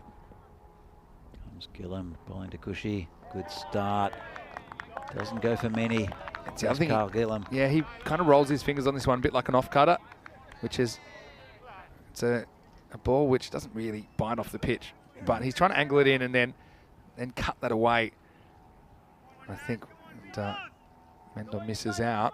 Hasn't had too much of the strike lately. They don't really need wickets from here to Vinarati. They just need a really tight over. And this is probably the man who can deliver it for them. Comes again. It's just been hit down to Venki for a single. Loses his footing, but just one. I mean, if you're Vinarati here, coming in as the 4th ranked team in Group B, but you know you've got the players to compete at this level. I think you'll feel at the halfway point that half your job's done. In the bowling and the fielding, I don't think you could have asked a lot more. It's just whether the bats can stand up to the pressure, and they will be put under the pump with the PCC bowling. Exciting stuff. Here's Gillam. That's well bowled. Slower ball there to Patel. He knows Patel wants to drag him leg side, so he doesn't want to give it to him. He doesn't want to get too straight and on the stumps. I think you gotta try and put it just there, especially with a bit of pace off the ball. I think Smith swings way too early that time. Yeah, absolutely. Great contest here. Good cricket to watch as well. Comes Gillam as well. Again, up to Patel. Gets a bit of that. Joe Cope. Almost got a one-hander. 4 runs. Nice shot. Look, credit to Patel. I didn't think he had that in him because he kept trying to drag leg side, but this is the correct shot. And Cope almost gets another one hand on this. And he was just beaten for pace. Mid-off was up. It's a good shot by Smith. That's the right shot to play. And come the moment, come the man. Smith gets them to 79. 2 balls remaining. Yeah, it's a good play with the ball and the bat is Smith Patel. Up-and-coming cricketer in the Czech Republic, still pretty young. Again, you can handle 1 boundary in the over. They don't want more, Vinarati. It's well bowled, slower ball, and Bhatia does well as well. Yeah, it's been a good last over. Okay, there was that boundary, but just the one apart from that. 3 dot balls in the last as well. A big delivery. I'm just feeling this game will be close. Let's remember what happens on this last ball, because I feel it's like one of those games. Vinarati seem to keep having the close ones as well this series. So Gillam got one more to spend against Smith Patel. Oh, he's looking at Cushy Mendon. Bit of gamesmanship here. There we go. Last ball. And let's have a look. Just reminding him. Just wait until I deliver the ball. Friendly suggestion from Gillam. Or suggestion anyway. Here we go, last ball. Comes Gillam bowling to Patel. And drags it down towards that man, Rup. And they'll look for 2. And, well, there should be run out here. And it will be. Sharing it around, aren't they? Have a look at this. And I think everyone got a touch on this. It'll end up being Gillam to somebody. It will be the run out. We have a look. I mean, I would have thought if it was picked up here, that Shobit could have run him out here, but I think he holds his crease, and that's why. They're pretty clever. And then goes Gillam, and then it's Cope. He's come away from the boundary. He ends up being the last person to touch it. And so it will be 1. Can't really blame Mendon for trying the second. So they're going to finish exactly 80 on the board, 80 for 6. And yeah, it's the old 4-person run out. Yeah. We don't often see that, or even more. But look, game on. I mean, Vinarati, like I said, I think they've done half the job. PCC, they have been the kings in the last couple of years in the European Cricket Series. They were put to the test early, and it was a peach of the delivery from Joe Cope that started off. Lala gone for a duck. Joe Cope with the 2 biggest wickets in this tournament, and getting both Lala and Wickramasekera 1 run between them. Who would think about that? That's a big shout for Ashokan as well. That was pretty close. And then this one. Nice edge, good take by the keeper. Joe Cope, the hero. Man, that was one that might have been run out. But a bit of a fight back from the Vinarati boys. That's when Ashokan hit the one to Joe Cope. And he thought at that stage, it's really up to Cushy Mendon. And he did very well, did Mendon. This one went down, only cost him another 5 or so runs. The Vinarati, this is Venky's catch on the boundary. But well batted by Kushal Mendon, who seems in very good touch. But no one else really getting going. Harun Ashokan though. So good contribution. Smith Patel, handy runs at the end, and that's when Venky took out the scenery. This one just out of reach of Joe Cope. Really good effort from Vinarati. Here's the relay run out. I'm not sure what Cushy Mendon's on about there, having a go at someone. But very interesting first innings to this 3rd game of the day between Vinarati and PCC. Prague Cricket Club always seem to be there or thereabouts in the finals, but those 2 big wickets up top from Joe Cope, Naeem Lala and Sadesh Wickramasekera, only 1 between them. Ashokan does what he does. It's a run a ball 20, and again Arshad Hyatt got that wicket right, just at the right time. Cushy Mendon 30. Look at the bowling figures. 2 wickets for Joe Cope, but it was how important those wickets were in the class of the batsman that he got. Sid Gowd with a couple also. Heidenreich, good first over, expensive in the second. Arshad Hyatt gets his customary wicket. Bowled pretty well as well. Kyle Gillam kept it pretty tight. 10 wides, which might cost the Vinarati side a little bit. Win predictor at the moment, looking good for Vinarati, 69%, 31% for PCC, but they know how to win, do PCC. Vinarati, they'll have to bat well. I know Sid Gowd's right up for this. He can take the game away from Prague Cricket Club if he gets going. As we see, very good innings from Kushal Mendon. Ended up being run out, I think, in the end. Shows not out. We'll have to check that one. But 81 for 5. And PCC, I'll have to bowl very well to keep this Vinarati batting lineup in Czech. Vinarati, they've scored over that in most of their innings so far, but that's Group B, and they're going to be playing, well, they're playing PCC, going to be facing one of the most dangerous attacks in the country. We'll be back with the second innings of this match in the FanCode European Cricket Series from the Czech Republic between PCC and Vinarati. See you soon.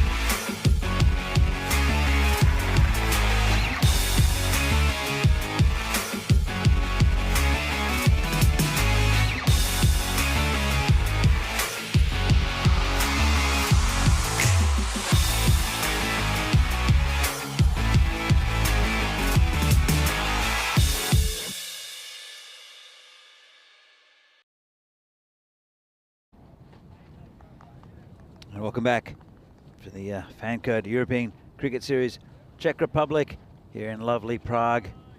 Match, quarterfinal match, third of the day between PCC, Prague Cricket Club, and Vinohrady. And Vinohrady, they're chasing 82. That last run out was not a run out. Big Joe Cope took the stumps with his knee. There wasn't even an appeal apparently from Vinohrady. So they'll be chasing 82. Well, chasing 81, 82 the target. And they'll have to bat well. And this man up top, Sid Gowd, starting to get a bit of form, hitting the ball quite nicely yesterday. He'll want to get the bulk of these runs, and he'll be facing the beast, Sudesh Wickramasekera. Be opening the bowling. Big move from PCC. He is such an important player for them. Missed out with the bat. I'm sure he won't miss out with the ball. Here he comes, bowling in. First ball to Sid Gowd, beats him outside off stump, and it'll go through. No, it won't. Oh, a bit of, wow, what happened there? Bit of fake fielding, maybe, from the keeper. That's Hilal Ahmed. Turned around, looked like he was, looked like he'd gone through him. Big cheer from the Vinos boys. They thought the same. Here comes Sudesh again, bowling to Sid Gowd. And good ball again, good movement from the big man. Bit of a passenger there was Gowd, just followed it, didn't play a shot. Good start here from the beast. Yeah. Sid Gowd, his opening partner, is the pesky left-hander. Shobit Bhatia had a good day with the gloves. Comes Sudesh again. Short, another really good ball. Bowling with a bit of venom here, the beast. That lifted off a length. And, he's determined to get PCC through to this semi-finals. It's been a great start from him. Sid Gowd, I think, might have to be patient.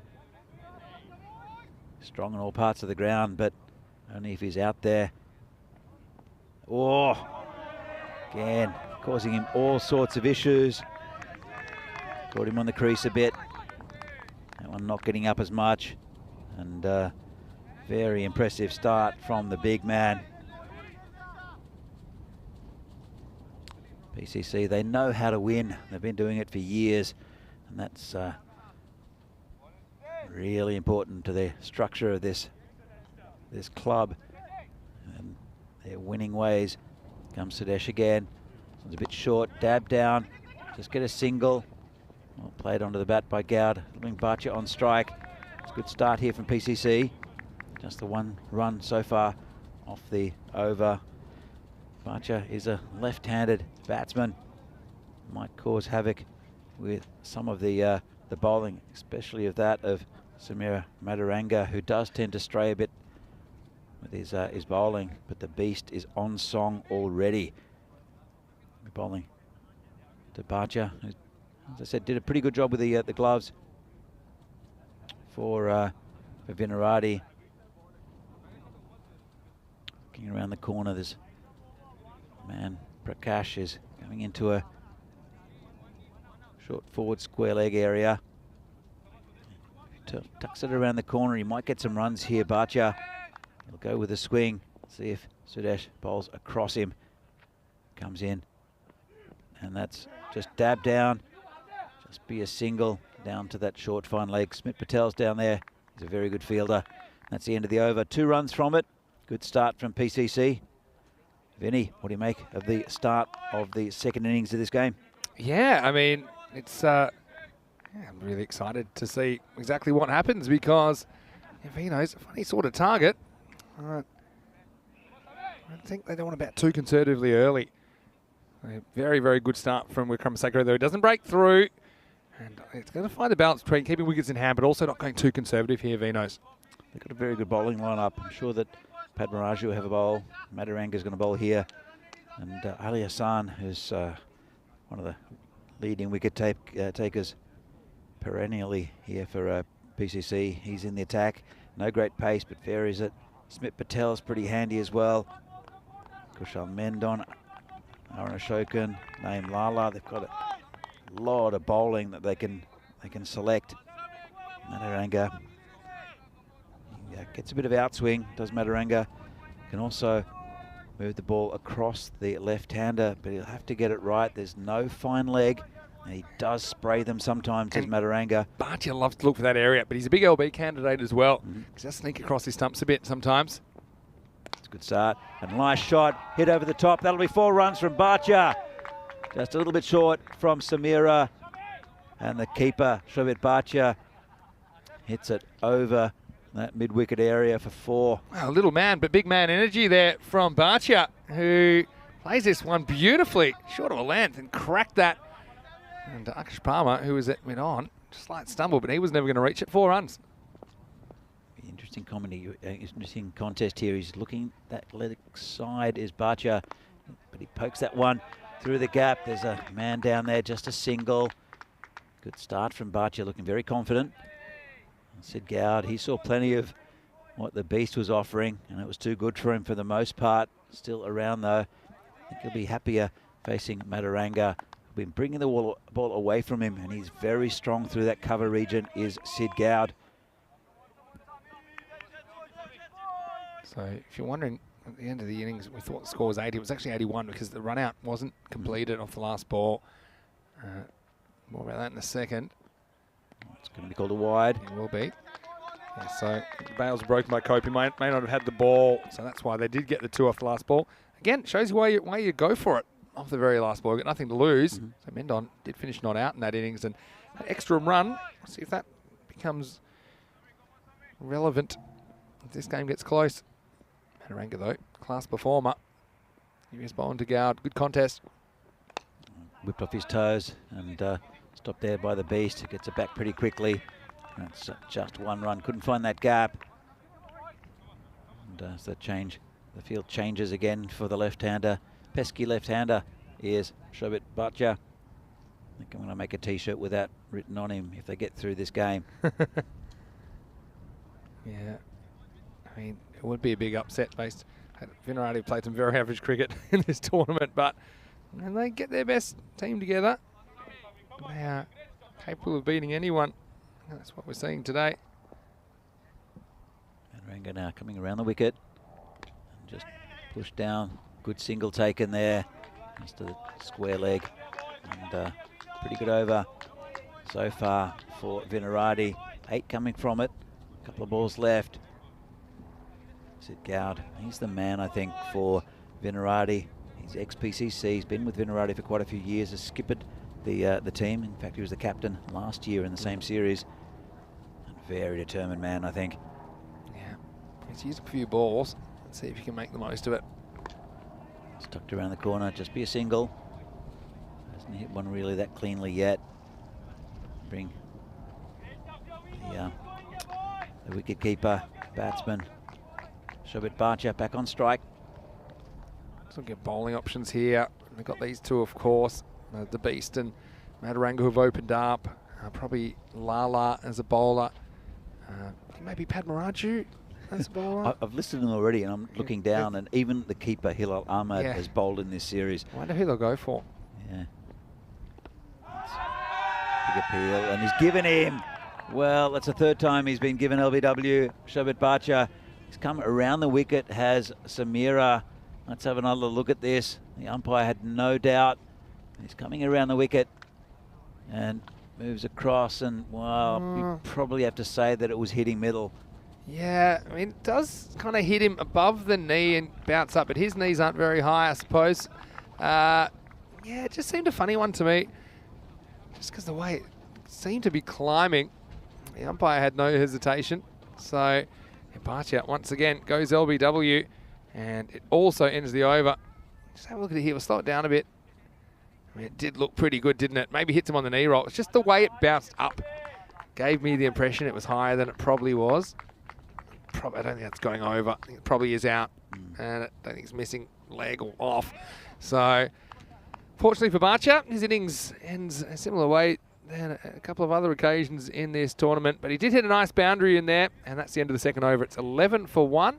And it looks like Lala is coming into the attack. Probably not a bad time for Heidenreich to come to the crease either. Just a reminder of where we are on finals day. Bohemians and United Cricket Club are already through to the finals tomorrow. They'll be joined by one of these 2 teams, and then one of either Spartans or Brno. That will be our final quarterfinal today. Looking forward to plenty more action before the day is done on QFF. Thanks for joining us on the European Cricket Network. All right, here's Naeem Lala. On the Sid Gowd, who gets it on the way. That'll be 4 runs. Just a bit over pitch from Lala. Nice shot there from Gowd. You're right about Fred Heidenreich coming out at the right time as well. He's the top run scorer for Venerati in this tournament. I don't think he's hit the ball as cleanly as what he would have liked though, and he's fallen to a couple of straight ones, has Fred Heidenreich in the group stage. But he can hit the ball, and well can Fred Heidenreich. Sit Gowd at the moment. Some people have noted you've got a lot of energy, and they're thinking maybe it's just because Venerati are playing. But I know exactly where you're getting your energy from. And I'm going to tell everyone the secret after this ball. And you know exactly what I'm talking about, Danny, as well.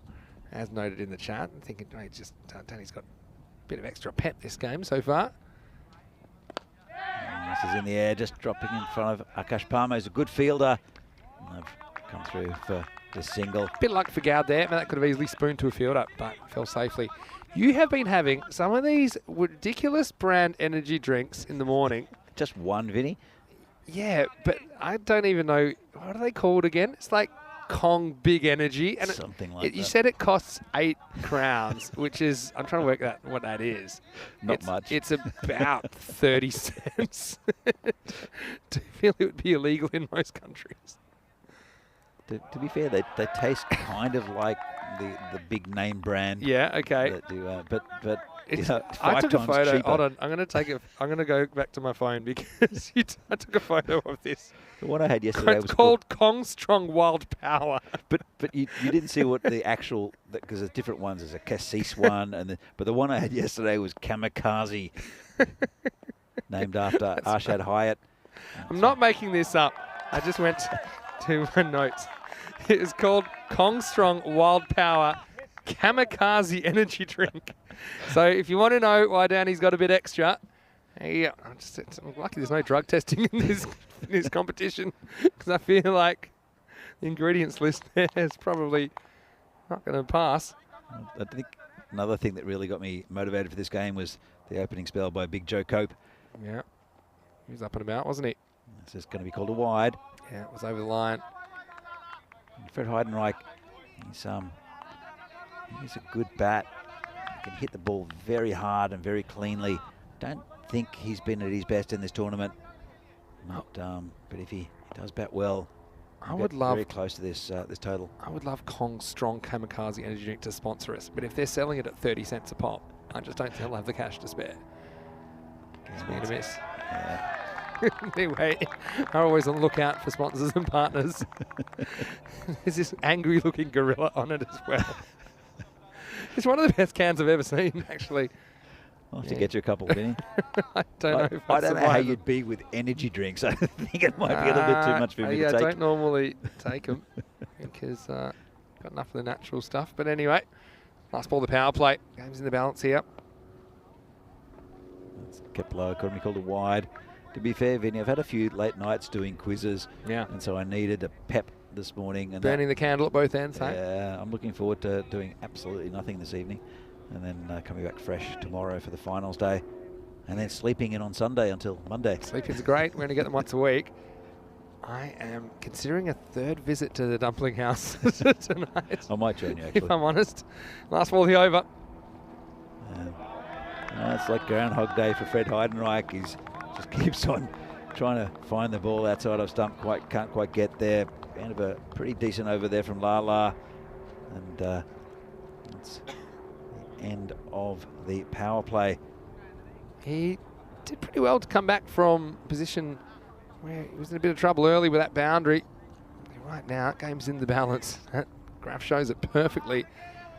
And it's an okay start, but they don't want to fall too many below the rate, which is about 6 behind at the moment. They can make that up pretty easily, I suppose, with one swing of the bat. So say Naeem Lala, big thanks. He brought me a Polish liqueur, which looks like it's made from, is that pear? It says pig on the label. I cannot understand a word that it says, but big thank you to Naeem.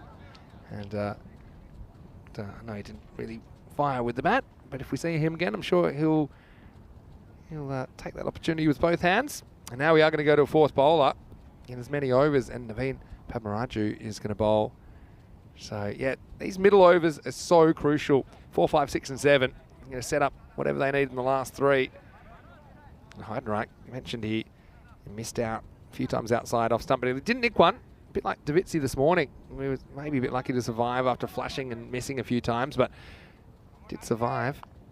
Going to have to deal with some quality bowling, but also 2 good batters at the crease with Inarati. Very interesting match here in quarterfinal number 3.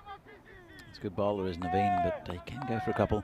Just a shout out to a couple of Vinos in the chat. Robbo, Craig Hampson, and also Trinity Moyo. Hello to you 3. I'm sure there are others there as well. Good start there from Padmaraju. Padmaraju's just slightly slower, isn't he? A slightly different pace, you see. I think Gowd just threw his shot a little bit early there. Just need that kind of 1 boundary and over to keep pace. If they don't get it, then I think it becomes a bit difficult. Suddenly you're looking at 10 plus and over, and then you're probably feeling the pinch a little bit as the batting side. These two have got the ability to accelerate. And this is in the air. This could be out. Ashokan shouldn't drop this, and he doesn't. And that's a big wicket. Sid Gowd looks towards the heavens as to what he's done. And that's another wicket down. It's a big one also for PCC.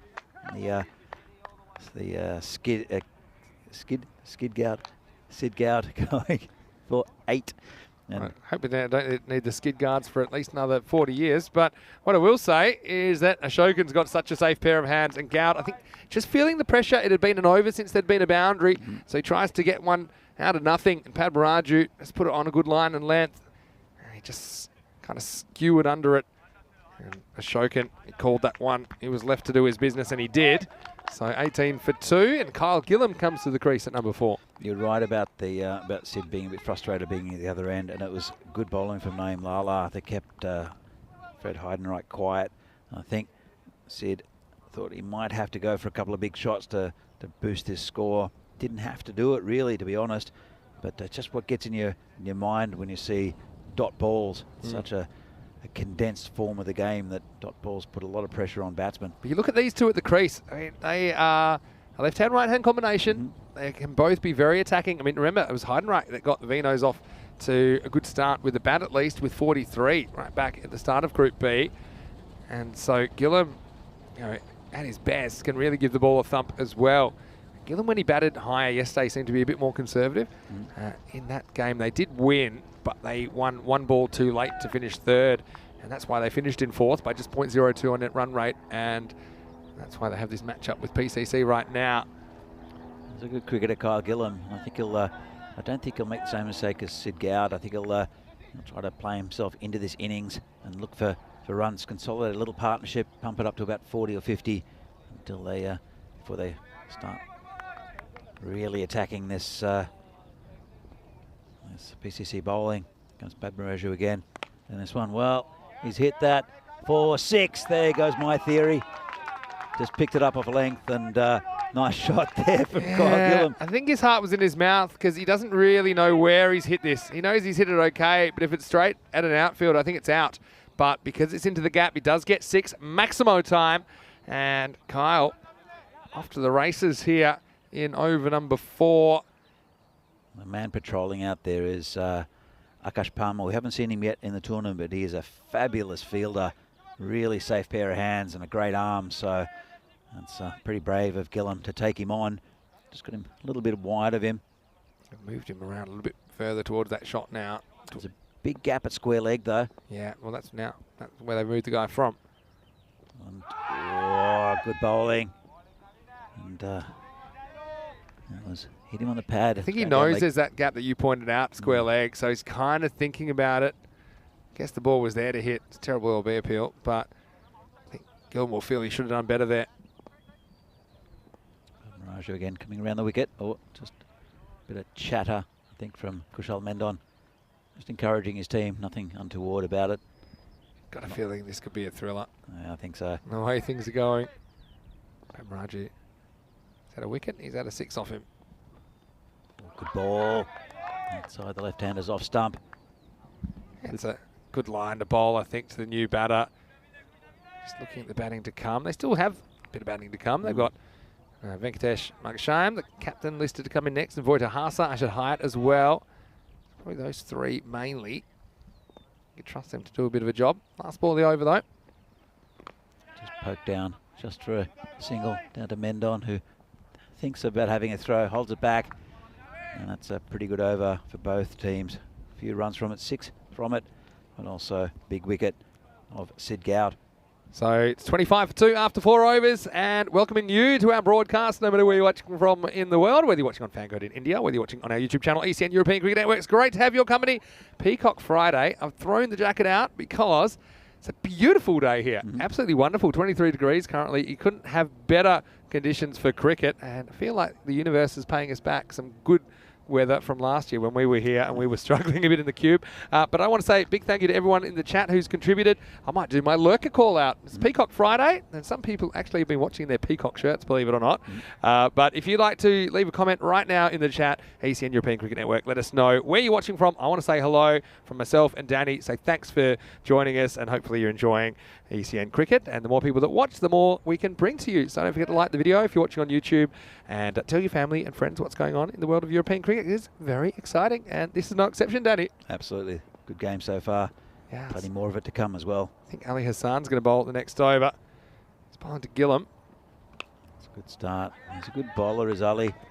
Just look for one. They won't run on Palmer's arm. And 9.5 and over required. So if you get a boundary and over, you're pretty much on par with that. You get a boundary and over, you're okay. If you have a boundaryless over, then you'll see it climbing. So the question is, going after, and you normally will get one bad ball and an over at this level. Very rare you get 6 perfect ones. So identifying it and capitalising on it. That way you don't really have to go looking, taking unnecessary risks. So Heidenreich still hasn't scored. Didn't face in the last over. Let's see if he can find his touch. nice shot. He's found his touch all right. Good fielding out there by the beast. Came around very quickly. Pretty well hit there by Fred. And Ali Hassan is a very good bowler. Doesn't have much pace on it though.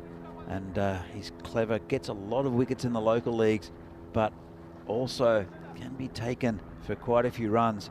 That's a great bit of fielding. Here's the thing with Ali Hassan. He's got to be careful. He doesn't go down the leg side to Gillam here. I think his natural shape could take it down there and make it tough for Hilal Ahmed, who's right up to the stumps to him. See if he makes the adjustment. Hassan, and good ball. Nice line.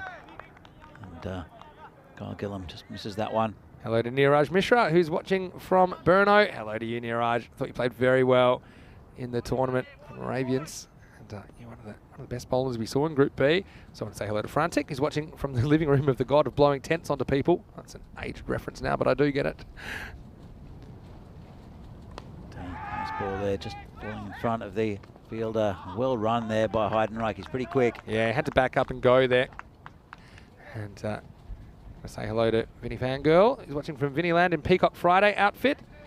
And, she wishes she could send a picture. Well, can always send it through to my social media at Mr. Maximo. I've got some interesting pictures of people in their Peacock Friday shirts. Do encourage it. Yeah, so much of the world is remote these days. So you can pretend you're right here with us. Ali Hassan. Every over's important, isn't it? A good start to his over. Just 3 singles in the first 4 balls. Comes and Heidenreich has a go at this one. It's in the air. Akash will not reach it. That's 6. Just got enough of it. Did Fred Heidenreich. Turn the game a little bit. It's pretty much what they need every over. So yeah, did you see that? So VCC went from 34% to 55% on the back of one shot. And this is why it's a game of centimetres. I mean, if this is, a centimetre off the middle of the bat, then it's caught. As you can see, is it going to be Vinarati flying into finals day, or will it be PCC, the defending champions? Last ball of Hassan's over. Good outside off stump, and pretty even that over. 9 runs from it. Yeah, 34 for 2 at the halfway point. Yeah, so they needed 9.5 and over. They get 9 off that over. So see what I mean about that one boundary? That one boundary just keeps them on task. If you can get a multiple boundary over, then you think you'll see VCC pulling ahead. Counterpoint, if you can if you're PCC and you can stop them scoring a boundary for an over, then I think that team will pull ahead. So plenty of pressure at the moment. No batter has gotten into double figures so far, but they're not in bad shape. 48 required off the last 5 overs. It's going to be a bit of a nail biter, I think. And it will be Mataranga to continue. Again, a bit of a risk to the left-hander. If he gets slightly on his pads, there's no protection square at all. And he's going to come around the wicket as well. So this angle from Mataranga, you have to be careful. Does spray them sometimes. Very good bowler, though, is Samira, bowling to Kyle Gillam. And a packed offside field for so Gillam. they obviously really want to keep it outside the off stump. They've got 6 of their 9 fielders available on the offside to the right of screen. So will Gillam take the bait and try and hit across the line? That's the question. Here's Mataranga. Just pokes it down to that area. Just a third man, just a single. Turns well, does Gillam, but never 2 on. More lurkers coming out of the woodwork. And I want to say hello to Scouse Rat, who is triple screen lurking in Scarbados. Well, I'm guessing you're watching this and you're watching the German game. What's the other game you're watching at the moment? Something English, probably, I'm guessing. Hello to Craig Hampson, as well as Jody Jones, who's saying ahoy from cloudy Burno. Well, not too cloudy here at the moment, as you can probably see. Plenty more lurkers. Come back to that in a second. Comes Mataranga bowling to Heidenreich. A big swing and a miss. Hasn't found much luck outside off stump as Fred Heidenreich. Shot was kind of on because it was just short of a Yorker length. Just missed out. Hello to Kawaja Shan, who's watching from Moulton Cricket Stadium. And I know that you've been following cricket over there and you've been following us. So thank you very much, Kawaja Shan. Does it again and gets it down to third man just for a single. Gets a bit lucky there, Heidenreich, because he was beaten for pace there. Kind of skidded on to him and bounced a bit more than he thought. Gillam, I feel Gillam's a sleeping giant here. He could just go bang, bang, bang at any moment. If he gets away with it, could really get things in VCC's favour, but also it's risky. It's risky to take on those shots. I still think he should be looking leg side here with this angle coming into him. Yeah, agreed, Vinny. And he just clamps down that no run. Good bowling. Well bowled. Well bowled. And yeah, I know it's tough to know where the line is between aggression and craziness. If I'm Gillam, I'm pretty sure it's going to be on a length. I would consider maybe taking a big move across just after he lets it go and trying to get it just a little nudge to fine leg, and you've got an easy boundary, but you still got to hit it, and it's a risky strategy. Oh, he's hit that one to Ashokan, blast through him, hit it very well, save 4 runs. They're coming back for 2, risky. I think he's gone. It's going to go to the replay, but direct hit. I think Heidenreich is on his bike. Oh, yeah, direct hit. How about that? I mean, yeah, you're right. It did blast through Aaron initially, but he was on it super quickly. And this will be a really interesting replay. I just don't see how he could have made this. And he's gone. He's gone by half a metre, I think, here. We'll see it again. So you needed a bit of brilliance. And Aaron Ashokan, so often he comes up with it. And he turns lemons into lemonade there, doesn't he? That was Gillam that gets the close call, but it's Heidenreich that has to go. He's run out, and Vinarati lose a key player. 37 for 3. Yeah, for me, Heidenreich never really got going. He struggled outside off stump, missed quite a few from the beast, and then and also there the over from Padmaraju. He did hit 1-6, but really it was I think it was only 3 scoring shots in his 8. So bring a new batsman out. It'll be interesting. Kamikaze Hyatt is coming out. It's a busy player, probably a good player to come in at this stage. I mean, they've also got Hassa available. They've got Margashayam available. But I think they just think that with this situation, second half of the innings, Hyatt is industrious. And that's why he's coming out at number 4. How about that for Aaron Ashokan, though? Yeah, what a recovery. Yeah, he's he could be disappointed not taking that catch. It was a tough one. It was hit very hard there from Gillam. And I don't think it was a bad decision to take on the second run either. Had to be a perfect recovery, and it was. A perfect throw.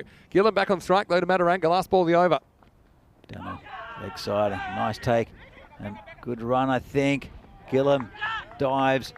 Well, someone needs to tell Gillam about Kamikaze. I'm sure he knows. He's probably saying, what you doing? You're going to run me out. He definitely is. You can see him there. Hand up Let's from just say that, talk about the point of no return sometimes. That Hyatt was on the point of no return. It's an extra run out of nowhere. And, well, surely that was that not a wide? Was it not called? Was he? Oh, was there something on that maybe? I don't think so. I don't know. Yep. Interesting. I don't know if we can pull that one back up. It's yeah, let's have a look.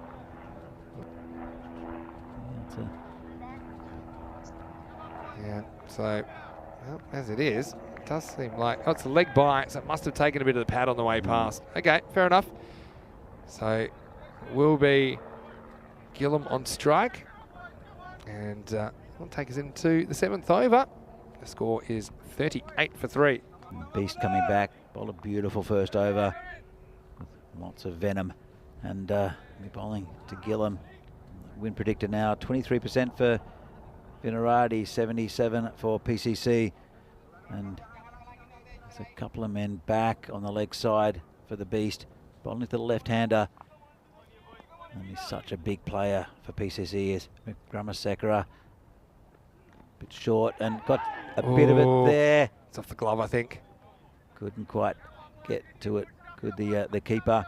Yeah, little bit of glove, tough one, but it's within his grasp. Yeah, just looking back at that last ball last over, it did just flick the pad of Gillum on the way down the leg side. That's why it wasn't a wide. Well spotted by the umpire. That'll be one for the over as well. So 44 off 24, I should say, becomes 43 off 23. Just feel this game just slipping away, isn't it? You got to get something rolling off the Beast. I don't think you can afford to be too conservative to him here, but it's easier said than done. Hyatt, what's his approach going to be? I think he'll try and deflect. I can see him. He's trying to use the pace of the Beast, maybe going to third man, a fine leg. Yep, I think you're right. And, well, sort of. Yeah. Squares him up. He'll also know that that's not a bad option just to get to the other end. I think Gillum is probably more equipped technically to handle the pace of the Beast, even though the first one rushed him. Arshad Hyatt does hit the the odd 6, and he really goes for it as well. And surprising. He's a good all-round cricketer as Arshad Hyatt, as is Kyle Gillum, as is the Beast, I guess. Well, this is the contest for me. This is the key contest at the moment. And it's gone down past the legs. That's 4 runs. It's going to be a leg buys, I think, but that's important. Pumps up the score a little bit. Yeah, we've seen some great kicked 4s in this series, and that might be one of the more important ones. As Gillum saying, we'll just get a little something on it. That ground is so fast in that area, so it won't go to his score, but it goes to his team score, and that's what matters. He's even around looking on the dugout. Nervous times over there. I think he can't afford to be on that leg stump with Kyle Gillum because he can turn it around the corner. It's a big gap square, as you mentioned. There is a man just behind square and a fine leg.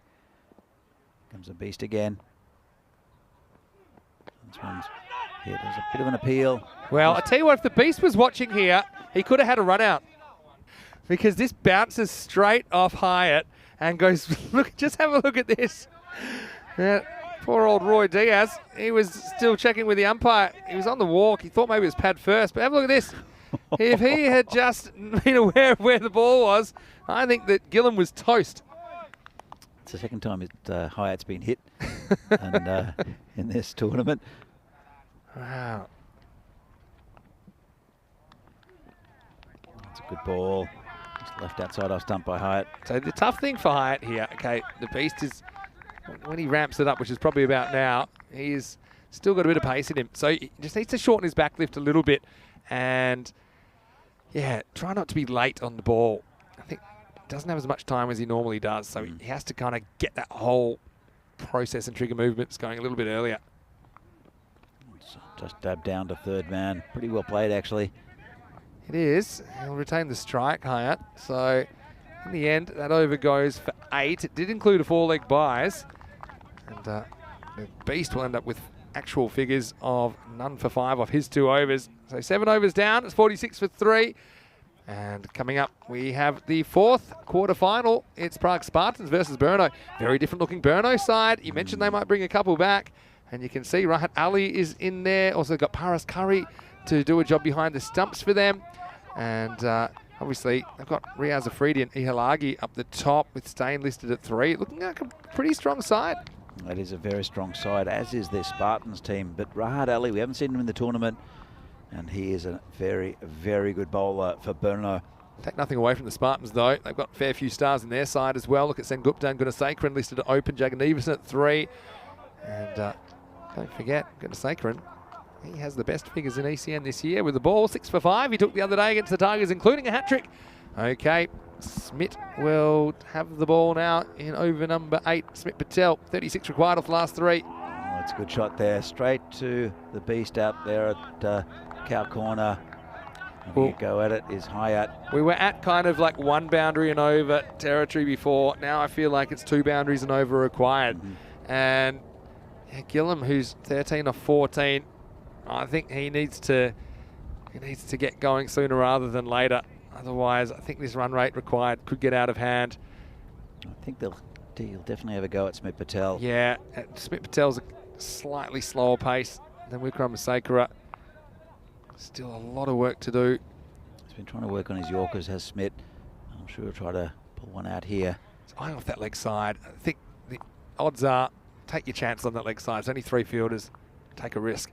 Comes Patel bowling to Gillam, who almost gets an edge. It's really good bowling from Patel. Yeah, it's always easy from off the field to analyse, but he's just kind of prodded a few times towards that offside where all the fielders are anyway, and at best he's getting one there. I think I'd like to see him make a definite move outside off and maybe open up that leg side. And he's got him. Good bowling for Patel, and that's the end of Kyle Gillam. And he's at the end of the Vinarati chase. Still got a bit of batting to come. It's a skipper, the Venki, in next. But Kyle Gillam never really got going. Hit 1 big 6. Apart from that, not much else. It's a good nut. I mean, that has certainly jagged away from the left-hander off the pitch. So he's just trying to basically keep it out with an orthodox drive. But that movement off the pitch is what takes it away from the outside edge of Gillam. A real peach from Smith Patel. Leaves Vinarati in a spot of bother. It's 47 for 4. And as Voitahasa comes to the crease, these two have had some good partnerships at Vinarati. They better have one now. There's 2.5 overs remaining. There's a lot of work to do, but still, these two, they are capable of scoring at that rate. It's just a matter of whether they can do it under pressure in this sudden death situation. Yeah, he will have a go at this, Will Voida. He's had quite a few swings and misses. But when he connects, he hits the ball hard, as does Arshad. But Smith Patel has worked very hard on his bowling over the last couple of years. And from a pretty normal club cricketer, he's really a huge asset for this PCC team. Just waiting on Voida taking centre.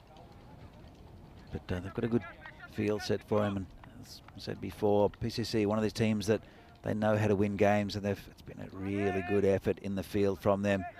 Tight bowling, just not enough from the big guns from Vinarati so far. As this one's just gone right next to the batsman. They'll take a sort of leg bye, got a bit of bat on it. Off the mark is Voida. No, leg bye, nix that. Yeah, and we haven't had a non-kicked boundary since the end of the 5th over. So now we're talking like 2.5 overs in. In fact, we want to be exact, 17 deliveries since the last boundary. So they need some now. Smith Patel been very, very good this over. Just 1 and a leg bye off his 4 balls, and wicket of Gillam, which he got with a real fantastic bit of bowlsmanship. Is that a word? It is now. Oh, he smashed him, and the beast knocks it over the boundary, and that's 6. It was very close to the boundary anyway, and Arshad Hayat just does enough. The thing is, he has 2 bites at it, the beast here. So he knocks it up, and then he knocks it again, you see, and just as he tried to kind of whack it back in, he just couldn't get there in time, so they catch a break there. Wow, you mentioned Hayat can clear a boundary, did just then, but it was assisted.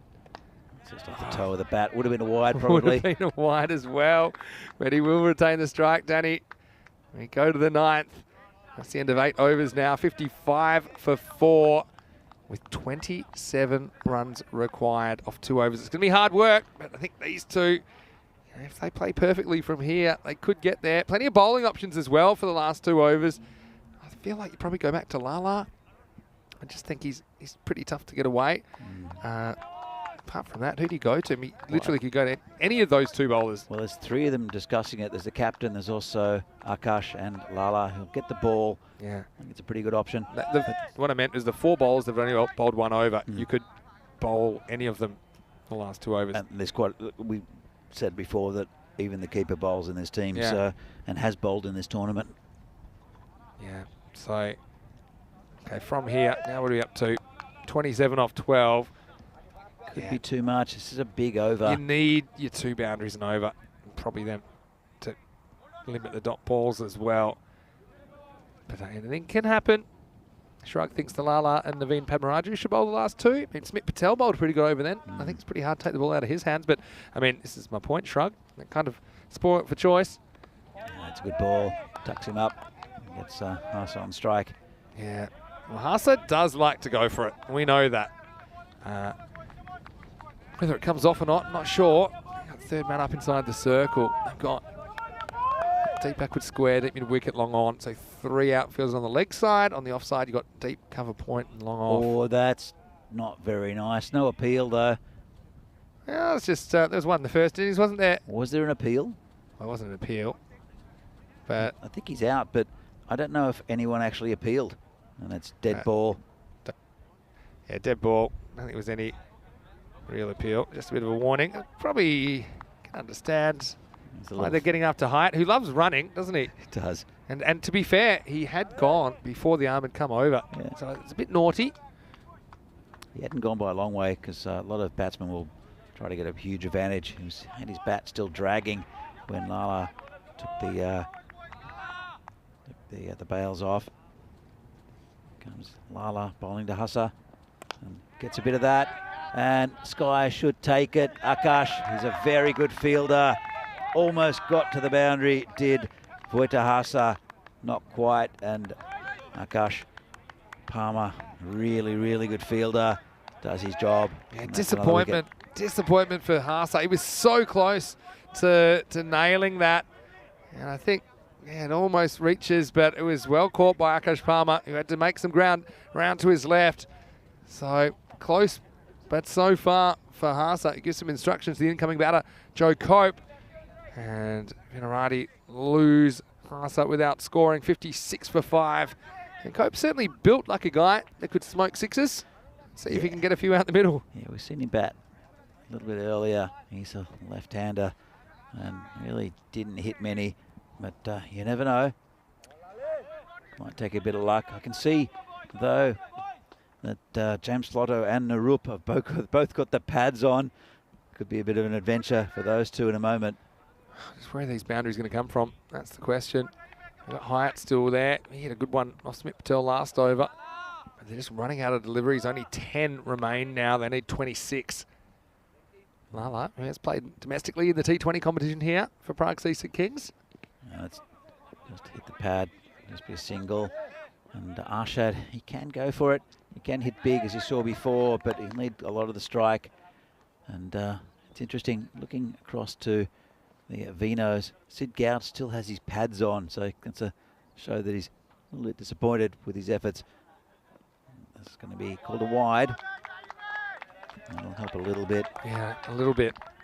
They need to find some boundaries. I'm sure that Hyatt is going to be the main protagonist now if they're going to do this. 9 balls left in this game. Another wide.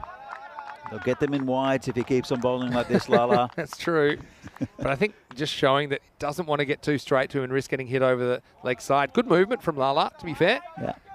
Just a little bit too wide. Hits up pretty well. There's a man out there. They'll just get the one, I think. Samira. And Joe Cope. And I think Arshad has just held his ground, and Cope will be run out. Cope will be out. Yeah, this probably would have been a wide too, you know. And Hyatt goes after it. And yeah, Cope looking for 2. It's probably the one time in his life that Hyatt wasn't looking for 2. And yeah, I think that the idea being that maybe Hyatt can grab the strike back. I suppose because it's side on, that Hyatt's a bit worried that he'll be the one that's run out. So he just stays put and he never moves a muscle. And he knows a fair bit before that that Cope is going to be brown bread. He turned blind, Joe Cope, and just ran. Yeah, you can see the situation there. I suppose you're looking for two. But yeah, it will be a run out. Well done out there as well to get that to the keeper. But you see Harshad Hyatt, because he makes his ground and he never leaves his ground. So because he was there first, doesn't matter that Cope runs past him. It is Cope that's out. Anyway, new batter will come to the crease. And it looks like Magashayam to me. It's wide again. They'll take one. Oh, here we go again. It's going to be a run out. No, it'll be fine. Maybe not. And that's out. And, well, I know that they need every run, but Venki is a pretty good bat, and he's looking at Arshad Kamikaze Hyatt, who's involved in another run out. I think he's well into the hundreds. And they were lucky to get away with that one. And I know that Hyatt's safe, but yeah, Venki, he felt like he was running a marathon there. So he's going to be out for a diamond duck, but the partnership is 2, so I'll give him that. And yeah, in the end, it's a bit of throw and catch until Ahmed throws it, then receives it back. And unfortunately, that will cost Vino's another wicket. I suppose it's silver lining that they do get 2 runs out of that exchange, but they're running out of resources as James Flotto comes to the crease at number 9. So well, he now loses his Narup award. Now he's having a bat. I think you can come out at number 9 and still be eligible for the Narup award. So he's actually coming out at number 8, I think, Vinny. I think there's 7 wickets down now. There's Narup and Arshad Ali to come. I've got 62 for 7. Okay. Just why there's still 2? Still plugging it into the computer. Here's Lala though. Flotto, nice shot. Out to Smith Patel, just got a single. Yeah, so that run out was Hilal Ahmed to Smith Patel to Hilal Ahmed. So only here in the European Cricket Network where you find such action. Should be facing last ball from Lala. He's got to go for it, I think. He has to. I'm just hoping he can get the strike back in the last over, make something happen. And he gets it. And that's Dan Casey with a drop. He's done a Corey Rutgers. Wow. Straight to the big man. Okay. Well, this game's alive. And Hyatt, he's picked out the biggest man in the Czech Republic. He spilled it. Dan Zilla. But what a time. And Lala ends up going for 14 in the over. There were a bunch of wickets as well. I think 3 of them. But at the end of it, it's 69 for 7. They need 13 off the last. Flotto is there. He handled his first ball pretty well. Smith Patel's going to get the ball back. He bowled the 8th. I mentioned they had a lot of options. They could have gone back to Padmaraju, Ali Hassan. They have stuck with Smith, who did bowl pretty good 8th over. They did get hit for 6. And it was Harshad Hyatt hit for 6. One thing's for sure, Hyatt's running on this ball. Exactly right. I think if you're Flotto, right, you are not a person to him. You are just collateral damage. He doesn't care about you getting out. He's getting down there by any means necessary. 13 required off the last, and often we talk about 13 off the last is the most likely number for there to be a golden ball. But with 7 wickets down, I'm not so sure. What a game here in quarterfinal 3. What a shot that was from Hyatt to keep them alive. Amazing shot. And he can hit the ball a long way, can Arshad, and he always looks for it. But, he's a sensible player as well. Smith Patel, a couple of years ago, has said that he would have lost his nerve here, but he's a much improved bowler, cool customer now. And I think he'll bring them home PCC, but if Flotto can get on ball, cannot swing and miss. Well, they're going to run anyway. Oh, he gets a little edge. Just the single. Oh, it's a really tough one for Hilal Ahmed. It's a big deflection, and he just has to react. He's got no time to move his feet. Watch this on the replay. If he can grab that, that's a huge one, because it means the new batter's coming out to face, and it saves the run, as it is now 12 off 5. And now if you're Flotto, you better have your running shoes on, because if it goes to the boundary, I'm sure that Hyatt's running too. And PCC will have to try and run him out. They're only 2 Maximos away from glory. Or even 2 4s this stage. Well, hold on a second. Have we got Smith Patel? And he's hit it straight back to him. Great catch there from Patel. Rifle back to him. He's a good fielder. And that's the end of Arshad Hyatt and probably the end of Vinarati's run chase. Well, hold your phone, because there's been 5 penalty runs for time, and I didn't pick it up until I saw the score then. So actually, they're only 7 from victory right now. And so Hyatt has smacked this. I suppose it hit it perfectly, but this is even closer than we thought. So 5 penalty runs for not keeping to time, and now an 8th wicket. This will bring one Arshad out to replace another. This is Arshad Ali. So 7 runs required off 4 balls, 6 for a golden ball. Oh, and I did not realise, literally until the moment just after that catch was taken. So the penalty runs were applied at the start of the last over. We do see it on occasion. It is enforced strictly, and all the captains, everybody knows that's the rules, and they get informed during the innings as well. If they're behind, they have to try and make up the time. It's the first time we've seen it in this tournament as well, and it's the other one of the Arshad brothers. He'll be facing Smith, who's bowled pretty well. 4 balls left in this game. All right, 7 off 4. And that could be out, and he's given him.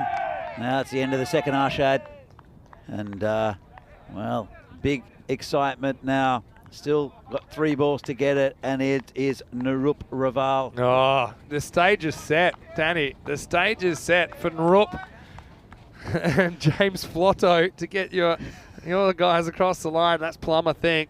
And so Smith gets the wickets. What I will say, just one final thing on those penalty runs, all of these things are accounted for. So it's not just done on a whim. And to the second, they do this in the officials' tents. There are allowances for stoppages and things of that nature. The onus is on the fielding team. And look, haven't seen any spin either from PCC. So, you know, this doesn't come out of the blue. It seems like it does, but every single game this is being monitored. So, well, here's Narup. Chance to be a hero. 7 to win. Come on, Narup. And big swing and a miss. That's good, well bowled by Smith Patel. Oh, wow. So 7 off 2 now. 6 would be interesting here, Vinny. Yeah, well, I mean, they got a good field. They got the third man super fine. They're probably feeling like there could be a little edge. 2 to come. And that's going to be wide. Well, that's one way to do it. All he needs is one big shot here, Narup. Just throw a spanner into the works. See, what about a big 5 wides down the leg side? There's no fine leg. It'll tie the game. So now you can win the game with one swing of the bat.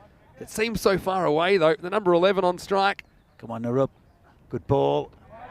Now it's 6 off the last ball. Oh, it's all set up for Narup. And this would be one of the all-time great stories for Narup Patel. Narup Raval, I should say, against Smith Patel. All right, Maximo for the win. Oh, and it's the end of the game. Can't get there. Vinarati, good effort. Just not quite able to make the 82 they need. Really good over there from Smith Patel. Just inside that line.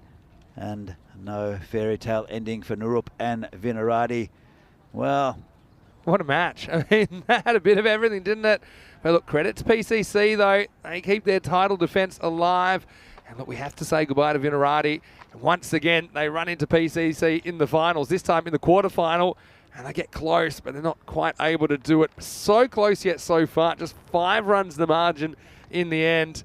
And look, can't really blame the guys down the bottom. And they did their best. But, I mean, take it back to Smith Patel. The fact that he took that really important return catch. That potentially is a match-winning catch off Hyatt. And unfortunately for Vinos, again, they fall to the Prague Cricket Club in the ECS. And Prague Cricket Club, they certainly had a bit of a scare. It's, you know, they're worthy semi-finalists tomorrow. It's really fantastic win there for PCC. Put under a lot of pressure. Good effort from Vinarati, just not quite able to get the 6 extra runs they needed to win that. And some good batting in there from quite a few of them. And in the end, you know, that extra run at the end of the first innings as well, where we thought it was run out, but turns out that Cope had broken the bails. So had a feeling it was going to come down to the wire. Look, a good rivalry, but also good relations between these two teams. It's good for Czech cricket, I think, when these two are duking out close matches. And early on, that was a really good start to the innings by Bhatia. Once again, he had a bit of trouble as he was caught in front, and I think in the end it was probably a good decision. I mean, the only thing was the height concerned me slightly. Umpire was in the best position to make the call. This is a nice catch by Ashokan as he was able to get Gowd, removed a dangerous hitter. And yeah, Heidenreich was one that just didn't really click for the most part. He ended up getting run out after a drop catch, so that was the end of Fred. And Gillen was there for a while. Look, it seems that every time they were tested PCC, they seemed to come up with an answer. They seemed to be able to keep Gillen quiet. He had a close call there. And although he was able to sneak this one away to the boundary off the pad, he wouldn't last a lot longer. He got an absolute peach from Smith Patel.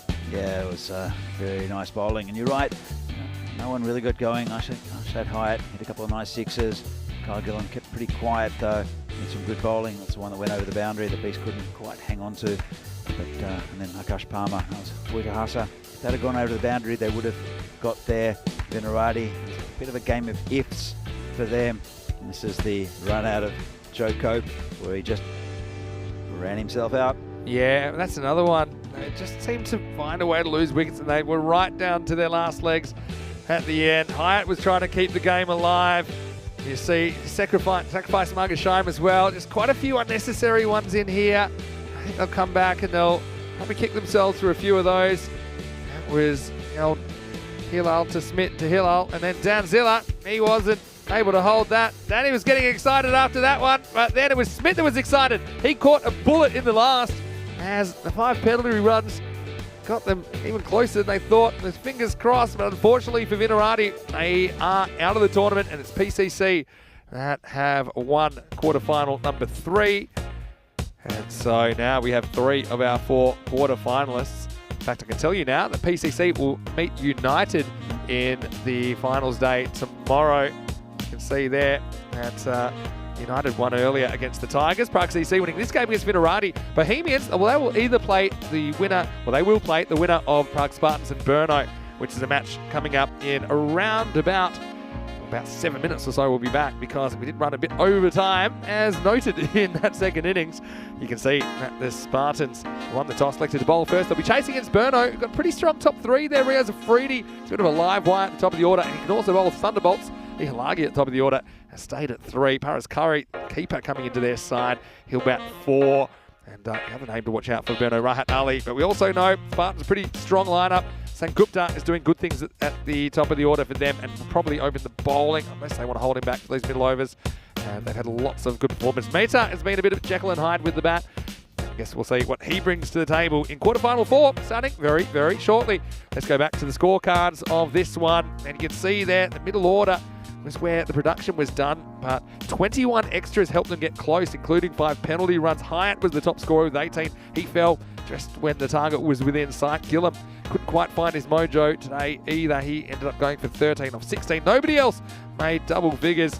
Ultimately, it was left to Flotto and Raval to try and scramble the last few runs. They couldn't, and as a result, Vinarati, unfortunately for them, their tournament finishes in disappointment, a bit like it started. Looking at the bowling, Smith Patel, when they asked him to bowl the last over, and he did very, very well. 3 for 10 off his 2 overs. Also wickets for Matarangalala and Padmaraju. Hassan bowled a decent over, and the Beast didn't take a wicket, but he was very economical with his bowling. He only conceded 5 runs in his 2 overs. Well, Danny, disappointment for Vinarati, so maybe we'll need to take a cold shower, but we will be back with more cricket in just a few minutes. It's the final quarter-final. Join us from Prague on a beautiful sunny Friday afternoon for the last game of the day. Vinny Sandu here, Mr. Maximo, alongside Danny Hudacek. We'll see you shortly for more FanCode European Cricket Series.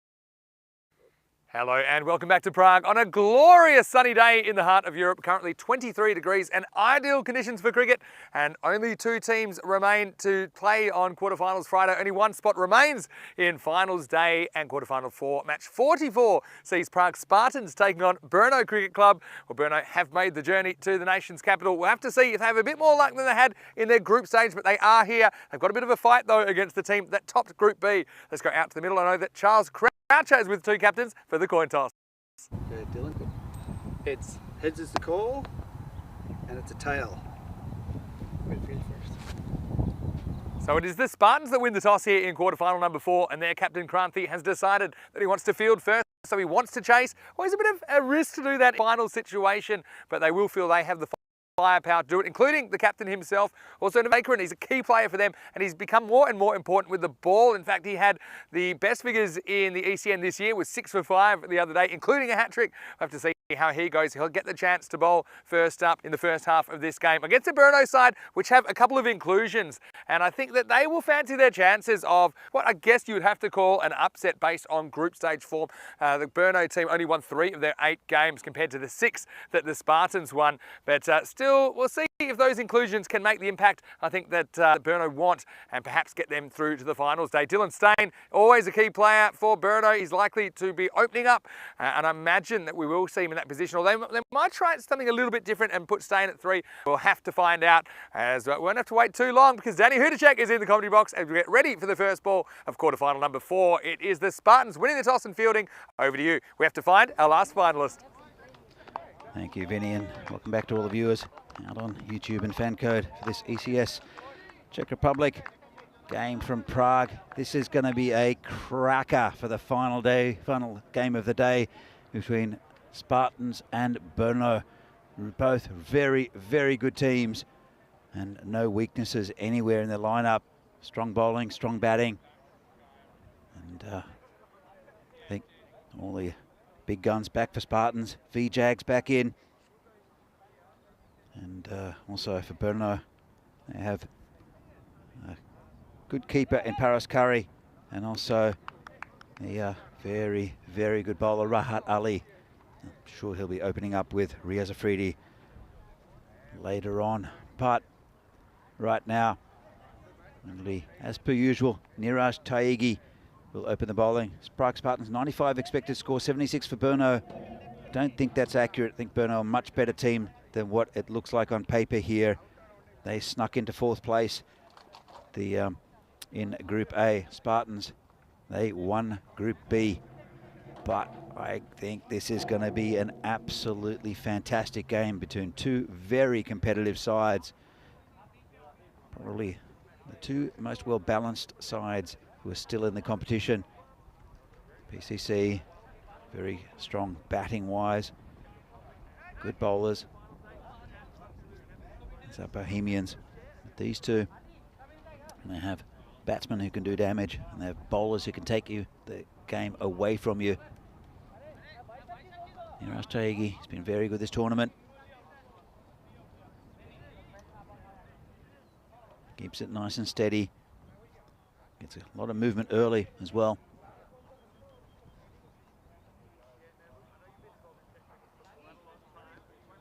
Just waiting on a start. Still fantastic weather here in Prague. It's been very good all week, all 2 weeks really.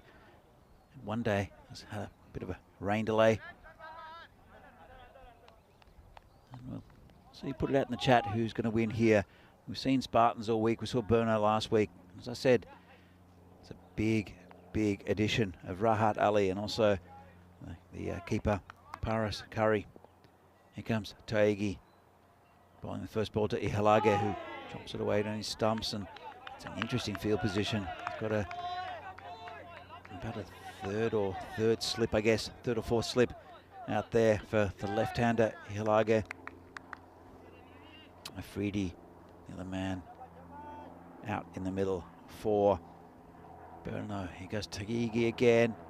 Outside off, cut away. There's a man back there, should stop it, and he does. Just a single. Hits it very cleanly. It does. Janika Ihalage.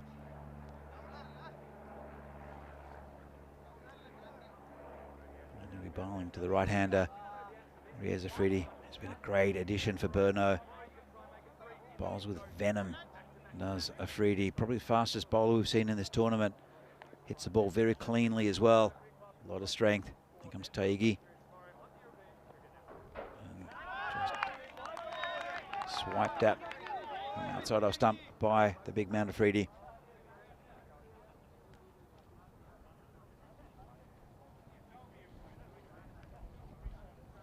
Both want to get into the semi-finals tomorrow. This is the last of the quarterfinals.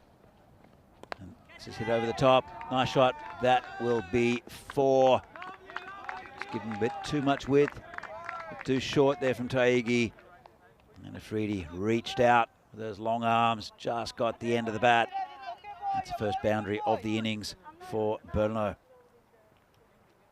I really don't know who's going to win this game, but it'll be a pleasure to see Rada Ali back in this bowling lineup for Brno. Just beaten outside off stump. Bit of a stifled appeal. He's never shy with the appeal, is Niraj Taigi. It's been a watchful start. Just that one boundary so far, 5 so far off the over. 1 ball remaining. Good contest. Taigi bowling to Afridi. Again, it's going to be called a wide. He's got a plan here, Taigi. I don't think he's got the field set for that. There are 4 on the leg side. Seen a lot of teams with an offside field, and this one's always squared him up. It's a better ball, and that's the end of the over. 5 from it. Pretty even contest so far. And Brno, they've come up here in the second city of Brno, which is about 2 hours away south, southeast. And they're up here to win. They're one of the top clubs in the country. They are very, very difficult to beat down in Brno. But this pitch is slightly different. The Brno pitch, a bit more like a road, and they tend to know how to bowl and bat on that, and they practice on it every week. Play on it every week. Now 3 teams in the club. It's a new bowler. It's Raya Prolu. Interesting choice. Bowling to the left-handed Ihalage. Nice and pitched up. It'll be through the field, go towards the boundary. It's Farouk out there who does the chasing. Did very well. No, just get the 2. It's pretty quick out there, Farouk. Chased it down. It's 2 for Ihalage. Interesting having a right-hand, left-hand combination opening. We saw it with Vinarati before. It's very, very good to have that, especially in this format. Messes with the line of the bowlers.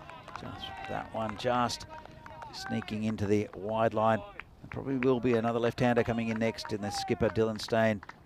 He's a very good batsman. And Paras Kari will bolster the batting lineup as well, the wicketkeeper. It's a bowler, nicely pitched up, straight back to him by Janika. Nice and tense, been a good over so far.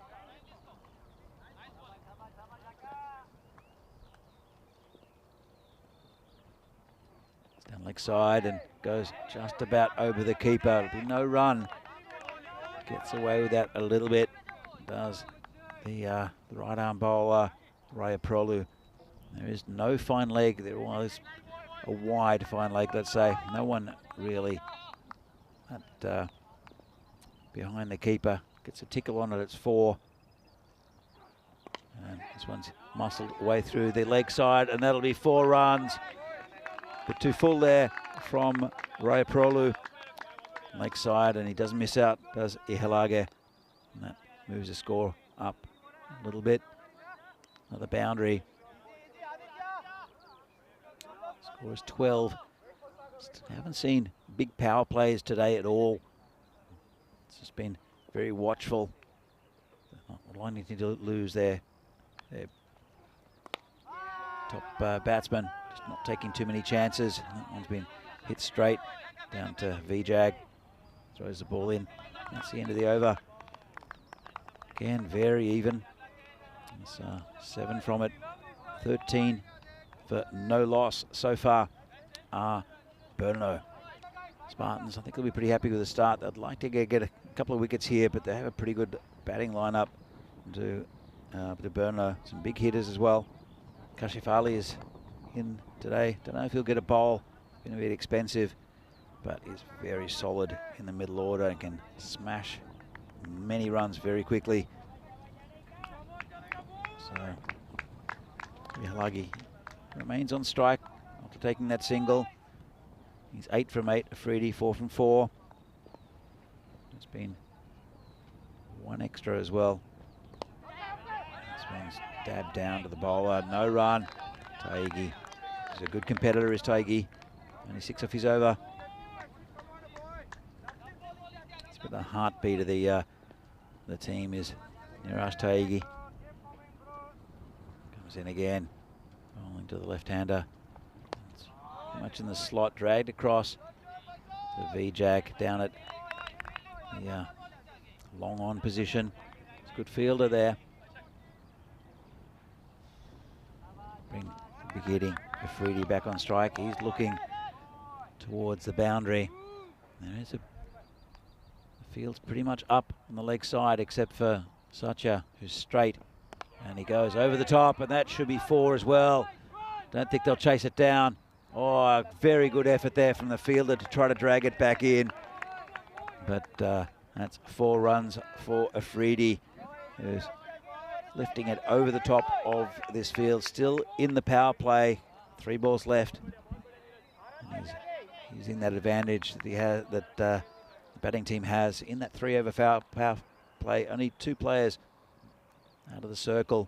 Afridi just pads that one down. No run. So he's got a couple over in that area, reaching out there. The wind predictor. I think we'll ignore the wind predictor for a while because I don't think anyone can predict the result of this game. Not at this stage anyway. Comes Taigi. Couple of balls left. So we don't have an edge on that, I think. Well, I heard something. Taigi was interested. The keeper wasn't. And that's no run. Swung hard at it. Might have a creaky bat. Afridi. Taigi does like the appeal though. Comes in again, last ball of his spell. And Afridi smashes it onto his leg, and that'll just be a single to end the over. Pretty good spell by Niraj Taigi, going for 12. And Brno, then 19 for no loss at the power play. Would like to have got a few more. As I said, the power plays really haven't been huge in the quarterfinal so far. Been very cagey so far. Just over 6 and over. It's been difficult going though. Pretty good bowling up top. Afridi taking that single will retain the strike. And as I mentioned, he's a powerful man. Hit the ball very hard. There's a lot of batting today for Brno. It will be Ray Prolu to continue. Bowling to Afridi. Want to hit a couple of big ones just to assert a bit of dominance here, Afridi. Nice conditions, not too good for swing bowling. Does cut off the pitch here. That's right, Prolu. Big swing and a miss from Afridi. It's a good line and length that. It's been pretty good as Ray Prolu for the most part in this tournament. Got a lot of bowling. Sengupta and Reddy, 2 of the main bowlers for Spartans. We haven't seen them yet. We'll see one of them next up, I think. It's hit in the air. It's a long way. Vijay can't get it. That's 6. It's hit it right into the dugout of the Brno boys. And that's a really nice shot. Just swings hard. Gets a good piece of it. It's the first 6 of the innings. See how the bowler comes back. And this one's in the air. Player coming in, but just let it bounce. Never going to get there. Just a single. It's looking dangerous, Afridi. When he connects, it goes. Ihalaga at the other end. It's going just about to run a ball. No panic from Berno at the moment. They know just a boundary or two in innings, an over, will bump up their score.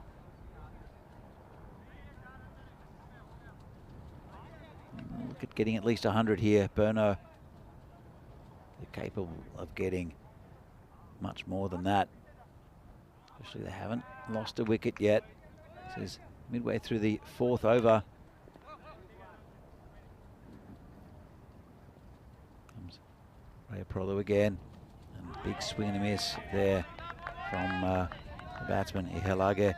He's been bowling pretty good line and length as Rayapolu. Taken for that big 6, but it's been pretty steady. Comes in again.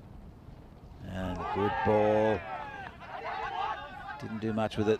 Then the left-hander. That's the end of a... In fact, he's got one left as Rayapolu. Gone for 14 so far. No wicket down. Just balk at that.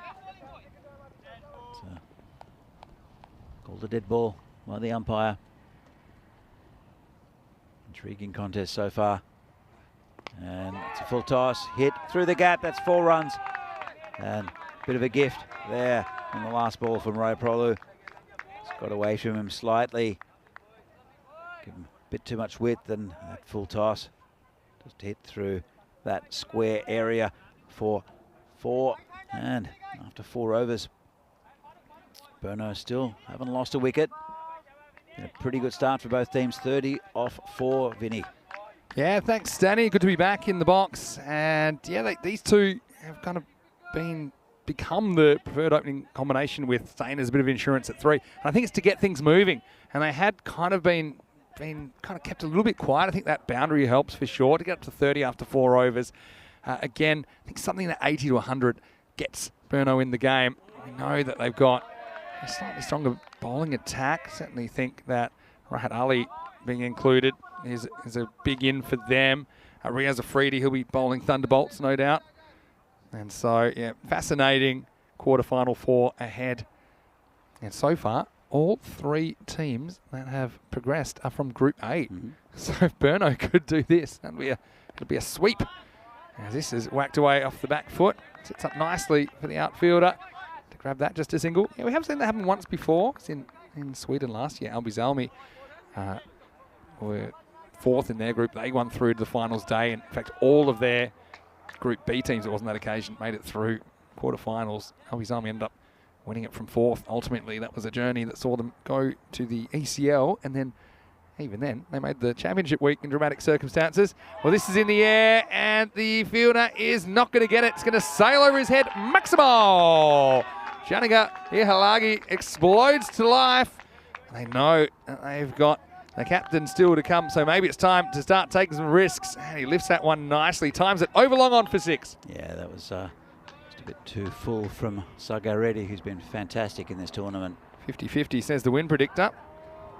That next one is a wide down the leg side from Reddy. Yeah, but I do agree with what you said about Reddy. He's been really consistent for the Spartans in this series. This time just down the leg side. And he also liked the right-hand, left-hand combination by throwing Afridi up there rather than necessarily opening with Stain and Ihalaga, 2 left-handers.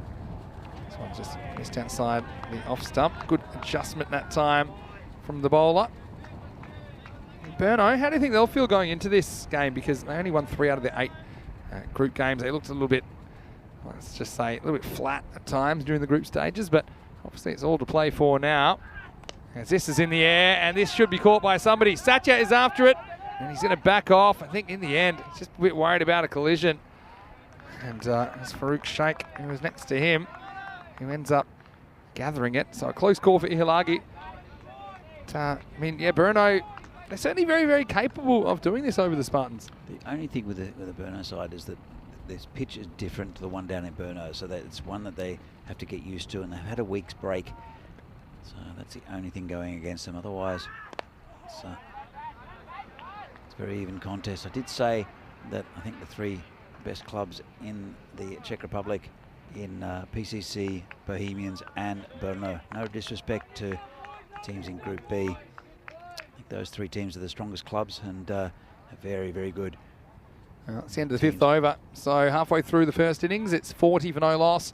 Ihalagi with 20 not out of 16 and Afridi 17 of 14. I was just having a bit of a chat to the officials in the break, particular tournament referee Charles Croucher, about the time for PCC. So I know some people were saying, oh, come on, there's allowed, there were hold-ups, there was left-hand, right-hand, a few things. And he explained to me, look, they were 7 minutes over time. They do get a kind of 2-minute general allowance for those kind of things, and then with some extra wickets, they get a minute back for each of those, but they were still 2 minutes behind. So even with all the allowances, they didn't quite make it on time. And that's why we see that enforced consistently. And most teams, the reason we don't see it so often these days is because most teams kind of get the notice to hustle through. Because the umpires will tell them throughout the innings, look, you're 1 minute behind, you're 2 minutes behind, and you've got to hustle. So there wasn't really a big sense of urgency at any point during that innings, I think, from PCC, and that's why they copped the 5-run penalty. As it was, though, they still snuck in by 5 runs over Vinarati in quarterfinal number 3. Little nudge. This is Parth Baladia, who's into the attack now in over number 6. And these two can really afford to kind of go for it now, I think, because if they get out, they've got Stain to come. And yeah, a couple of decent hitters past that as well. Definitely trying, Vinny. Freddie, a couple out of the sticks, as has Ihalage. No one's just gone to that short cover area just for a single. Kranthi's copped that in the ankle, I think. He got everything behind it, but it's bounced off his foot. So you're right, this right-hand to left-hand combinations we saw earlier with Vinarati causing a bit of havoc. This one's hit high in the air and turned him around the fielder, and he won't get anywhere near it. A proper Bermuda triangle. They're going to get 2 here. Satcher whistles in the throw. I was a bit worried about this because this went up. And I think it's Kranthi again. He swaps sides of the wicket. And he turns around, he looks up, and he doesn't see any ball. And by the time he does see it, it's too late. And a bit of a lucky one. Ihalagi turns this one around the corner. This should be just one again. Happy just with that single. Baladia, though, yet to be hit to the boundary. Going at a pretty good rate and set up to get around about 100. See, if they go 12 and over, they get 95. I think they'll go more than that. They haven't lost any wickets. Got nothing to lose, really. It's a make or break in this quarter-final. It's got through the keeper. It's going to go to the boundary, and that'll be 4 byes. That'll help a lot. Oh, yeah. Bit of a bonus. Everyone Mehta's had a pretty good tournament behind the stumps, but this one just shoots through on him. And, yeah, just can't adjust. So, I also thought, minuscule chance of a stumping because the bat had snuck out of his crease, but never mind the stumping. Needed to make that stop. So, bonus boundary to Burno. And that finishes the over as well. Also brings up the 50, as the score is 50 without loss. And 50 partnership being brought up off the last ball of the 6th over as well. Yeah, it's pretty good going from Burno. They haven't really taken the game away from Spartans. Speaking of 50s, this is constantly gravitating back to 50-50 this game. It shows you how close it is. So they can really bat with some freedom now, Burno, because 4 overs left, 10 wickets in hand. They'll hope for 2 a ball, I think, from here. That'll get them up to 98. I think it's pretty competitive. As we see end gun into the attack, Gunasekaran. It's a good start outside off stump to Ihalage. And no run. I'm sure we'll see Dylan Stain in next. If they do lose a wicket, Burno, they don't look like it at the moment. Yeah, how good was Gunasekaran the other day when he took 6 for 5? He was coming on towards the end of the innings. He's been hit square on the offside. Play comes around, they'll just get the single. It'll be Gunasekaran bowling to the big man, Afridi. And yeah, look, Burno, they haven't lost a wicket. They look pretty comfortable, but the run's just not coming. It's going about 8 and over. Do you think it's enough, Vinny? I think it's competitive. I don't know about enough. I think scoring the 80s, I think it's a 50-50 game. Then again, this one's in the air, going down towards 3rd man. They'll look for 2. They won't get it, just the single. Yeah, well done to keep that to 1. a bit like that PCC game. You know, they ended up kind of staggering to a score in the 80s. Vinarati weren't able to chase it down. I think the Spartans, they would back themselves to chase something like that. But we know that Brno have pretty good bowling lineup. You know, got some good spin options in there. Naveed Ahmed, I'd love to see him bowling again. This is away and it's well stopped, or is it? Wow, this will be an interesting replay. That's 4 runs for me. Yeah, well, they might run about 6 if they don't give the 4. Let's have a look at it. I was so far away from this. I thought he got to it, but then I think he steps over the line. I thought he ran quite a fair way. Yeah, I mean, I'm just wondering if this is an optical illusion because it flew away, and here, well, maybe he's okay, you know. Could be. Okay, he's fine there because he takes off.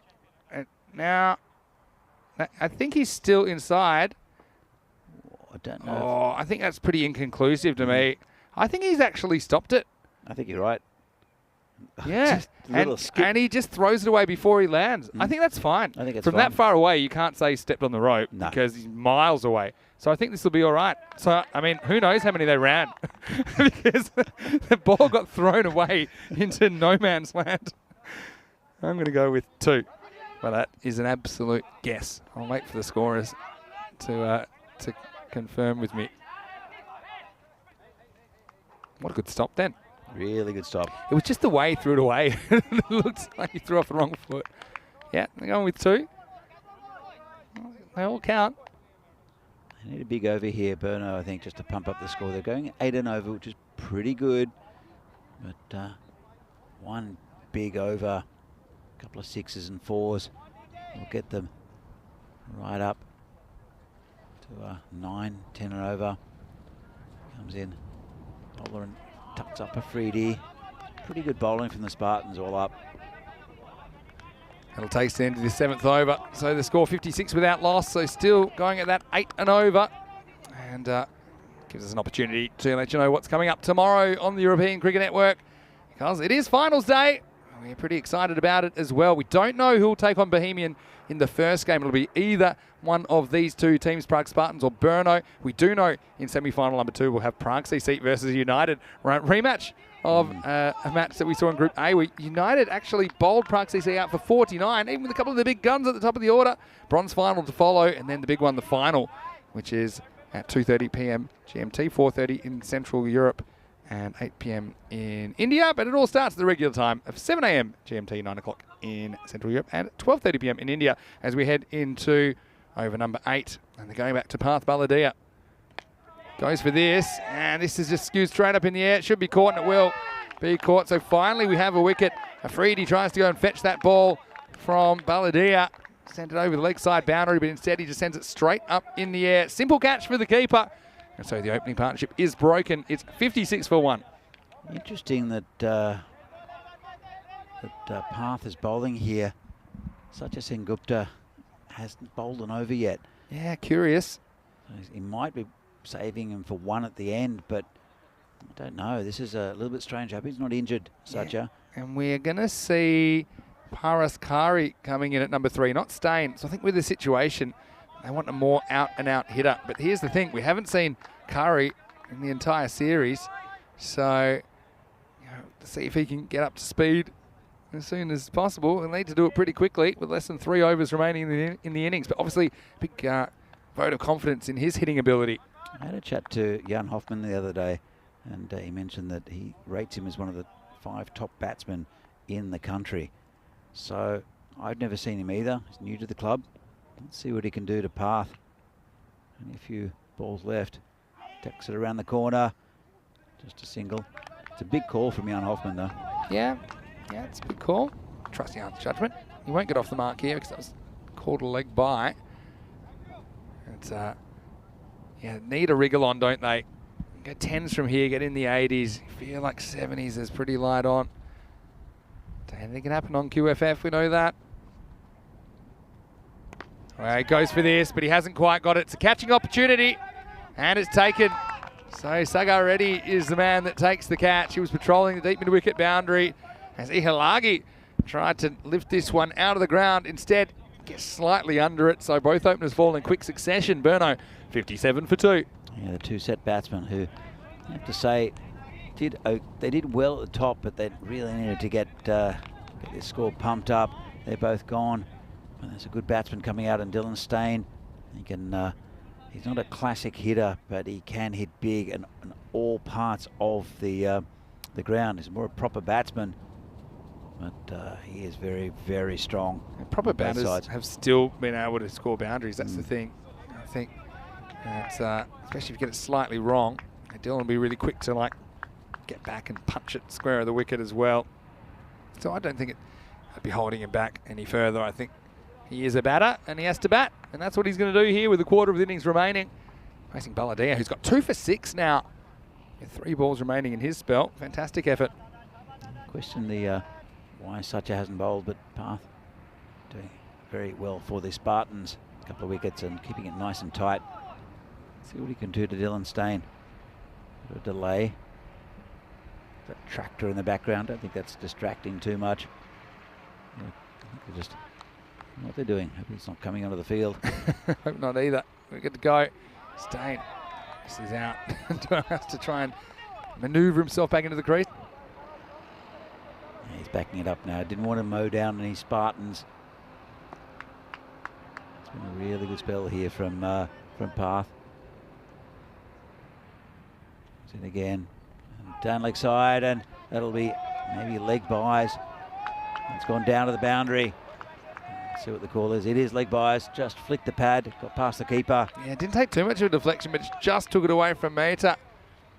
Another kicked forward. Who had leg buys? Firming for player of the series for me. He has been on fire today. So, not much he can do about that. I suppose it was slightly ill-directed. The boundary from nowhere. Useful though. Well, that could be close. Not out. And, don't know what Dylan's doing. There we go. Very well done by How Dylan about Stain. this? So he's come back halfway down the wicket just in case something happened, and it did, and he was right up for that second run. Let's have a look at this. Yeah, we'll have a look at the shout first. Actually, it wasn't far away. Not sure if it's just the angle that had Joe Foster in a bit of doubt. And then, well, it wasn't that fast, but it was pretty fast the way they got through on the slight fumble. So 63 for 2 off 8 overs.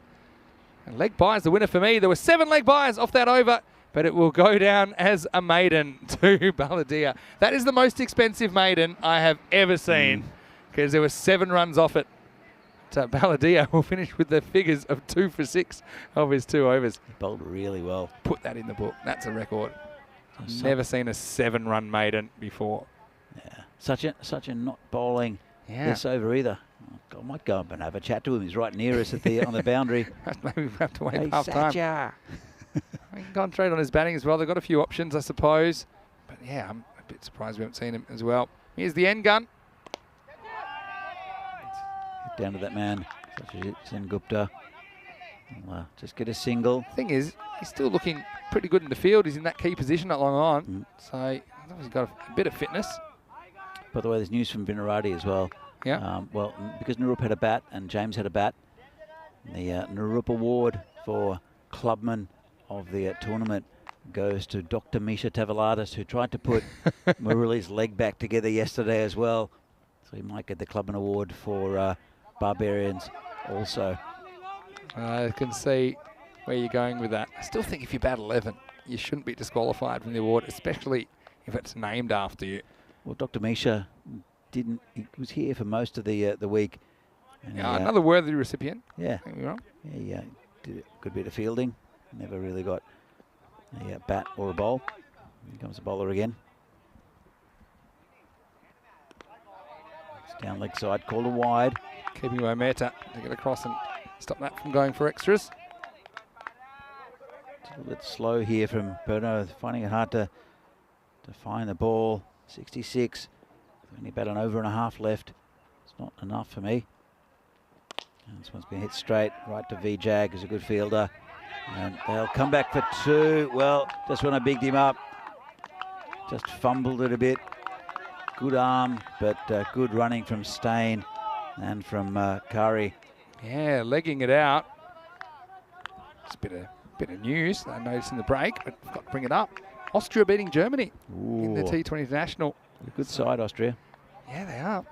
Akib Iqbal, ECN superstar, doing really well, taking 3 for 18. They defended 140 odd. Big upset. This is in the air. Play coming around, just fallen right in the middle of a couple of them again, and that's a good, well run. 2. Big slide.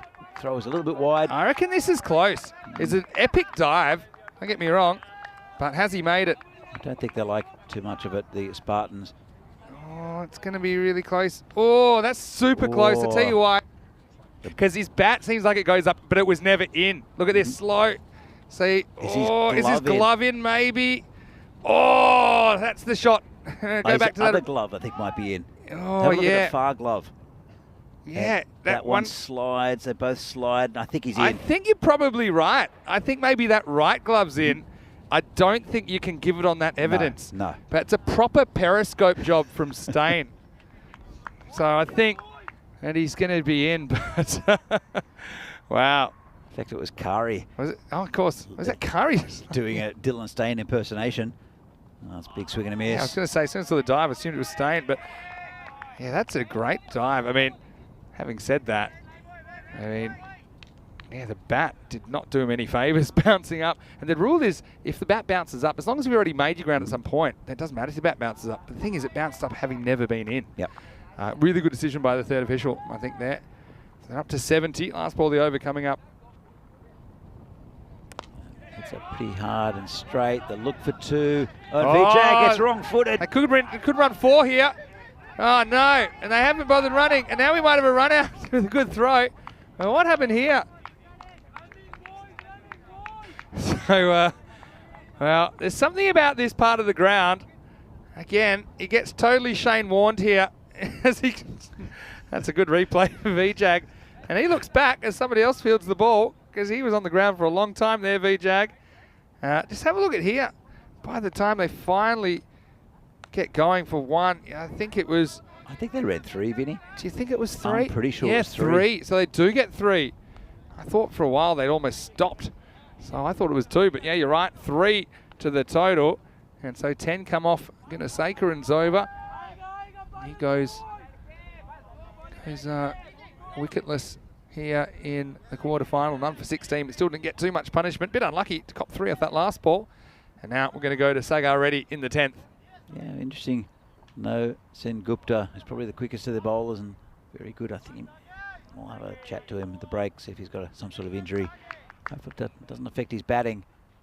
He comes Reddy. Bowling to the right-hander. Just push down to point for a single. Can they get this 80 plus? I feel like 1 boundary here will drag them up into the 80s. They'll have to bowl and field really well, but at least they'll have the runs on the board. They'll have to get rid of some of those dangerous top order players for the Spartans. Yeah, this game, always knew it was going to be a really good one. 2 quality teams. Still trying to work out how that ball could have bounced the way it did to Vijay. It's gone sideways. I would never have picked that. I don't think he did either.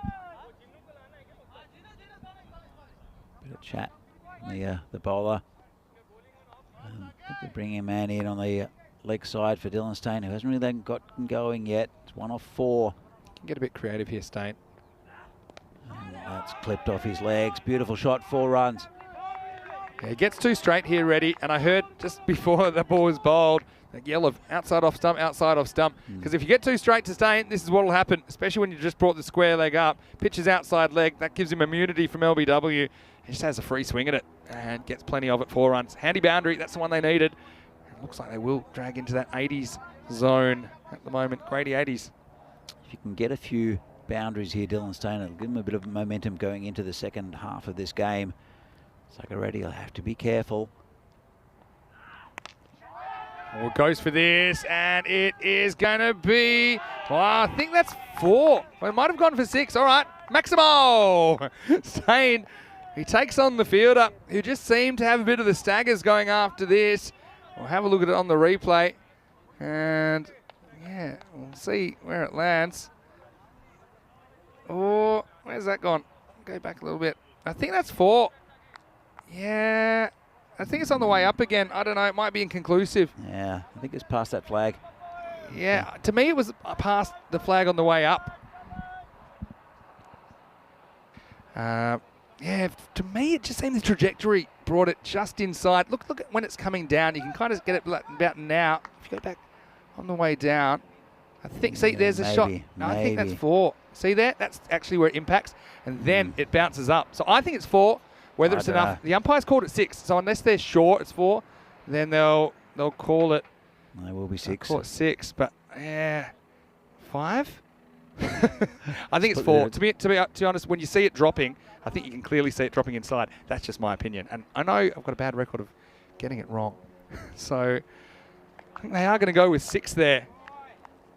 Changed my mind. They've gone with 4. All right, here we go. I was wrong, even when I thought I was wrong. Now this one's wrong from the bowler. They're going to run an extra. Stain wants to come back, but guess what? He forgot to send an SMS to Kari, who would set up camp at the striker's end. So look at this. I'm not sure if it wasn't a no ball. I don't think it bounces off the pitch almost. I just thought it jagged off the edge, but it didn't. I changed my mind again. It was 6. Okay, so we've gone 1, 4, 6. And then 2 wides there. Kari hits it through the leg side. And there's a man out there, it's Farouk, who does well, gets his body behind it. They come back for 2. And good runs in this last over for Burno. They're up to 88. Just remember those 2 runs as well, because I think this is a really close game in the making as well. A bit like the last one we saw in quarterfinal number 3. Been a good day's cricket, I think, Vinny. Some really close games. You'd expect as much. Oh, now Stain. This is the thing. I don't think Kari's played any T10 cricket, so he's just thinking that's a wide. Truth is, keeper's got to do so much there. I think they can probably hustle through for one. Stain's off to the races. But we'll stay on strike.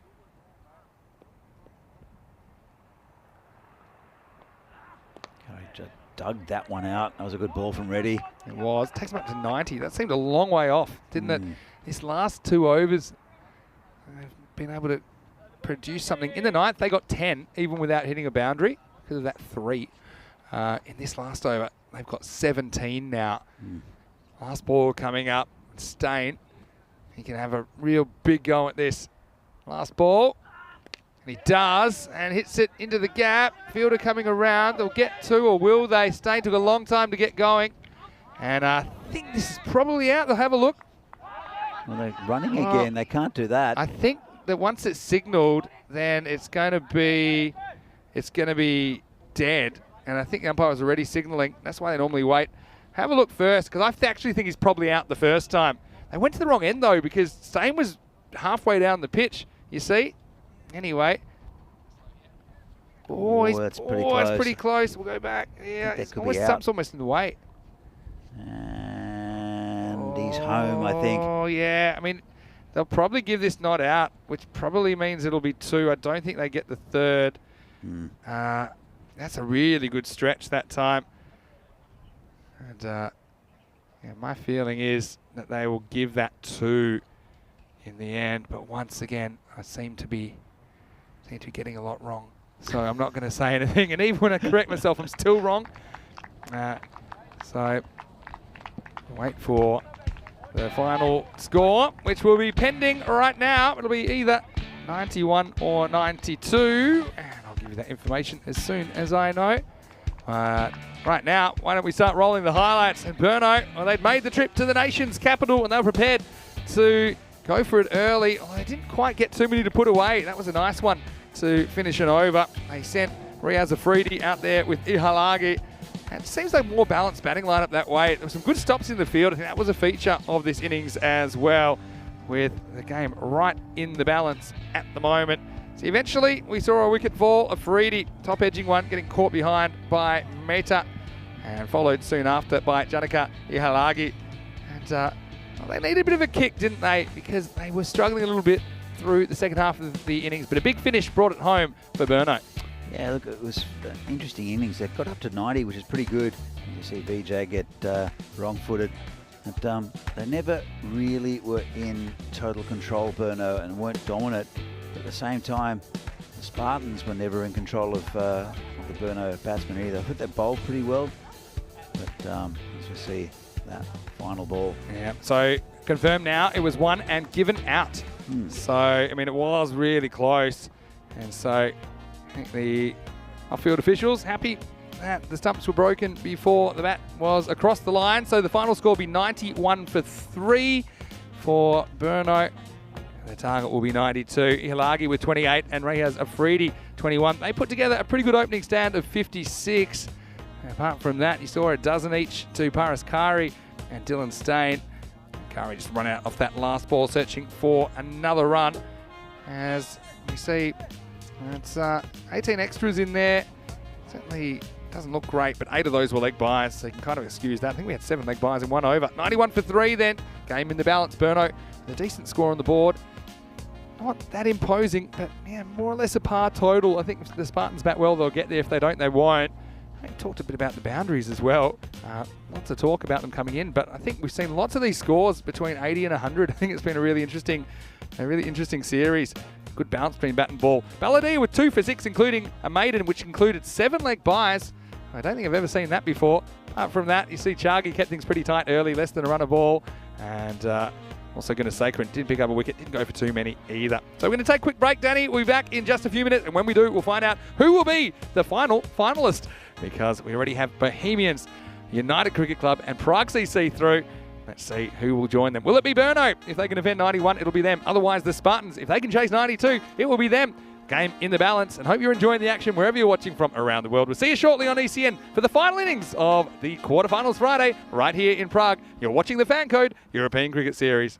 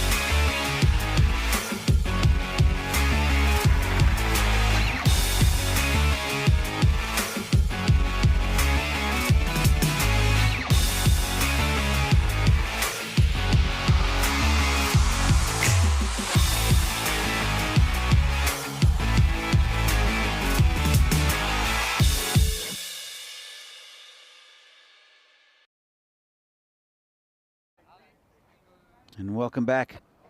The FanCode European Cricket Series here from the Czech Republic. The final innings of the day, the final innings of the quarter-finals.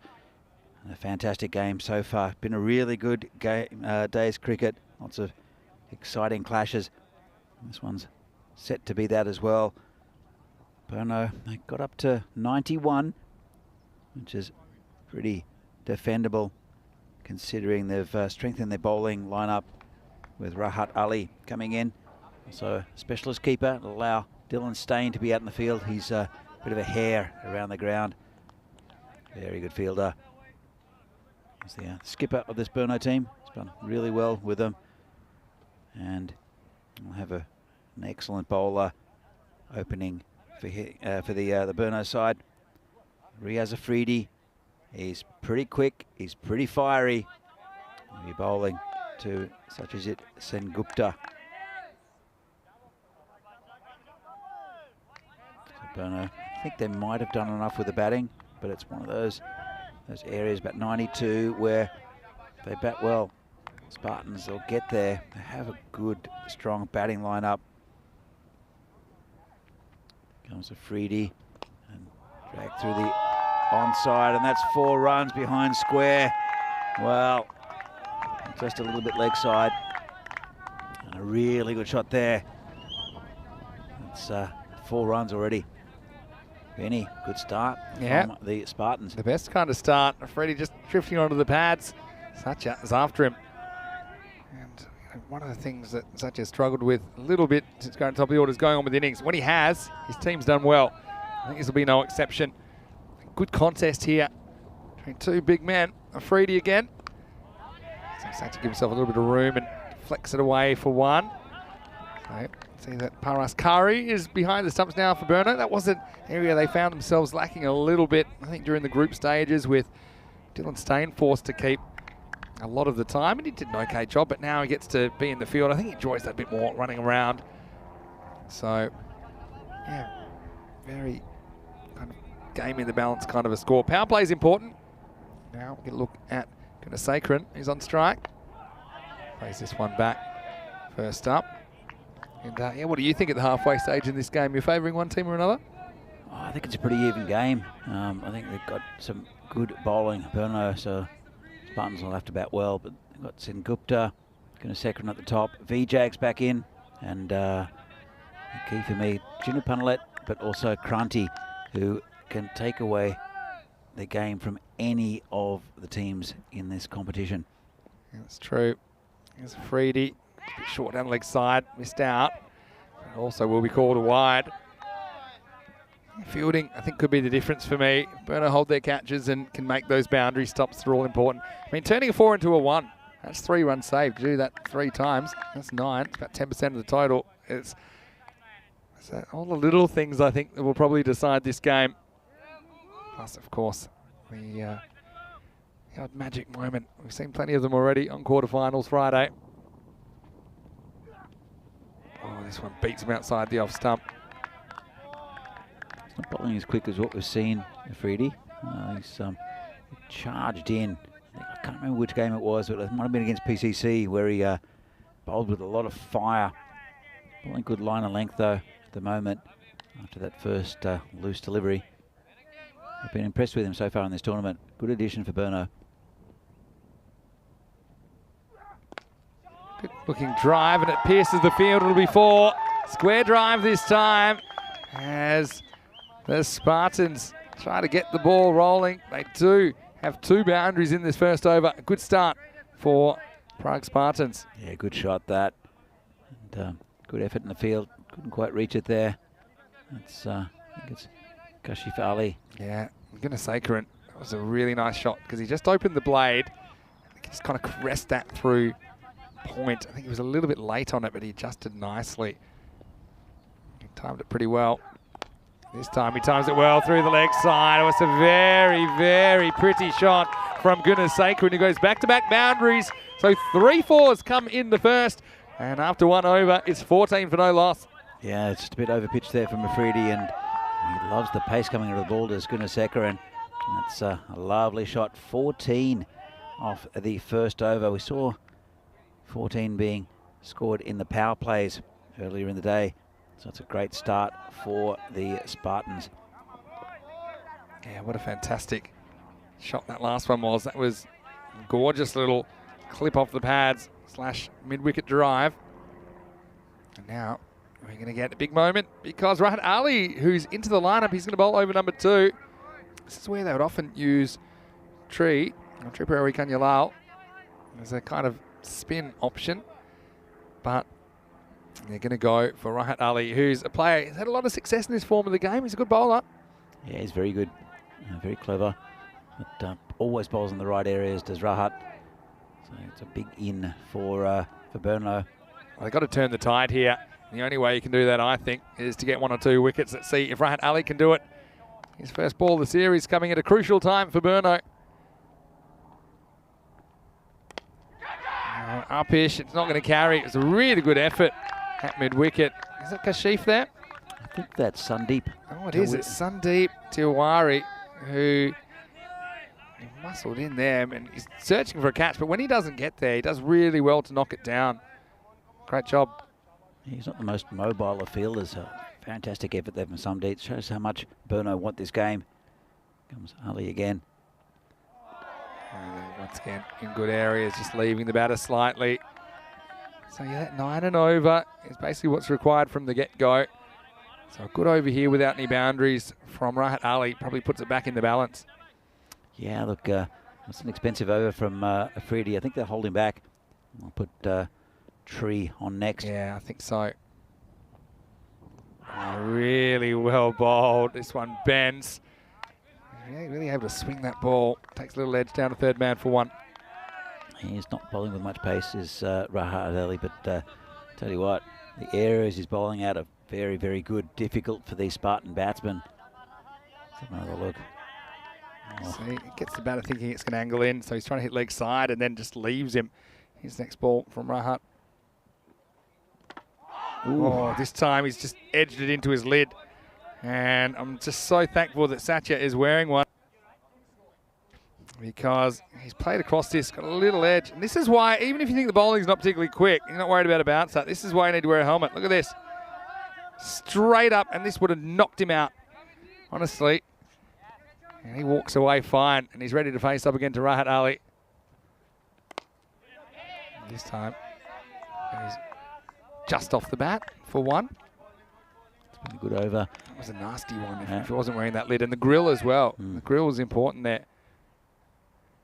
Satya's a very good-looking man. I don't mind saying that.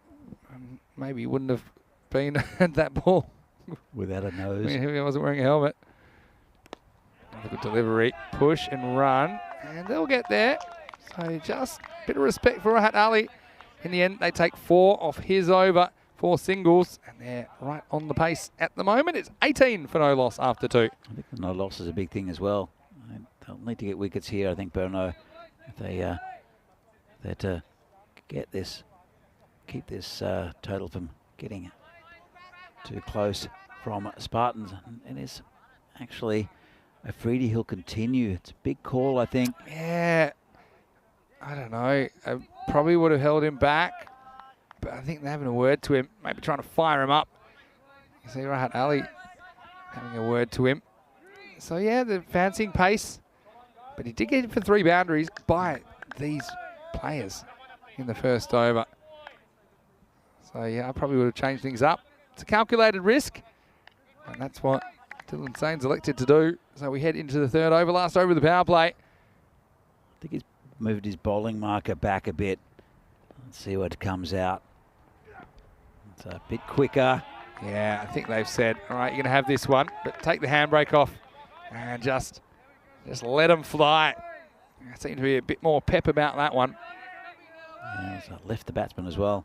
Diraj Thakur in the chat. Hello to you, Diraj, saying, go Spartans, save Group B from the blemish. Well, that's because we have had all Group A teams so far, haven't we? Comes Afridi again.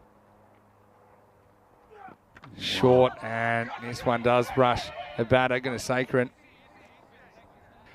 And yeah, just not able to get too much bat on that. I think this might have got him in the arm. I'll have a look. Oh, maybe the shoulder. as he's kind of knows he's missing this late on because it bounces more than he thinks and just cops it. Anyway, tell you what, these cricket players are pretty tough, Danny. Just going to walk away from that, shake it off. Yeah, Freedy, he's coming off the long run now, isn't he? I had a funny feeling that bumper would come, and it was a pretty good one. He needs a Yorker now. Comes in. Oh, just short of a length. Really good bowling from Afridi. That's the fire we saw early last week. He's quick. Yeah. He's dangerous. But he's only got 3 balls left. Yeah, that's right. So, yeah, what's your mindset here as a batter? It's a tough one, isn't it? You want to keep your wicket intact, but also you don't want to shut up shop completely. Fuller hits him it on, and they'll scramble a single. Yeah, just a low full toss. Tried that Yorker. This one's going to be a little bit fire as well to Sengupta. I think he's just going to bowl short of a length. See if he can get an edge to the keeper. But it's been a much better over. Went for quite a few in his first one. Just rolling his arm over a bit then. Now he's really fired up. He goes after him, and he just gets it over the infield. And I think that's going to run away. No, he's pulled it back. So they get a couple. And now, possible 3. And, wow, another possible run out. Well, everything happening. This is T10 cricket at its finest. In the end, it'll be a long double. It was a really good shot there by Sengupta. Didn't really get over the boundary, I don't think. It's a Navid Ahmed there, Excellent chase down. I mean, I thought that was 4 for all money when it got over the infield. He never gave up on that ball. Comes Afridi with the final ball of his spell. Oh, giving up his stumps against risky strategy to someone bowling that fast. But he gets away with it, gets some bat on it. So it's the end of the power play. 3 overs down. The Spartans are 22 without loss. And they still require 90 off the last 7. So a very, very interesting quarterfinal for this match, right in the balance at the moment. Absolutely. I think they're batting well, these two. And I think the first over, they would have liked Afridi. Second over, not so much. Burno with a 45% probability, and then Spartans with 55. I think it's the fact that they've not lost a wicket yet. Yeah, probably. I mean, that third over to bring Afridi back, and are you happy with that? I mean, he doesn't take a wicket, but he only concedes 4. I mean, I suppose that's a good result. Still a lot of really good bowling for Burno. Vasudevan is their top wicket taker. Yeah. And we have Tawari, but also this man Tree is really awkward. Navid Ahmed as well. And you never know, they might even give Kashif Ali a bit of a go. I've got to just acknowledge the chat. Again, we've appreciated all the contributions from everyone in our YouTube live chat. ECN European Cricket Network. Shrubon's in there saying he would like to see Burno win. I can see that Diraj has said go Spartans. Jan Hoffman, who I know is watching from Burno, saying don't want to watch, must watch. Don't want to watch, must watch. Nerves. Well, here's Tree. See if he can change the narrative. Still no wickets. That's an awkward stop, but Afridi does well to adjust and keeps it to 1. Yeah, hello, Jan. Hope you're well. Missing you here, of course. But, yeah, boys are right in the mix with this one. It could go either way. Comes Tree again. Awkward customer. Oh, a bit leg stumpish, and this is going to be 4. Wasn't a well-directed delivery, and Tree knows it. Just drifts onto the pads. It was whipped away. And so 4 more runs to the total. The Spartans just building a little something. That's Gunasekaran, who's been really good off his pad so far. They're really up for it, the Spartans. And the fact that they haven't lost a wicket gives confidence to the rest of the batting order if needed. I'll say a quick hello to Raghavendra Singh, who's in the chat as well, saying go Burno. And Wazza saying hello to me. Hello, Wazza. Hope you're well. Hope things are good down under. And we're heading into winter down there, so you can stay warm and sunny with us here in Europe. So that was the first boundary since the end of the first over. Next one's a better one, but he gets lucky, and I think this is probably headed for 4 as well, and it is. So Luck's of Fortune, Gunasekaran has been authoritative so far, but this time it's Tree that wins the moral battle. Unfortunately for him, it's another 4 to the Spartans. Yeah, getting the runs they need in this over, the Spartans. One with a good shot and poor bowling, and the other one with just a little bit of luck. Back-to-back fours, same as the end of the first over when we had back-to-back fours, but that one wasn't particularly convincing. No fine leg in place. Now he works it, he tries to beat this man, and he does, and it's going to be 4 more. We talked about the fielding being important. That's one that I think does go under the fielder. So 3 on the trot, as Tree has now gone for 13 off this over. Yeah, he's so important for this bowling lineup, Tree, and he's been very economical in the group stage. And just going for a few. It's been all along the ground. Did have the dodgy edge, but apart from that, been good cricket shots. It was a smart shot. Challenged the fielder. Unfortunately, couldn't make the stop. Here's the comeback ball. Pushes. Oh. They won't run here, or will they? Oh, hello. They like this. I think Satya thinks he's in. It's probably they're going to have a look at this. It bounces off the field. It bounces high. And Sengupta, he kind of overcommits, and then he kind of freezes, then he goes. Oh, I think that could just be out, you know. That's out. He's gone. Well, that's a big moment in the game, and Satya's just run out by probably 10 centimetres, and there it is. He regrets that extra couple of metres that he goes down the pitch. And, well, that is the first wicket, and it does kind of come from the clouds, doesn't it, from Burno? And it was a smart decision, wasn't it, to just grab the stumps. Doesn't even throw in the end. Yeah, it was interesting because it did go to the fielder who fumbled it, and then Satya saw the fumble and sort of hesitated. But unfortunately, it was to one of the best fielders in the country, yeah, Dylan Stain. It was a good fumble. And the other thing is there, Satya, because it's not really his call, probably the better thing for him to do would have been to kind of just look at the eyes of Gunasekharan, see what Gunasekharan was doing. He wasn't moving, Vinny. Yeah, so if he wasn't moving, then Satya shouldn't have been moving. No. That was the thing. I mean, it's a tough one, but it is the first wicket. Oh, that could be out. Oh, Martin. Oh, jeez. He wants a review. Well, he likes it. Let's, I think it's the over. Yeah, it is. Hold on. There's a lot happening here. I want to have a look at this first. He did call it not out. I'm not sure. Oh, you can't review it. No. But we will look at it. Oh, I think it's going down leg. Well, the thing is, it's two things. The thing is, there's two big deflections. So it's either pad to pad or it's an edge. My feeling is it's pad to pad, in which case it's gone. Yeah. But the two noises often puts off the umpire, and so he gives it not out, and that will be the decision. Yeah, it hit him on that back leg. He came across, hit him on the back leg. He wants a review, Tree. He's not going to get it. Maybe he's just a fan of iced tea. Anyway, 35 for 1 after 4. And well, once again, this quarterfinal Friday has been fantastic action. I'm here on Peacock Friday with Danny Hudacek. This game is right in the balance. There's tough calls. I mean, that was a tough one. Joe Foster's had a really good tournament, no doubt about it. I just think the only reason you give that not out is because he sees a big deflection, and the way it deflects looks like an inside edge as well. But with the benefit of the replay, I feel like that probably was back pad first. Anyway, we go to Vasudevan now in the next over. He gets it really wrong. First up, it's Vasudevan to V. Jagannathan. Wow. What a time to be alive. Good movement. He's been bowling. He's bowled well actually this tournament. He has taken. The leading wicket taker for Burno. He comes in again. A bit short. Pulled away at the fielder right there. So it will just be a single. Oh, hello. I think he's in, but how? You just do not expect this. Yeah, this is a great bit of fielding, but the batter didn't have his bat, but I think he's in with his foot. Oh, you know what?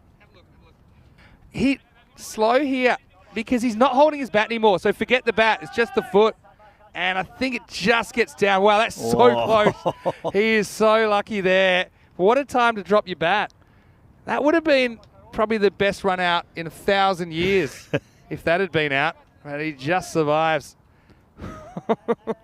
Because I saw the bat flying. I thought it actually hit the bat, but it just dropped it. Oh, tension. Comes Vasu. Well bowled, but see you later. That one's out of here. It wasn't too wrong. Maybe in the slot you'd say, but the shot was like a gun off the bat of the end gun. Gunasekharan goes Maximo. He gets to 29, and the Spartans looking good in this chase. The little things going their way. There's nothing little about that shot from Naveen. He's been really good this tournament, but this is the best I've seen him bat. Gunasekaran, been good up the top of the order. Took 6 for 5 as well with his bowling, but he's looking threatening. Need to get him. Yeah, this time, pitches up. It's been so strong through that onside so far. Gunasekaran. A few people in the chat enjoying the Jonty Rhodes moment by Dylan. Kind of passed it to himself in the end.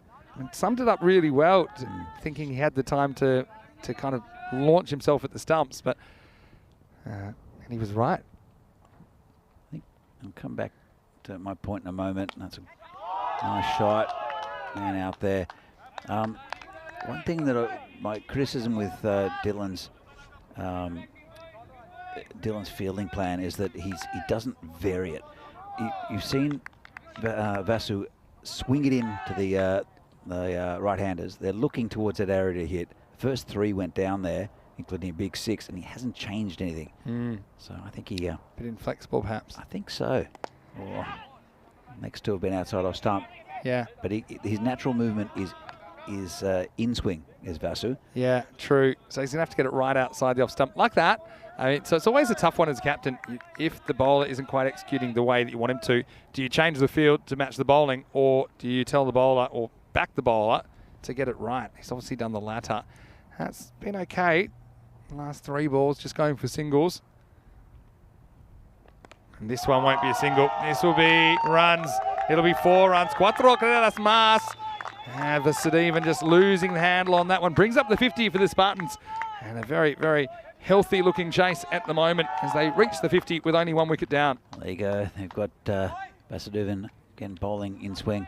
And that's his weapon. So why not have a more balanced field and get him to bowl in swing? Yeah, like he normally does. 50 for 1. Yeah, it's a good point that you make, but you don't have too much time to make these decisions in the field. Still anybody's game, though. Let's be honest. Still need another 42 in 30 balls. And for the most part, runs on the board have held up today, with the exception of that second game where we saw the Tigers only able to get the 52 in their first innings.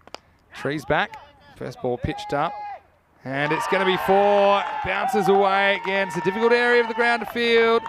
And he got the long barrier down, but the barrier became a deflector. And Nurakunde, unfortunately, he has left with some blushes and another boundary to Spartans, who are on a roll at the moment. Yeah, just a loose piece of fielding. Tree, let's see, it comes back. How it comes back from this, and it's gone down to the same man. Gets down that time. That's where you need a big crowd of 100,000 to give him the big applause. You know, at the MCG, when you misfield one, but then the very next one, you get the Bronx cheer, I think is what they call it.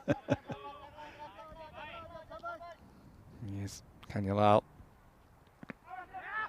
It's a bit high, I think. Probably leg by, just the 1 leg by. He needs to change something here, Dylan Stain, because it's all a bit the same. No, there's still a lot of runs, and but they've only got 1 wicket down. Yeah, run rate required around 8. So they can normally do that without too many risks. So just push 1 here. Dylan is going to zing it back in, but it's good backing up and running. The Spartans, you just feel they got all the momentum at the moment. Is there a twist in this? Again, 1 or 2 wickets could change everything. They've got plenty of batting to come, but again, it's the situation.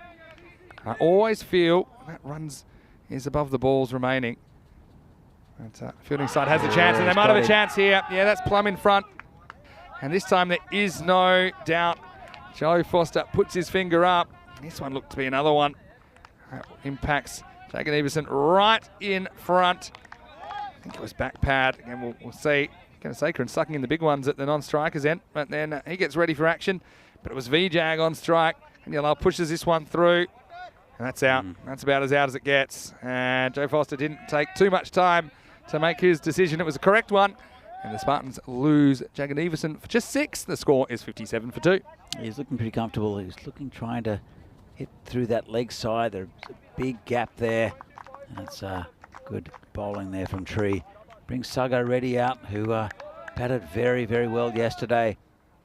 And he's more of a hitter, right? He so is a hitter. That's the thing. So it's an interesting situation because he comes out and you need about 8s, 8.4 to be exact at the moment.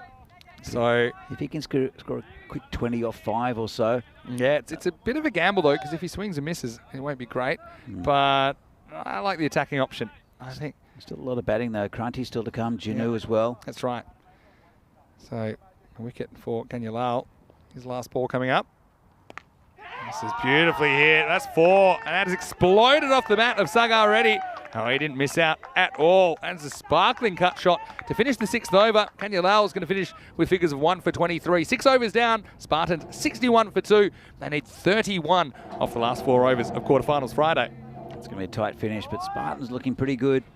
And don't know what he's going to do to change this. The skipper, Dylan Stain, he's going to go to a tried and true warrior in Sandeep Tiwari. And he can go for a few Sandeep, but he's also very experienced. Kind of a cool head as well, isn't he, at this stage? And look, what you really need is a super kind of an over that goes 5 or less, just to push that rate up at this stage. So say, if you can go for 5 this over, suddenly it's 26 off 18, and you feel a bit more like the game's in the balance. But yeah, it's going to be a big over. They're all big overs from here, to be honest. Going to Sakran, he's the key as well. He's batted so well in this innings. Yeah, he's been fantastic. Hit the ball all round the field as well. Good shot selection. He's timed the ball really well. Still going without a fine leg here. It's a bit risky. It will be Tiwari now for the first time in over number 7. Hit well once again. Should be fielded. And it is. It's nicely done.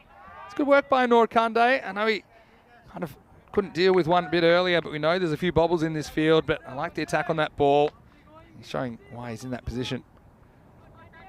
Yeah, not a bad start. Good area from Tiwari first up. Rolling to Sagar Reddy. This time he swings and misses. So I think actually at this stage, obviously dots are great for the fielding team. Even 1s are okay for the fielding team. Maybe a bit lucky to get away with that one, actually, Sagar, on second viewing. But the reason is, I always look at that gap. There's currently a gap of 8 between runs required and balls remaining. They can maintain that. Burnout can work their way into the game. In fact, they'll extend it. Now with that, the gap will be 9, 30 off 21. So we've seen the best and the worst of Reddy already in the 3 balls he's faced. That's the perfect area for Tiwari, and as long as you can keep it outside that area, they're having a bit of a chat. The Spartans batsman, I think Gunasekar, and he's seeing the ball beautifully and hitting it nicely. Yeah, he's just saying, get me down there. And it's frustrating. He's seen 2 swings and misses. See if Reddy listens. Nope. He runs and he belts it, and almost caught by Stain, and well fielded down there. Excellent fielding. They'll scramble back for a couple. I know he's a bit disappointed. That's Kashifali that he allows it 2, but he does very well just to stop this. Gets everything behind it. That would have been a great catch. It was already behind him when he almost got there, Dylan Stain, but it's Kashifali on the boundary who saved 2 runs. Very important runs. Every run's important now. A full toss, not a good delivery, and it's going to go the journey. It's going to be 4. So Tiwari gets it wrong after holding things pretty tight through the first half of his over. And that one gets them even closer. And when you need about 8 or 9 and over, that one boundary just relieves the pressure, keeps you at the rate. And so he gets the bad ball and he cashes in. Good shot by Reddy. Yeah, really good shot. And he's just trying to hit the ball as hard as he can. Slow ball might undo him, but it also could be launched. And Sagar Reddy, we saw him bat really, really well yesterday, as I mentioned before. And he seems to be middling most of them today. 24 off 19 now. Big ball coming up to Wari. Sova's not a disaster if you can get out of it here. Without any further damage, even a 1. But does not want to go for another boundary. Last ball, the 7th. Reddy starts to think that he should dominate the strike, so he'll push and he'll run and he'll keep the strike. So 7 overs down, the score 69 for 2. Makes it 23 off the last 3 overs. Still anything can happen here. Spartans in the box seat, but Burno will feel they're just a wicket or 2 away from getting back in front. And if they do, they'll meet Bohemian tomorrow in semi-final number 1. Spartans at the moment, they're in a pretty good position to be in that matchup as it is. And semi-final 2, we'll see Prague CC versus United. Well, that'll be a rematch of a match in Group A where United rolled Prague CC. And everything's starting tomorrow, 7 a.m. GMT, 9 o'clock in Central Europe, 12:30 p.m. in India. Look, 2 of those sides have beaten Prague CC, Bohemian and United, in this tournament already. And the other 2 potential finalists. And these 2 teams haven't had a crack at them yet. All right, here we go with Kashif Ali in the 8th. Get your feeling on this in a second. He's bowling to Sagar ready. And this one straight up in the air. And is anyone going to catch it? It's Stain, the only man going to catch it. And he's dropped it. Oh, that would have been one of the best catches you will ever see. I think he realises pretty late that he was the only man that could reach this. I just still didn't think he could get there. He holds on to it, but I think it's the impact of the ground that forces this ball loose. Oh, this would have been another one-hand stunner. Just look at Dylan coming from nowhere. He gets it, but yeah, just can't stick the landing. So it goes down as a high single, and this one will be one as well. Oh, I mean, imagine that from momentum turner. Still does pretty well. I thought he had it. It looked like he had it in his hand. I think he has it for a moment. And I think that when he hits the ground, because it's an uncontrolled fall, because he didn't really ever prepare for the landing, because he put everything into trying to reach the ball. 2 singles to start the over, and this is a no ball. So, I mean, that's a really good bit of keeping by Paraskari, because that was miles off the pitch. Just gets it completely wrong. Luckily, it kind of sits up nicely for him. Doesn't have to deal with a second bounce. He's bowling on turf, is Kashif Ali, and this is a big moment. I think he could have turned to someone else. Free hit coming up, and it's ready, the man on strike. And he completely misses it. Now they're going to run, and he almost run himself out. Well, this is where the immunity cloak confuses batters, because he starts to think, well, it's a free hit. Shouldn't I just run anyway? And I think he's fine, but he goes very close to running himself out. So I think he just gets back in time. It's ready. He was on the long march to nowhere there. And luckily, he gets back just in time. So Kashif gets out of jail. Here's the next ball. Gets him reaching. It's called a wide. He's so close to getting that just right, but the line is there. And if you fall foul, then it will be a wide. It's a good call once again by Foster. It's an interesting idea, putting Kashif Ali, bowling Kashif Ali at this stage. He did go for a lot of runs. He only bowled a couple of overs, I think, in the group stage, and he went for a 20-odd in one of them. And they're backing him here and ready. That's one of the biggest swings in world cricket. And he misses out on this one. And now they're going to have a bit of a chat. And it might be something along the lines from Gunasekar and like, just settle down for a second and get me down there. This is why I thought it was interesting for Reddy to come in, because he can whack boundaries, but he's also a big dot ball risk like this. You know, if he hits that, and it's going to go over Dan Ziller. That's going to be a huge one. All right, 2 to come. Wide. So, yeah, frustrating for Kashif Ali. But then, I mean, maybe counterpoint, Gunasekar might say, look, you got 2 balls, just swing hard at them, and then I'll be on strike for the second last over.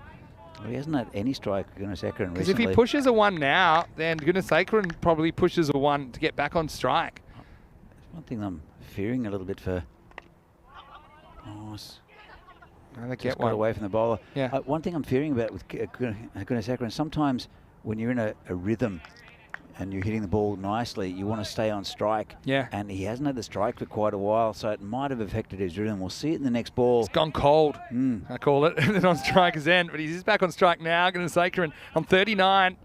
Last ball of the over. Does he push for 1 or does he push for more? I think he's probably just taking the 1. Here we go.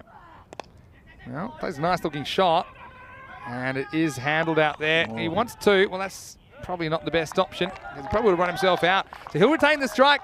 We've got a humdinger on our hands here, Danny, in quarterfinal number 4. 76 for 2 off 8 overs. They need 16 off the last 2 overs of quarterfinals Friday. What a day of action we've had. Last year we had this day washed out. That was so disappointing, I know, for everybody. But well, Prague really bringing it in this final series so far. Yeah, the weather's been beautiful, and it's been a really good day's cricket.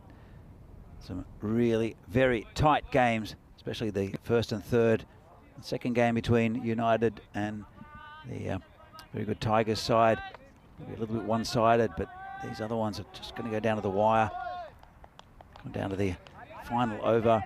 Yeah, cannot tell you really who's going to win. I still think I favour the Spartans, but look at some of the bowling they've got to come, including this man, Rahat Ali, who's going to bowl the 9th. And this is huge, because whatever you get in the 9th, you don't need in the 10th, and vice versa. Whatever you don't get, you're going to need in the 10th. And well, it's squeaky time here in Prague. Here we go with over number 9. Get that wrong. Yeah, this is the difference as well, because now the ball's a bit older, probably not moving as much, or not moving in the same fashion as when Rahat last bowled. When he bowled in the second, he bowled a good one. Only 4 singles conceded. So I think he has to not worry too much about swinging the ball, because I don't think it will swing for him too much. I'd love to get rid of Gunasekaran right now. That would put a cat amongst the pigeons, I think, in the Spartans dressing room. I think just keeping a nice tight over, but he's been hitting the ball well, Gunasekaran. And this one's tucked around the outside. He wants 2 here. You know, he'll probably get it. Oh, he will now. Yeah. So, good running. I mean, that was hit softly enough that the fielder had to go a long way. I think even if he gathers that cleanly, it would have had to been a bullet throw to get down to the keeper before Gunasekaran did. So these 2s matter now when you need around about that runner ball. Gunasekaran has held things together for the Spartans in this chase. He's on 42 and he's facing up to Rahat Ali. Just a slightly slow ball. This is hanging in the air a long time. I don't think he can catch it. Just falls short of Tripurari Kanyalal. Will just be a single.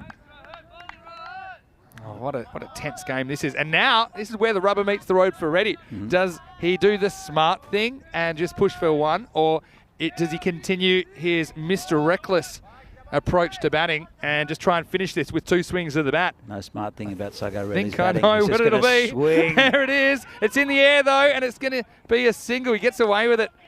Oh, I love ECN cricket, just like this. I mean, if you took professional cricketers, they will do the smart thing every time. And you turn at this level, pressure does different things to different people. I'm not blaming Reddy at all for going for it. That's what he was sent out there to do. So he's just doing what he was told to do. Go out there and swing. But that could have gone absolutely anywhere. Gunasekaran now in the driver's seat with 3 balls to come in the over from Ali. 11 off 9 required. In the air and he's going to drop short of the fielder again. Just once. Just ones at this stage are fine, I think, for the batting team. It's only dot balls that are going to kill you. I mean, you can always push for a second as well, but I think you just don't want to be missing the ball at this stage. There's been so many in the air in this over, just away from the fielders. They can't quite get this wicket they need. Well, we go to the last 10 off 8 at the moment. Sagar swings, misses. And I said swings even before he swung because I knew he was going to swing, Danny. And so that takes it down to 10 off 7. Well, Sagar Reddy's been hitting the ball pretty well, but he's pretty much going at a runner ball. He's 14 off 13, whereas Gunasekaran's 44 off 28. I know who I'd want on strike. Probably will. We'll go down to the final over. Might as well swing here. Let's go. He does, and he hits it pretty good. He's hit it over the top. Maximo! Well, Sagar, sometimes he hits, sometimes he misses, but he always swings, and that one swung out of the ground, over, long off. He advanced, and he takes Rahat Ali down. Last ball, biggest shot of the day for the Spartans, as they're within reach of victory now. 9 overs down, it's 88 for 2. Burno hanging by a thread. 4 runs are required off the last over. And things have gotten really tight. I mean, what a big blow that is from Sagar Reddy. And now Gunasekaran on strike as well. And I know, well, that if we do have just 3 off this over, we'll go to a golden ball. Haven't had one since the 31st of March. And you can see that on that occasion, it was brothers in Portugal against the Indian Royals. Right now, tension's on. And now, I think, you're probably okay with Gunasekaran taking one. I know they've only got 4 to play with, but I think your best bet is dots on Reddy. All right, it's Tawari to bowl the last over. He goes for this, and this is hanging in the air as well, and it is going to be 4 runs the end of the game. And the Spartans have done it, and they run onto the field They are extremely excited. And, well, good luck holding them back. They have booked their place in finals day. It was a brave effort from Burno. But down the stretch, the Spartans just kind of made their own luck. They were swinging a few balls, fell safely. But Prague Spartans are our final team that will take part in finals day, Danny. Yeah, look, congratulations to the Spartans. They batted very well. And 91, I think, was a pretty good total for Burno, but they really attacked the opening bowlers, especially Riaz Afridi in his first. And Sen Gupta got off to a pretty good start. But it was that man, Naveen Gunasekaran, who really, I think, was the one who just kept this innings together, batted superbly. Sagar Reddy with some big hitting also. And Gunasekaran, I think he is my man of the match, has scored about half their runs. The Spartans, very good team, very solid team, and Burno also very handy. I have to go home, unfortunately, down to Burno, the second city. Yeah, it's disappointing for Burno. I mean, they'll know they kind of made their own bed in a way, didn't they? Because they underperformed a little bit. I know they had squad issues during that group week. I know that travel's a bit of a factor as well for them. But, you know, nice moments between the two teams right now. It was a real cliffhanger in the end, went right to the last over. Just think about that big bomb from Sagar Reddy off the last ball of the 9th as well. So, well, roll the highlights, and it was a tricky little target of 92. Wasn't that little, actually. And early on, you just knew that the Spartans were keen to get off to a good start, and they certainly did. Sen Gupta and Gunasekaran trying to take the play to Burno early on. Yeah, there were 3 fours in the first over off Riaz Afridi, who got a bit angry in the second over his spell. That was that run out by Brilliant run out, wasn't it? Stain summed up the situation, and Tripurari Kanyalal thought he had a wicket as he thought it was pad first. And doing his best Mr. T impression. Yeah, that was a weird one as well, where the throw whistled in and hit the stumps direct. I mean, look at these runs as well, which were given away. There was no doubt about that, though, as Joe Foster came up with the decision. This would have been one of the best catches we've ever seen on ECN, but Stain just couldn't keep the grip. And then Sagar Reddy came out, and I told you, he was out there for one reason only, and that was to finish this game. Yeah, and that's exactly what he did. He finished the game with Sagar Reddy. But really important contribution from him. Very dangerous, and but it's that man Naveen Gunasekaran who got them over the line. As we have a look at the scorecard in this final game. actually, we'll see what's going to happen tomorrow. It'll be so now we know it will be Prague Spartans who will be in the semi-final number 1 tomorrow. We'll have that for you shortly. Gunasekaran with 48 not out, ends up hitting the winning runs, so close to a half century. But I think the main thing was he has steered his team to victory. It was a good innings, 7 fours and a 6 in there. Hit the ball particularly well, I think, through the mid-wicket region. There was nothing sloggy about his batting, and looked very technically proficient with some of the bowling options Burno threw at him. But Reddy with 20 not out of 14 was pretty important. Ate up a few balls, but also launched that last ball of the 9th over into orbit. Got them within reach of victory. Well, no one really went the journey for Burno. I think that Rahat Ali kept things really tight, but he was disappointed to go for a 6 last ball. The wicket went to Tripurari Kanyalal, who might have had another one as well. And ultimately, Burno, they were not quite able to defend this target. And they probably could have used 10 more. I mean, it's the old adage, isn't it? And I think that they, for the most part, I think they batted okay. They put themselves in the game, but the Spartans with some real classy batting, I think, from Gunasekaran, get them over the line in the end. They definitely set it up in the first over. There's a lot of intent in what Gunasekaran was doing with those 3 fours off the big fast bowler for Burno. And it was a couple of nice little partnerships. They couldn't really break through the top order of the Spartans with their Burno bowlers.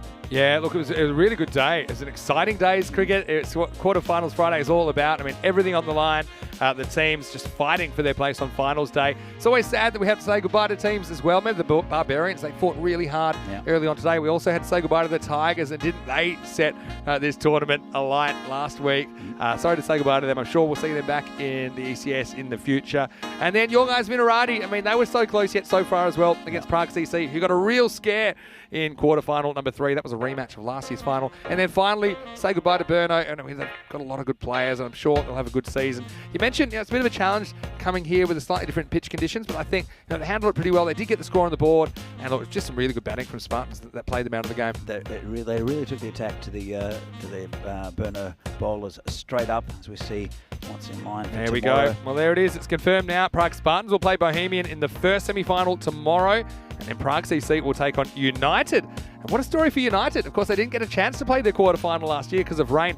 That was meant to be against Prague CC. Well, that's who they'll play tomorrow in the semi-finals. And we just know that anything is possible on finals day as well. Like, we could have an upset. These teams are all pretty good now at this form of the game. They know how to attack it. They know they have to take some risks. And if luck's not on your side, then things will go against you. So, look, just a reminder, we also have cricket happening right now from Germany as well. It is Sweden versus Austria. Now, Austria coming off a win against Germany earlier in the day. And, I certainly think that was a bit of a turn up for the book. So Austria getting some good ranking points there. And that action you can flick over on our YouTube channel, ECN European Cricket Network, or on FanCode in India. You can join Charlie. And I'm sure that I will be tuning in for a bit of that as well. As Sweden and Austria, only 1 point between them in the rankings. I think they're 47 and 48. So I think that should be a really close game, as you'd expect. Well, it's been wonderful to be here with you once again, and it has been a great Peacock Friday. I know that you've really brought your best today as well. We are going to leave you with some highlights of the day here, but on behalf of everyone at the European Cricket Network and the European Cricket family, hope you have a happy and safe evening. Enjoy the cricket from Germany as well. We'll see you tomorrow, Danny, and we'll come back and we'll do it all again, right? Fantastic. Yep, so from now, we're going to say goodbye from the Czech Republic. Hopefully you stay around for the evening on ECN. But from here in the commentary ice cube, is Vinny Sandu here, Mr. Maximo, alongside Danny Hudicek. We'll leave you with some highlights of today, quarterfinals Friday in the Czech Republic. Hope you have a great evening. We'll see you tomorrow for more FanCode European Cricket Series. Good night, everyone. See you later.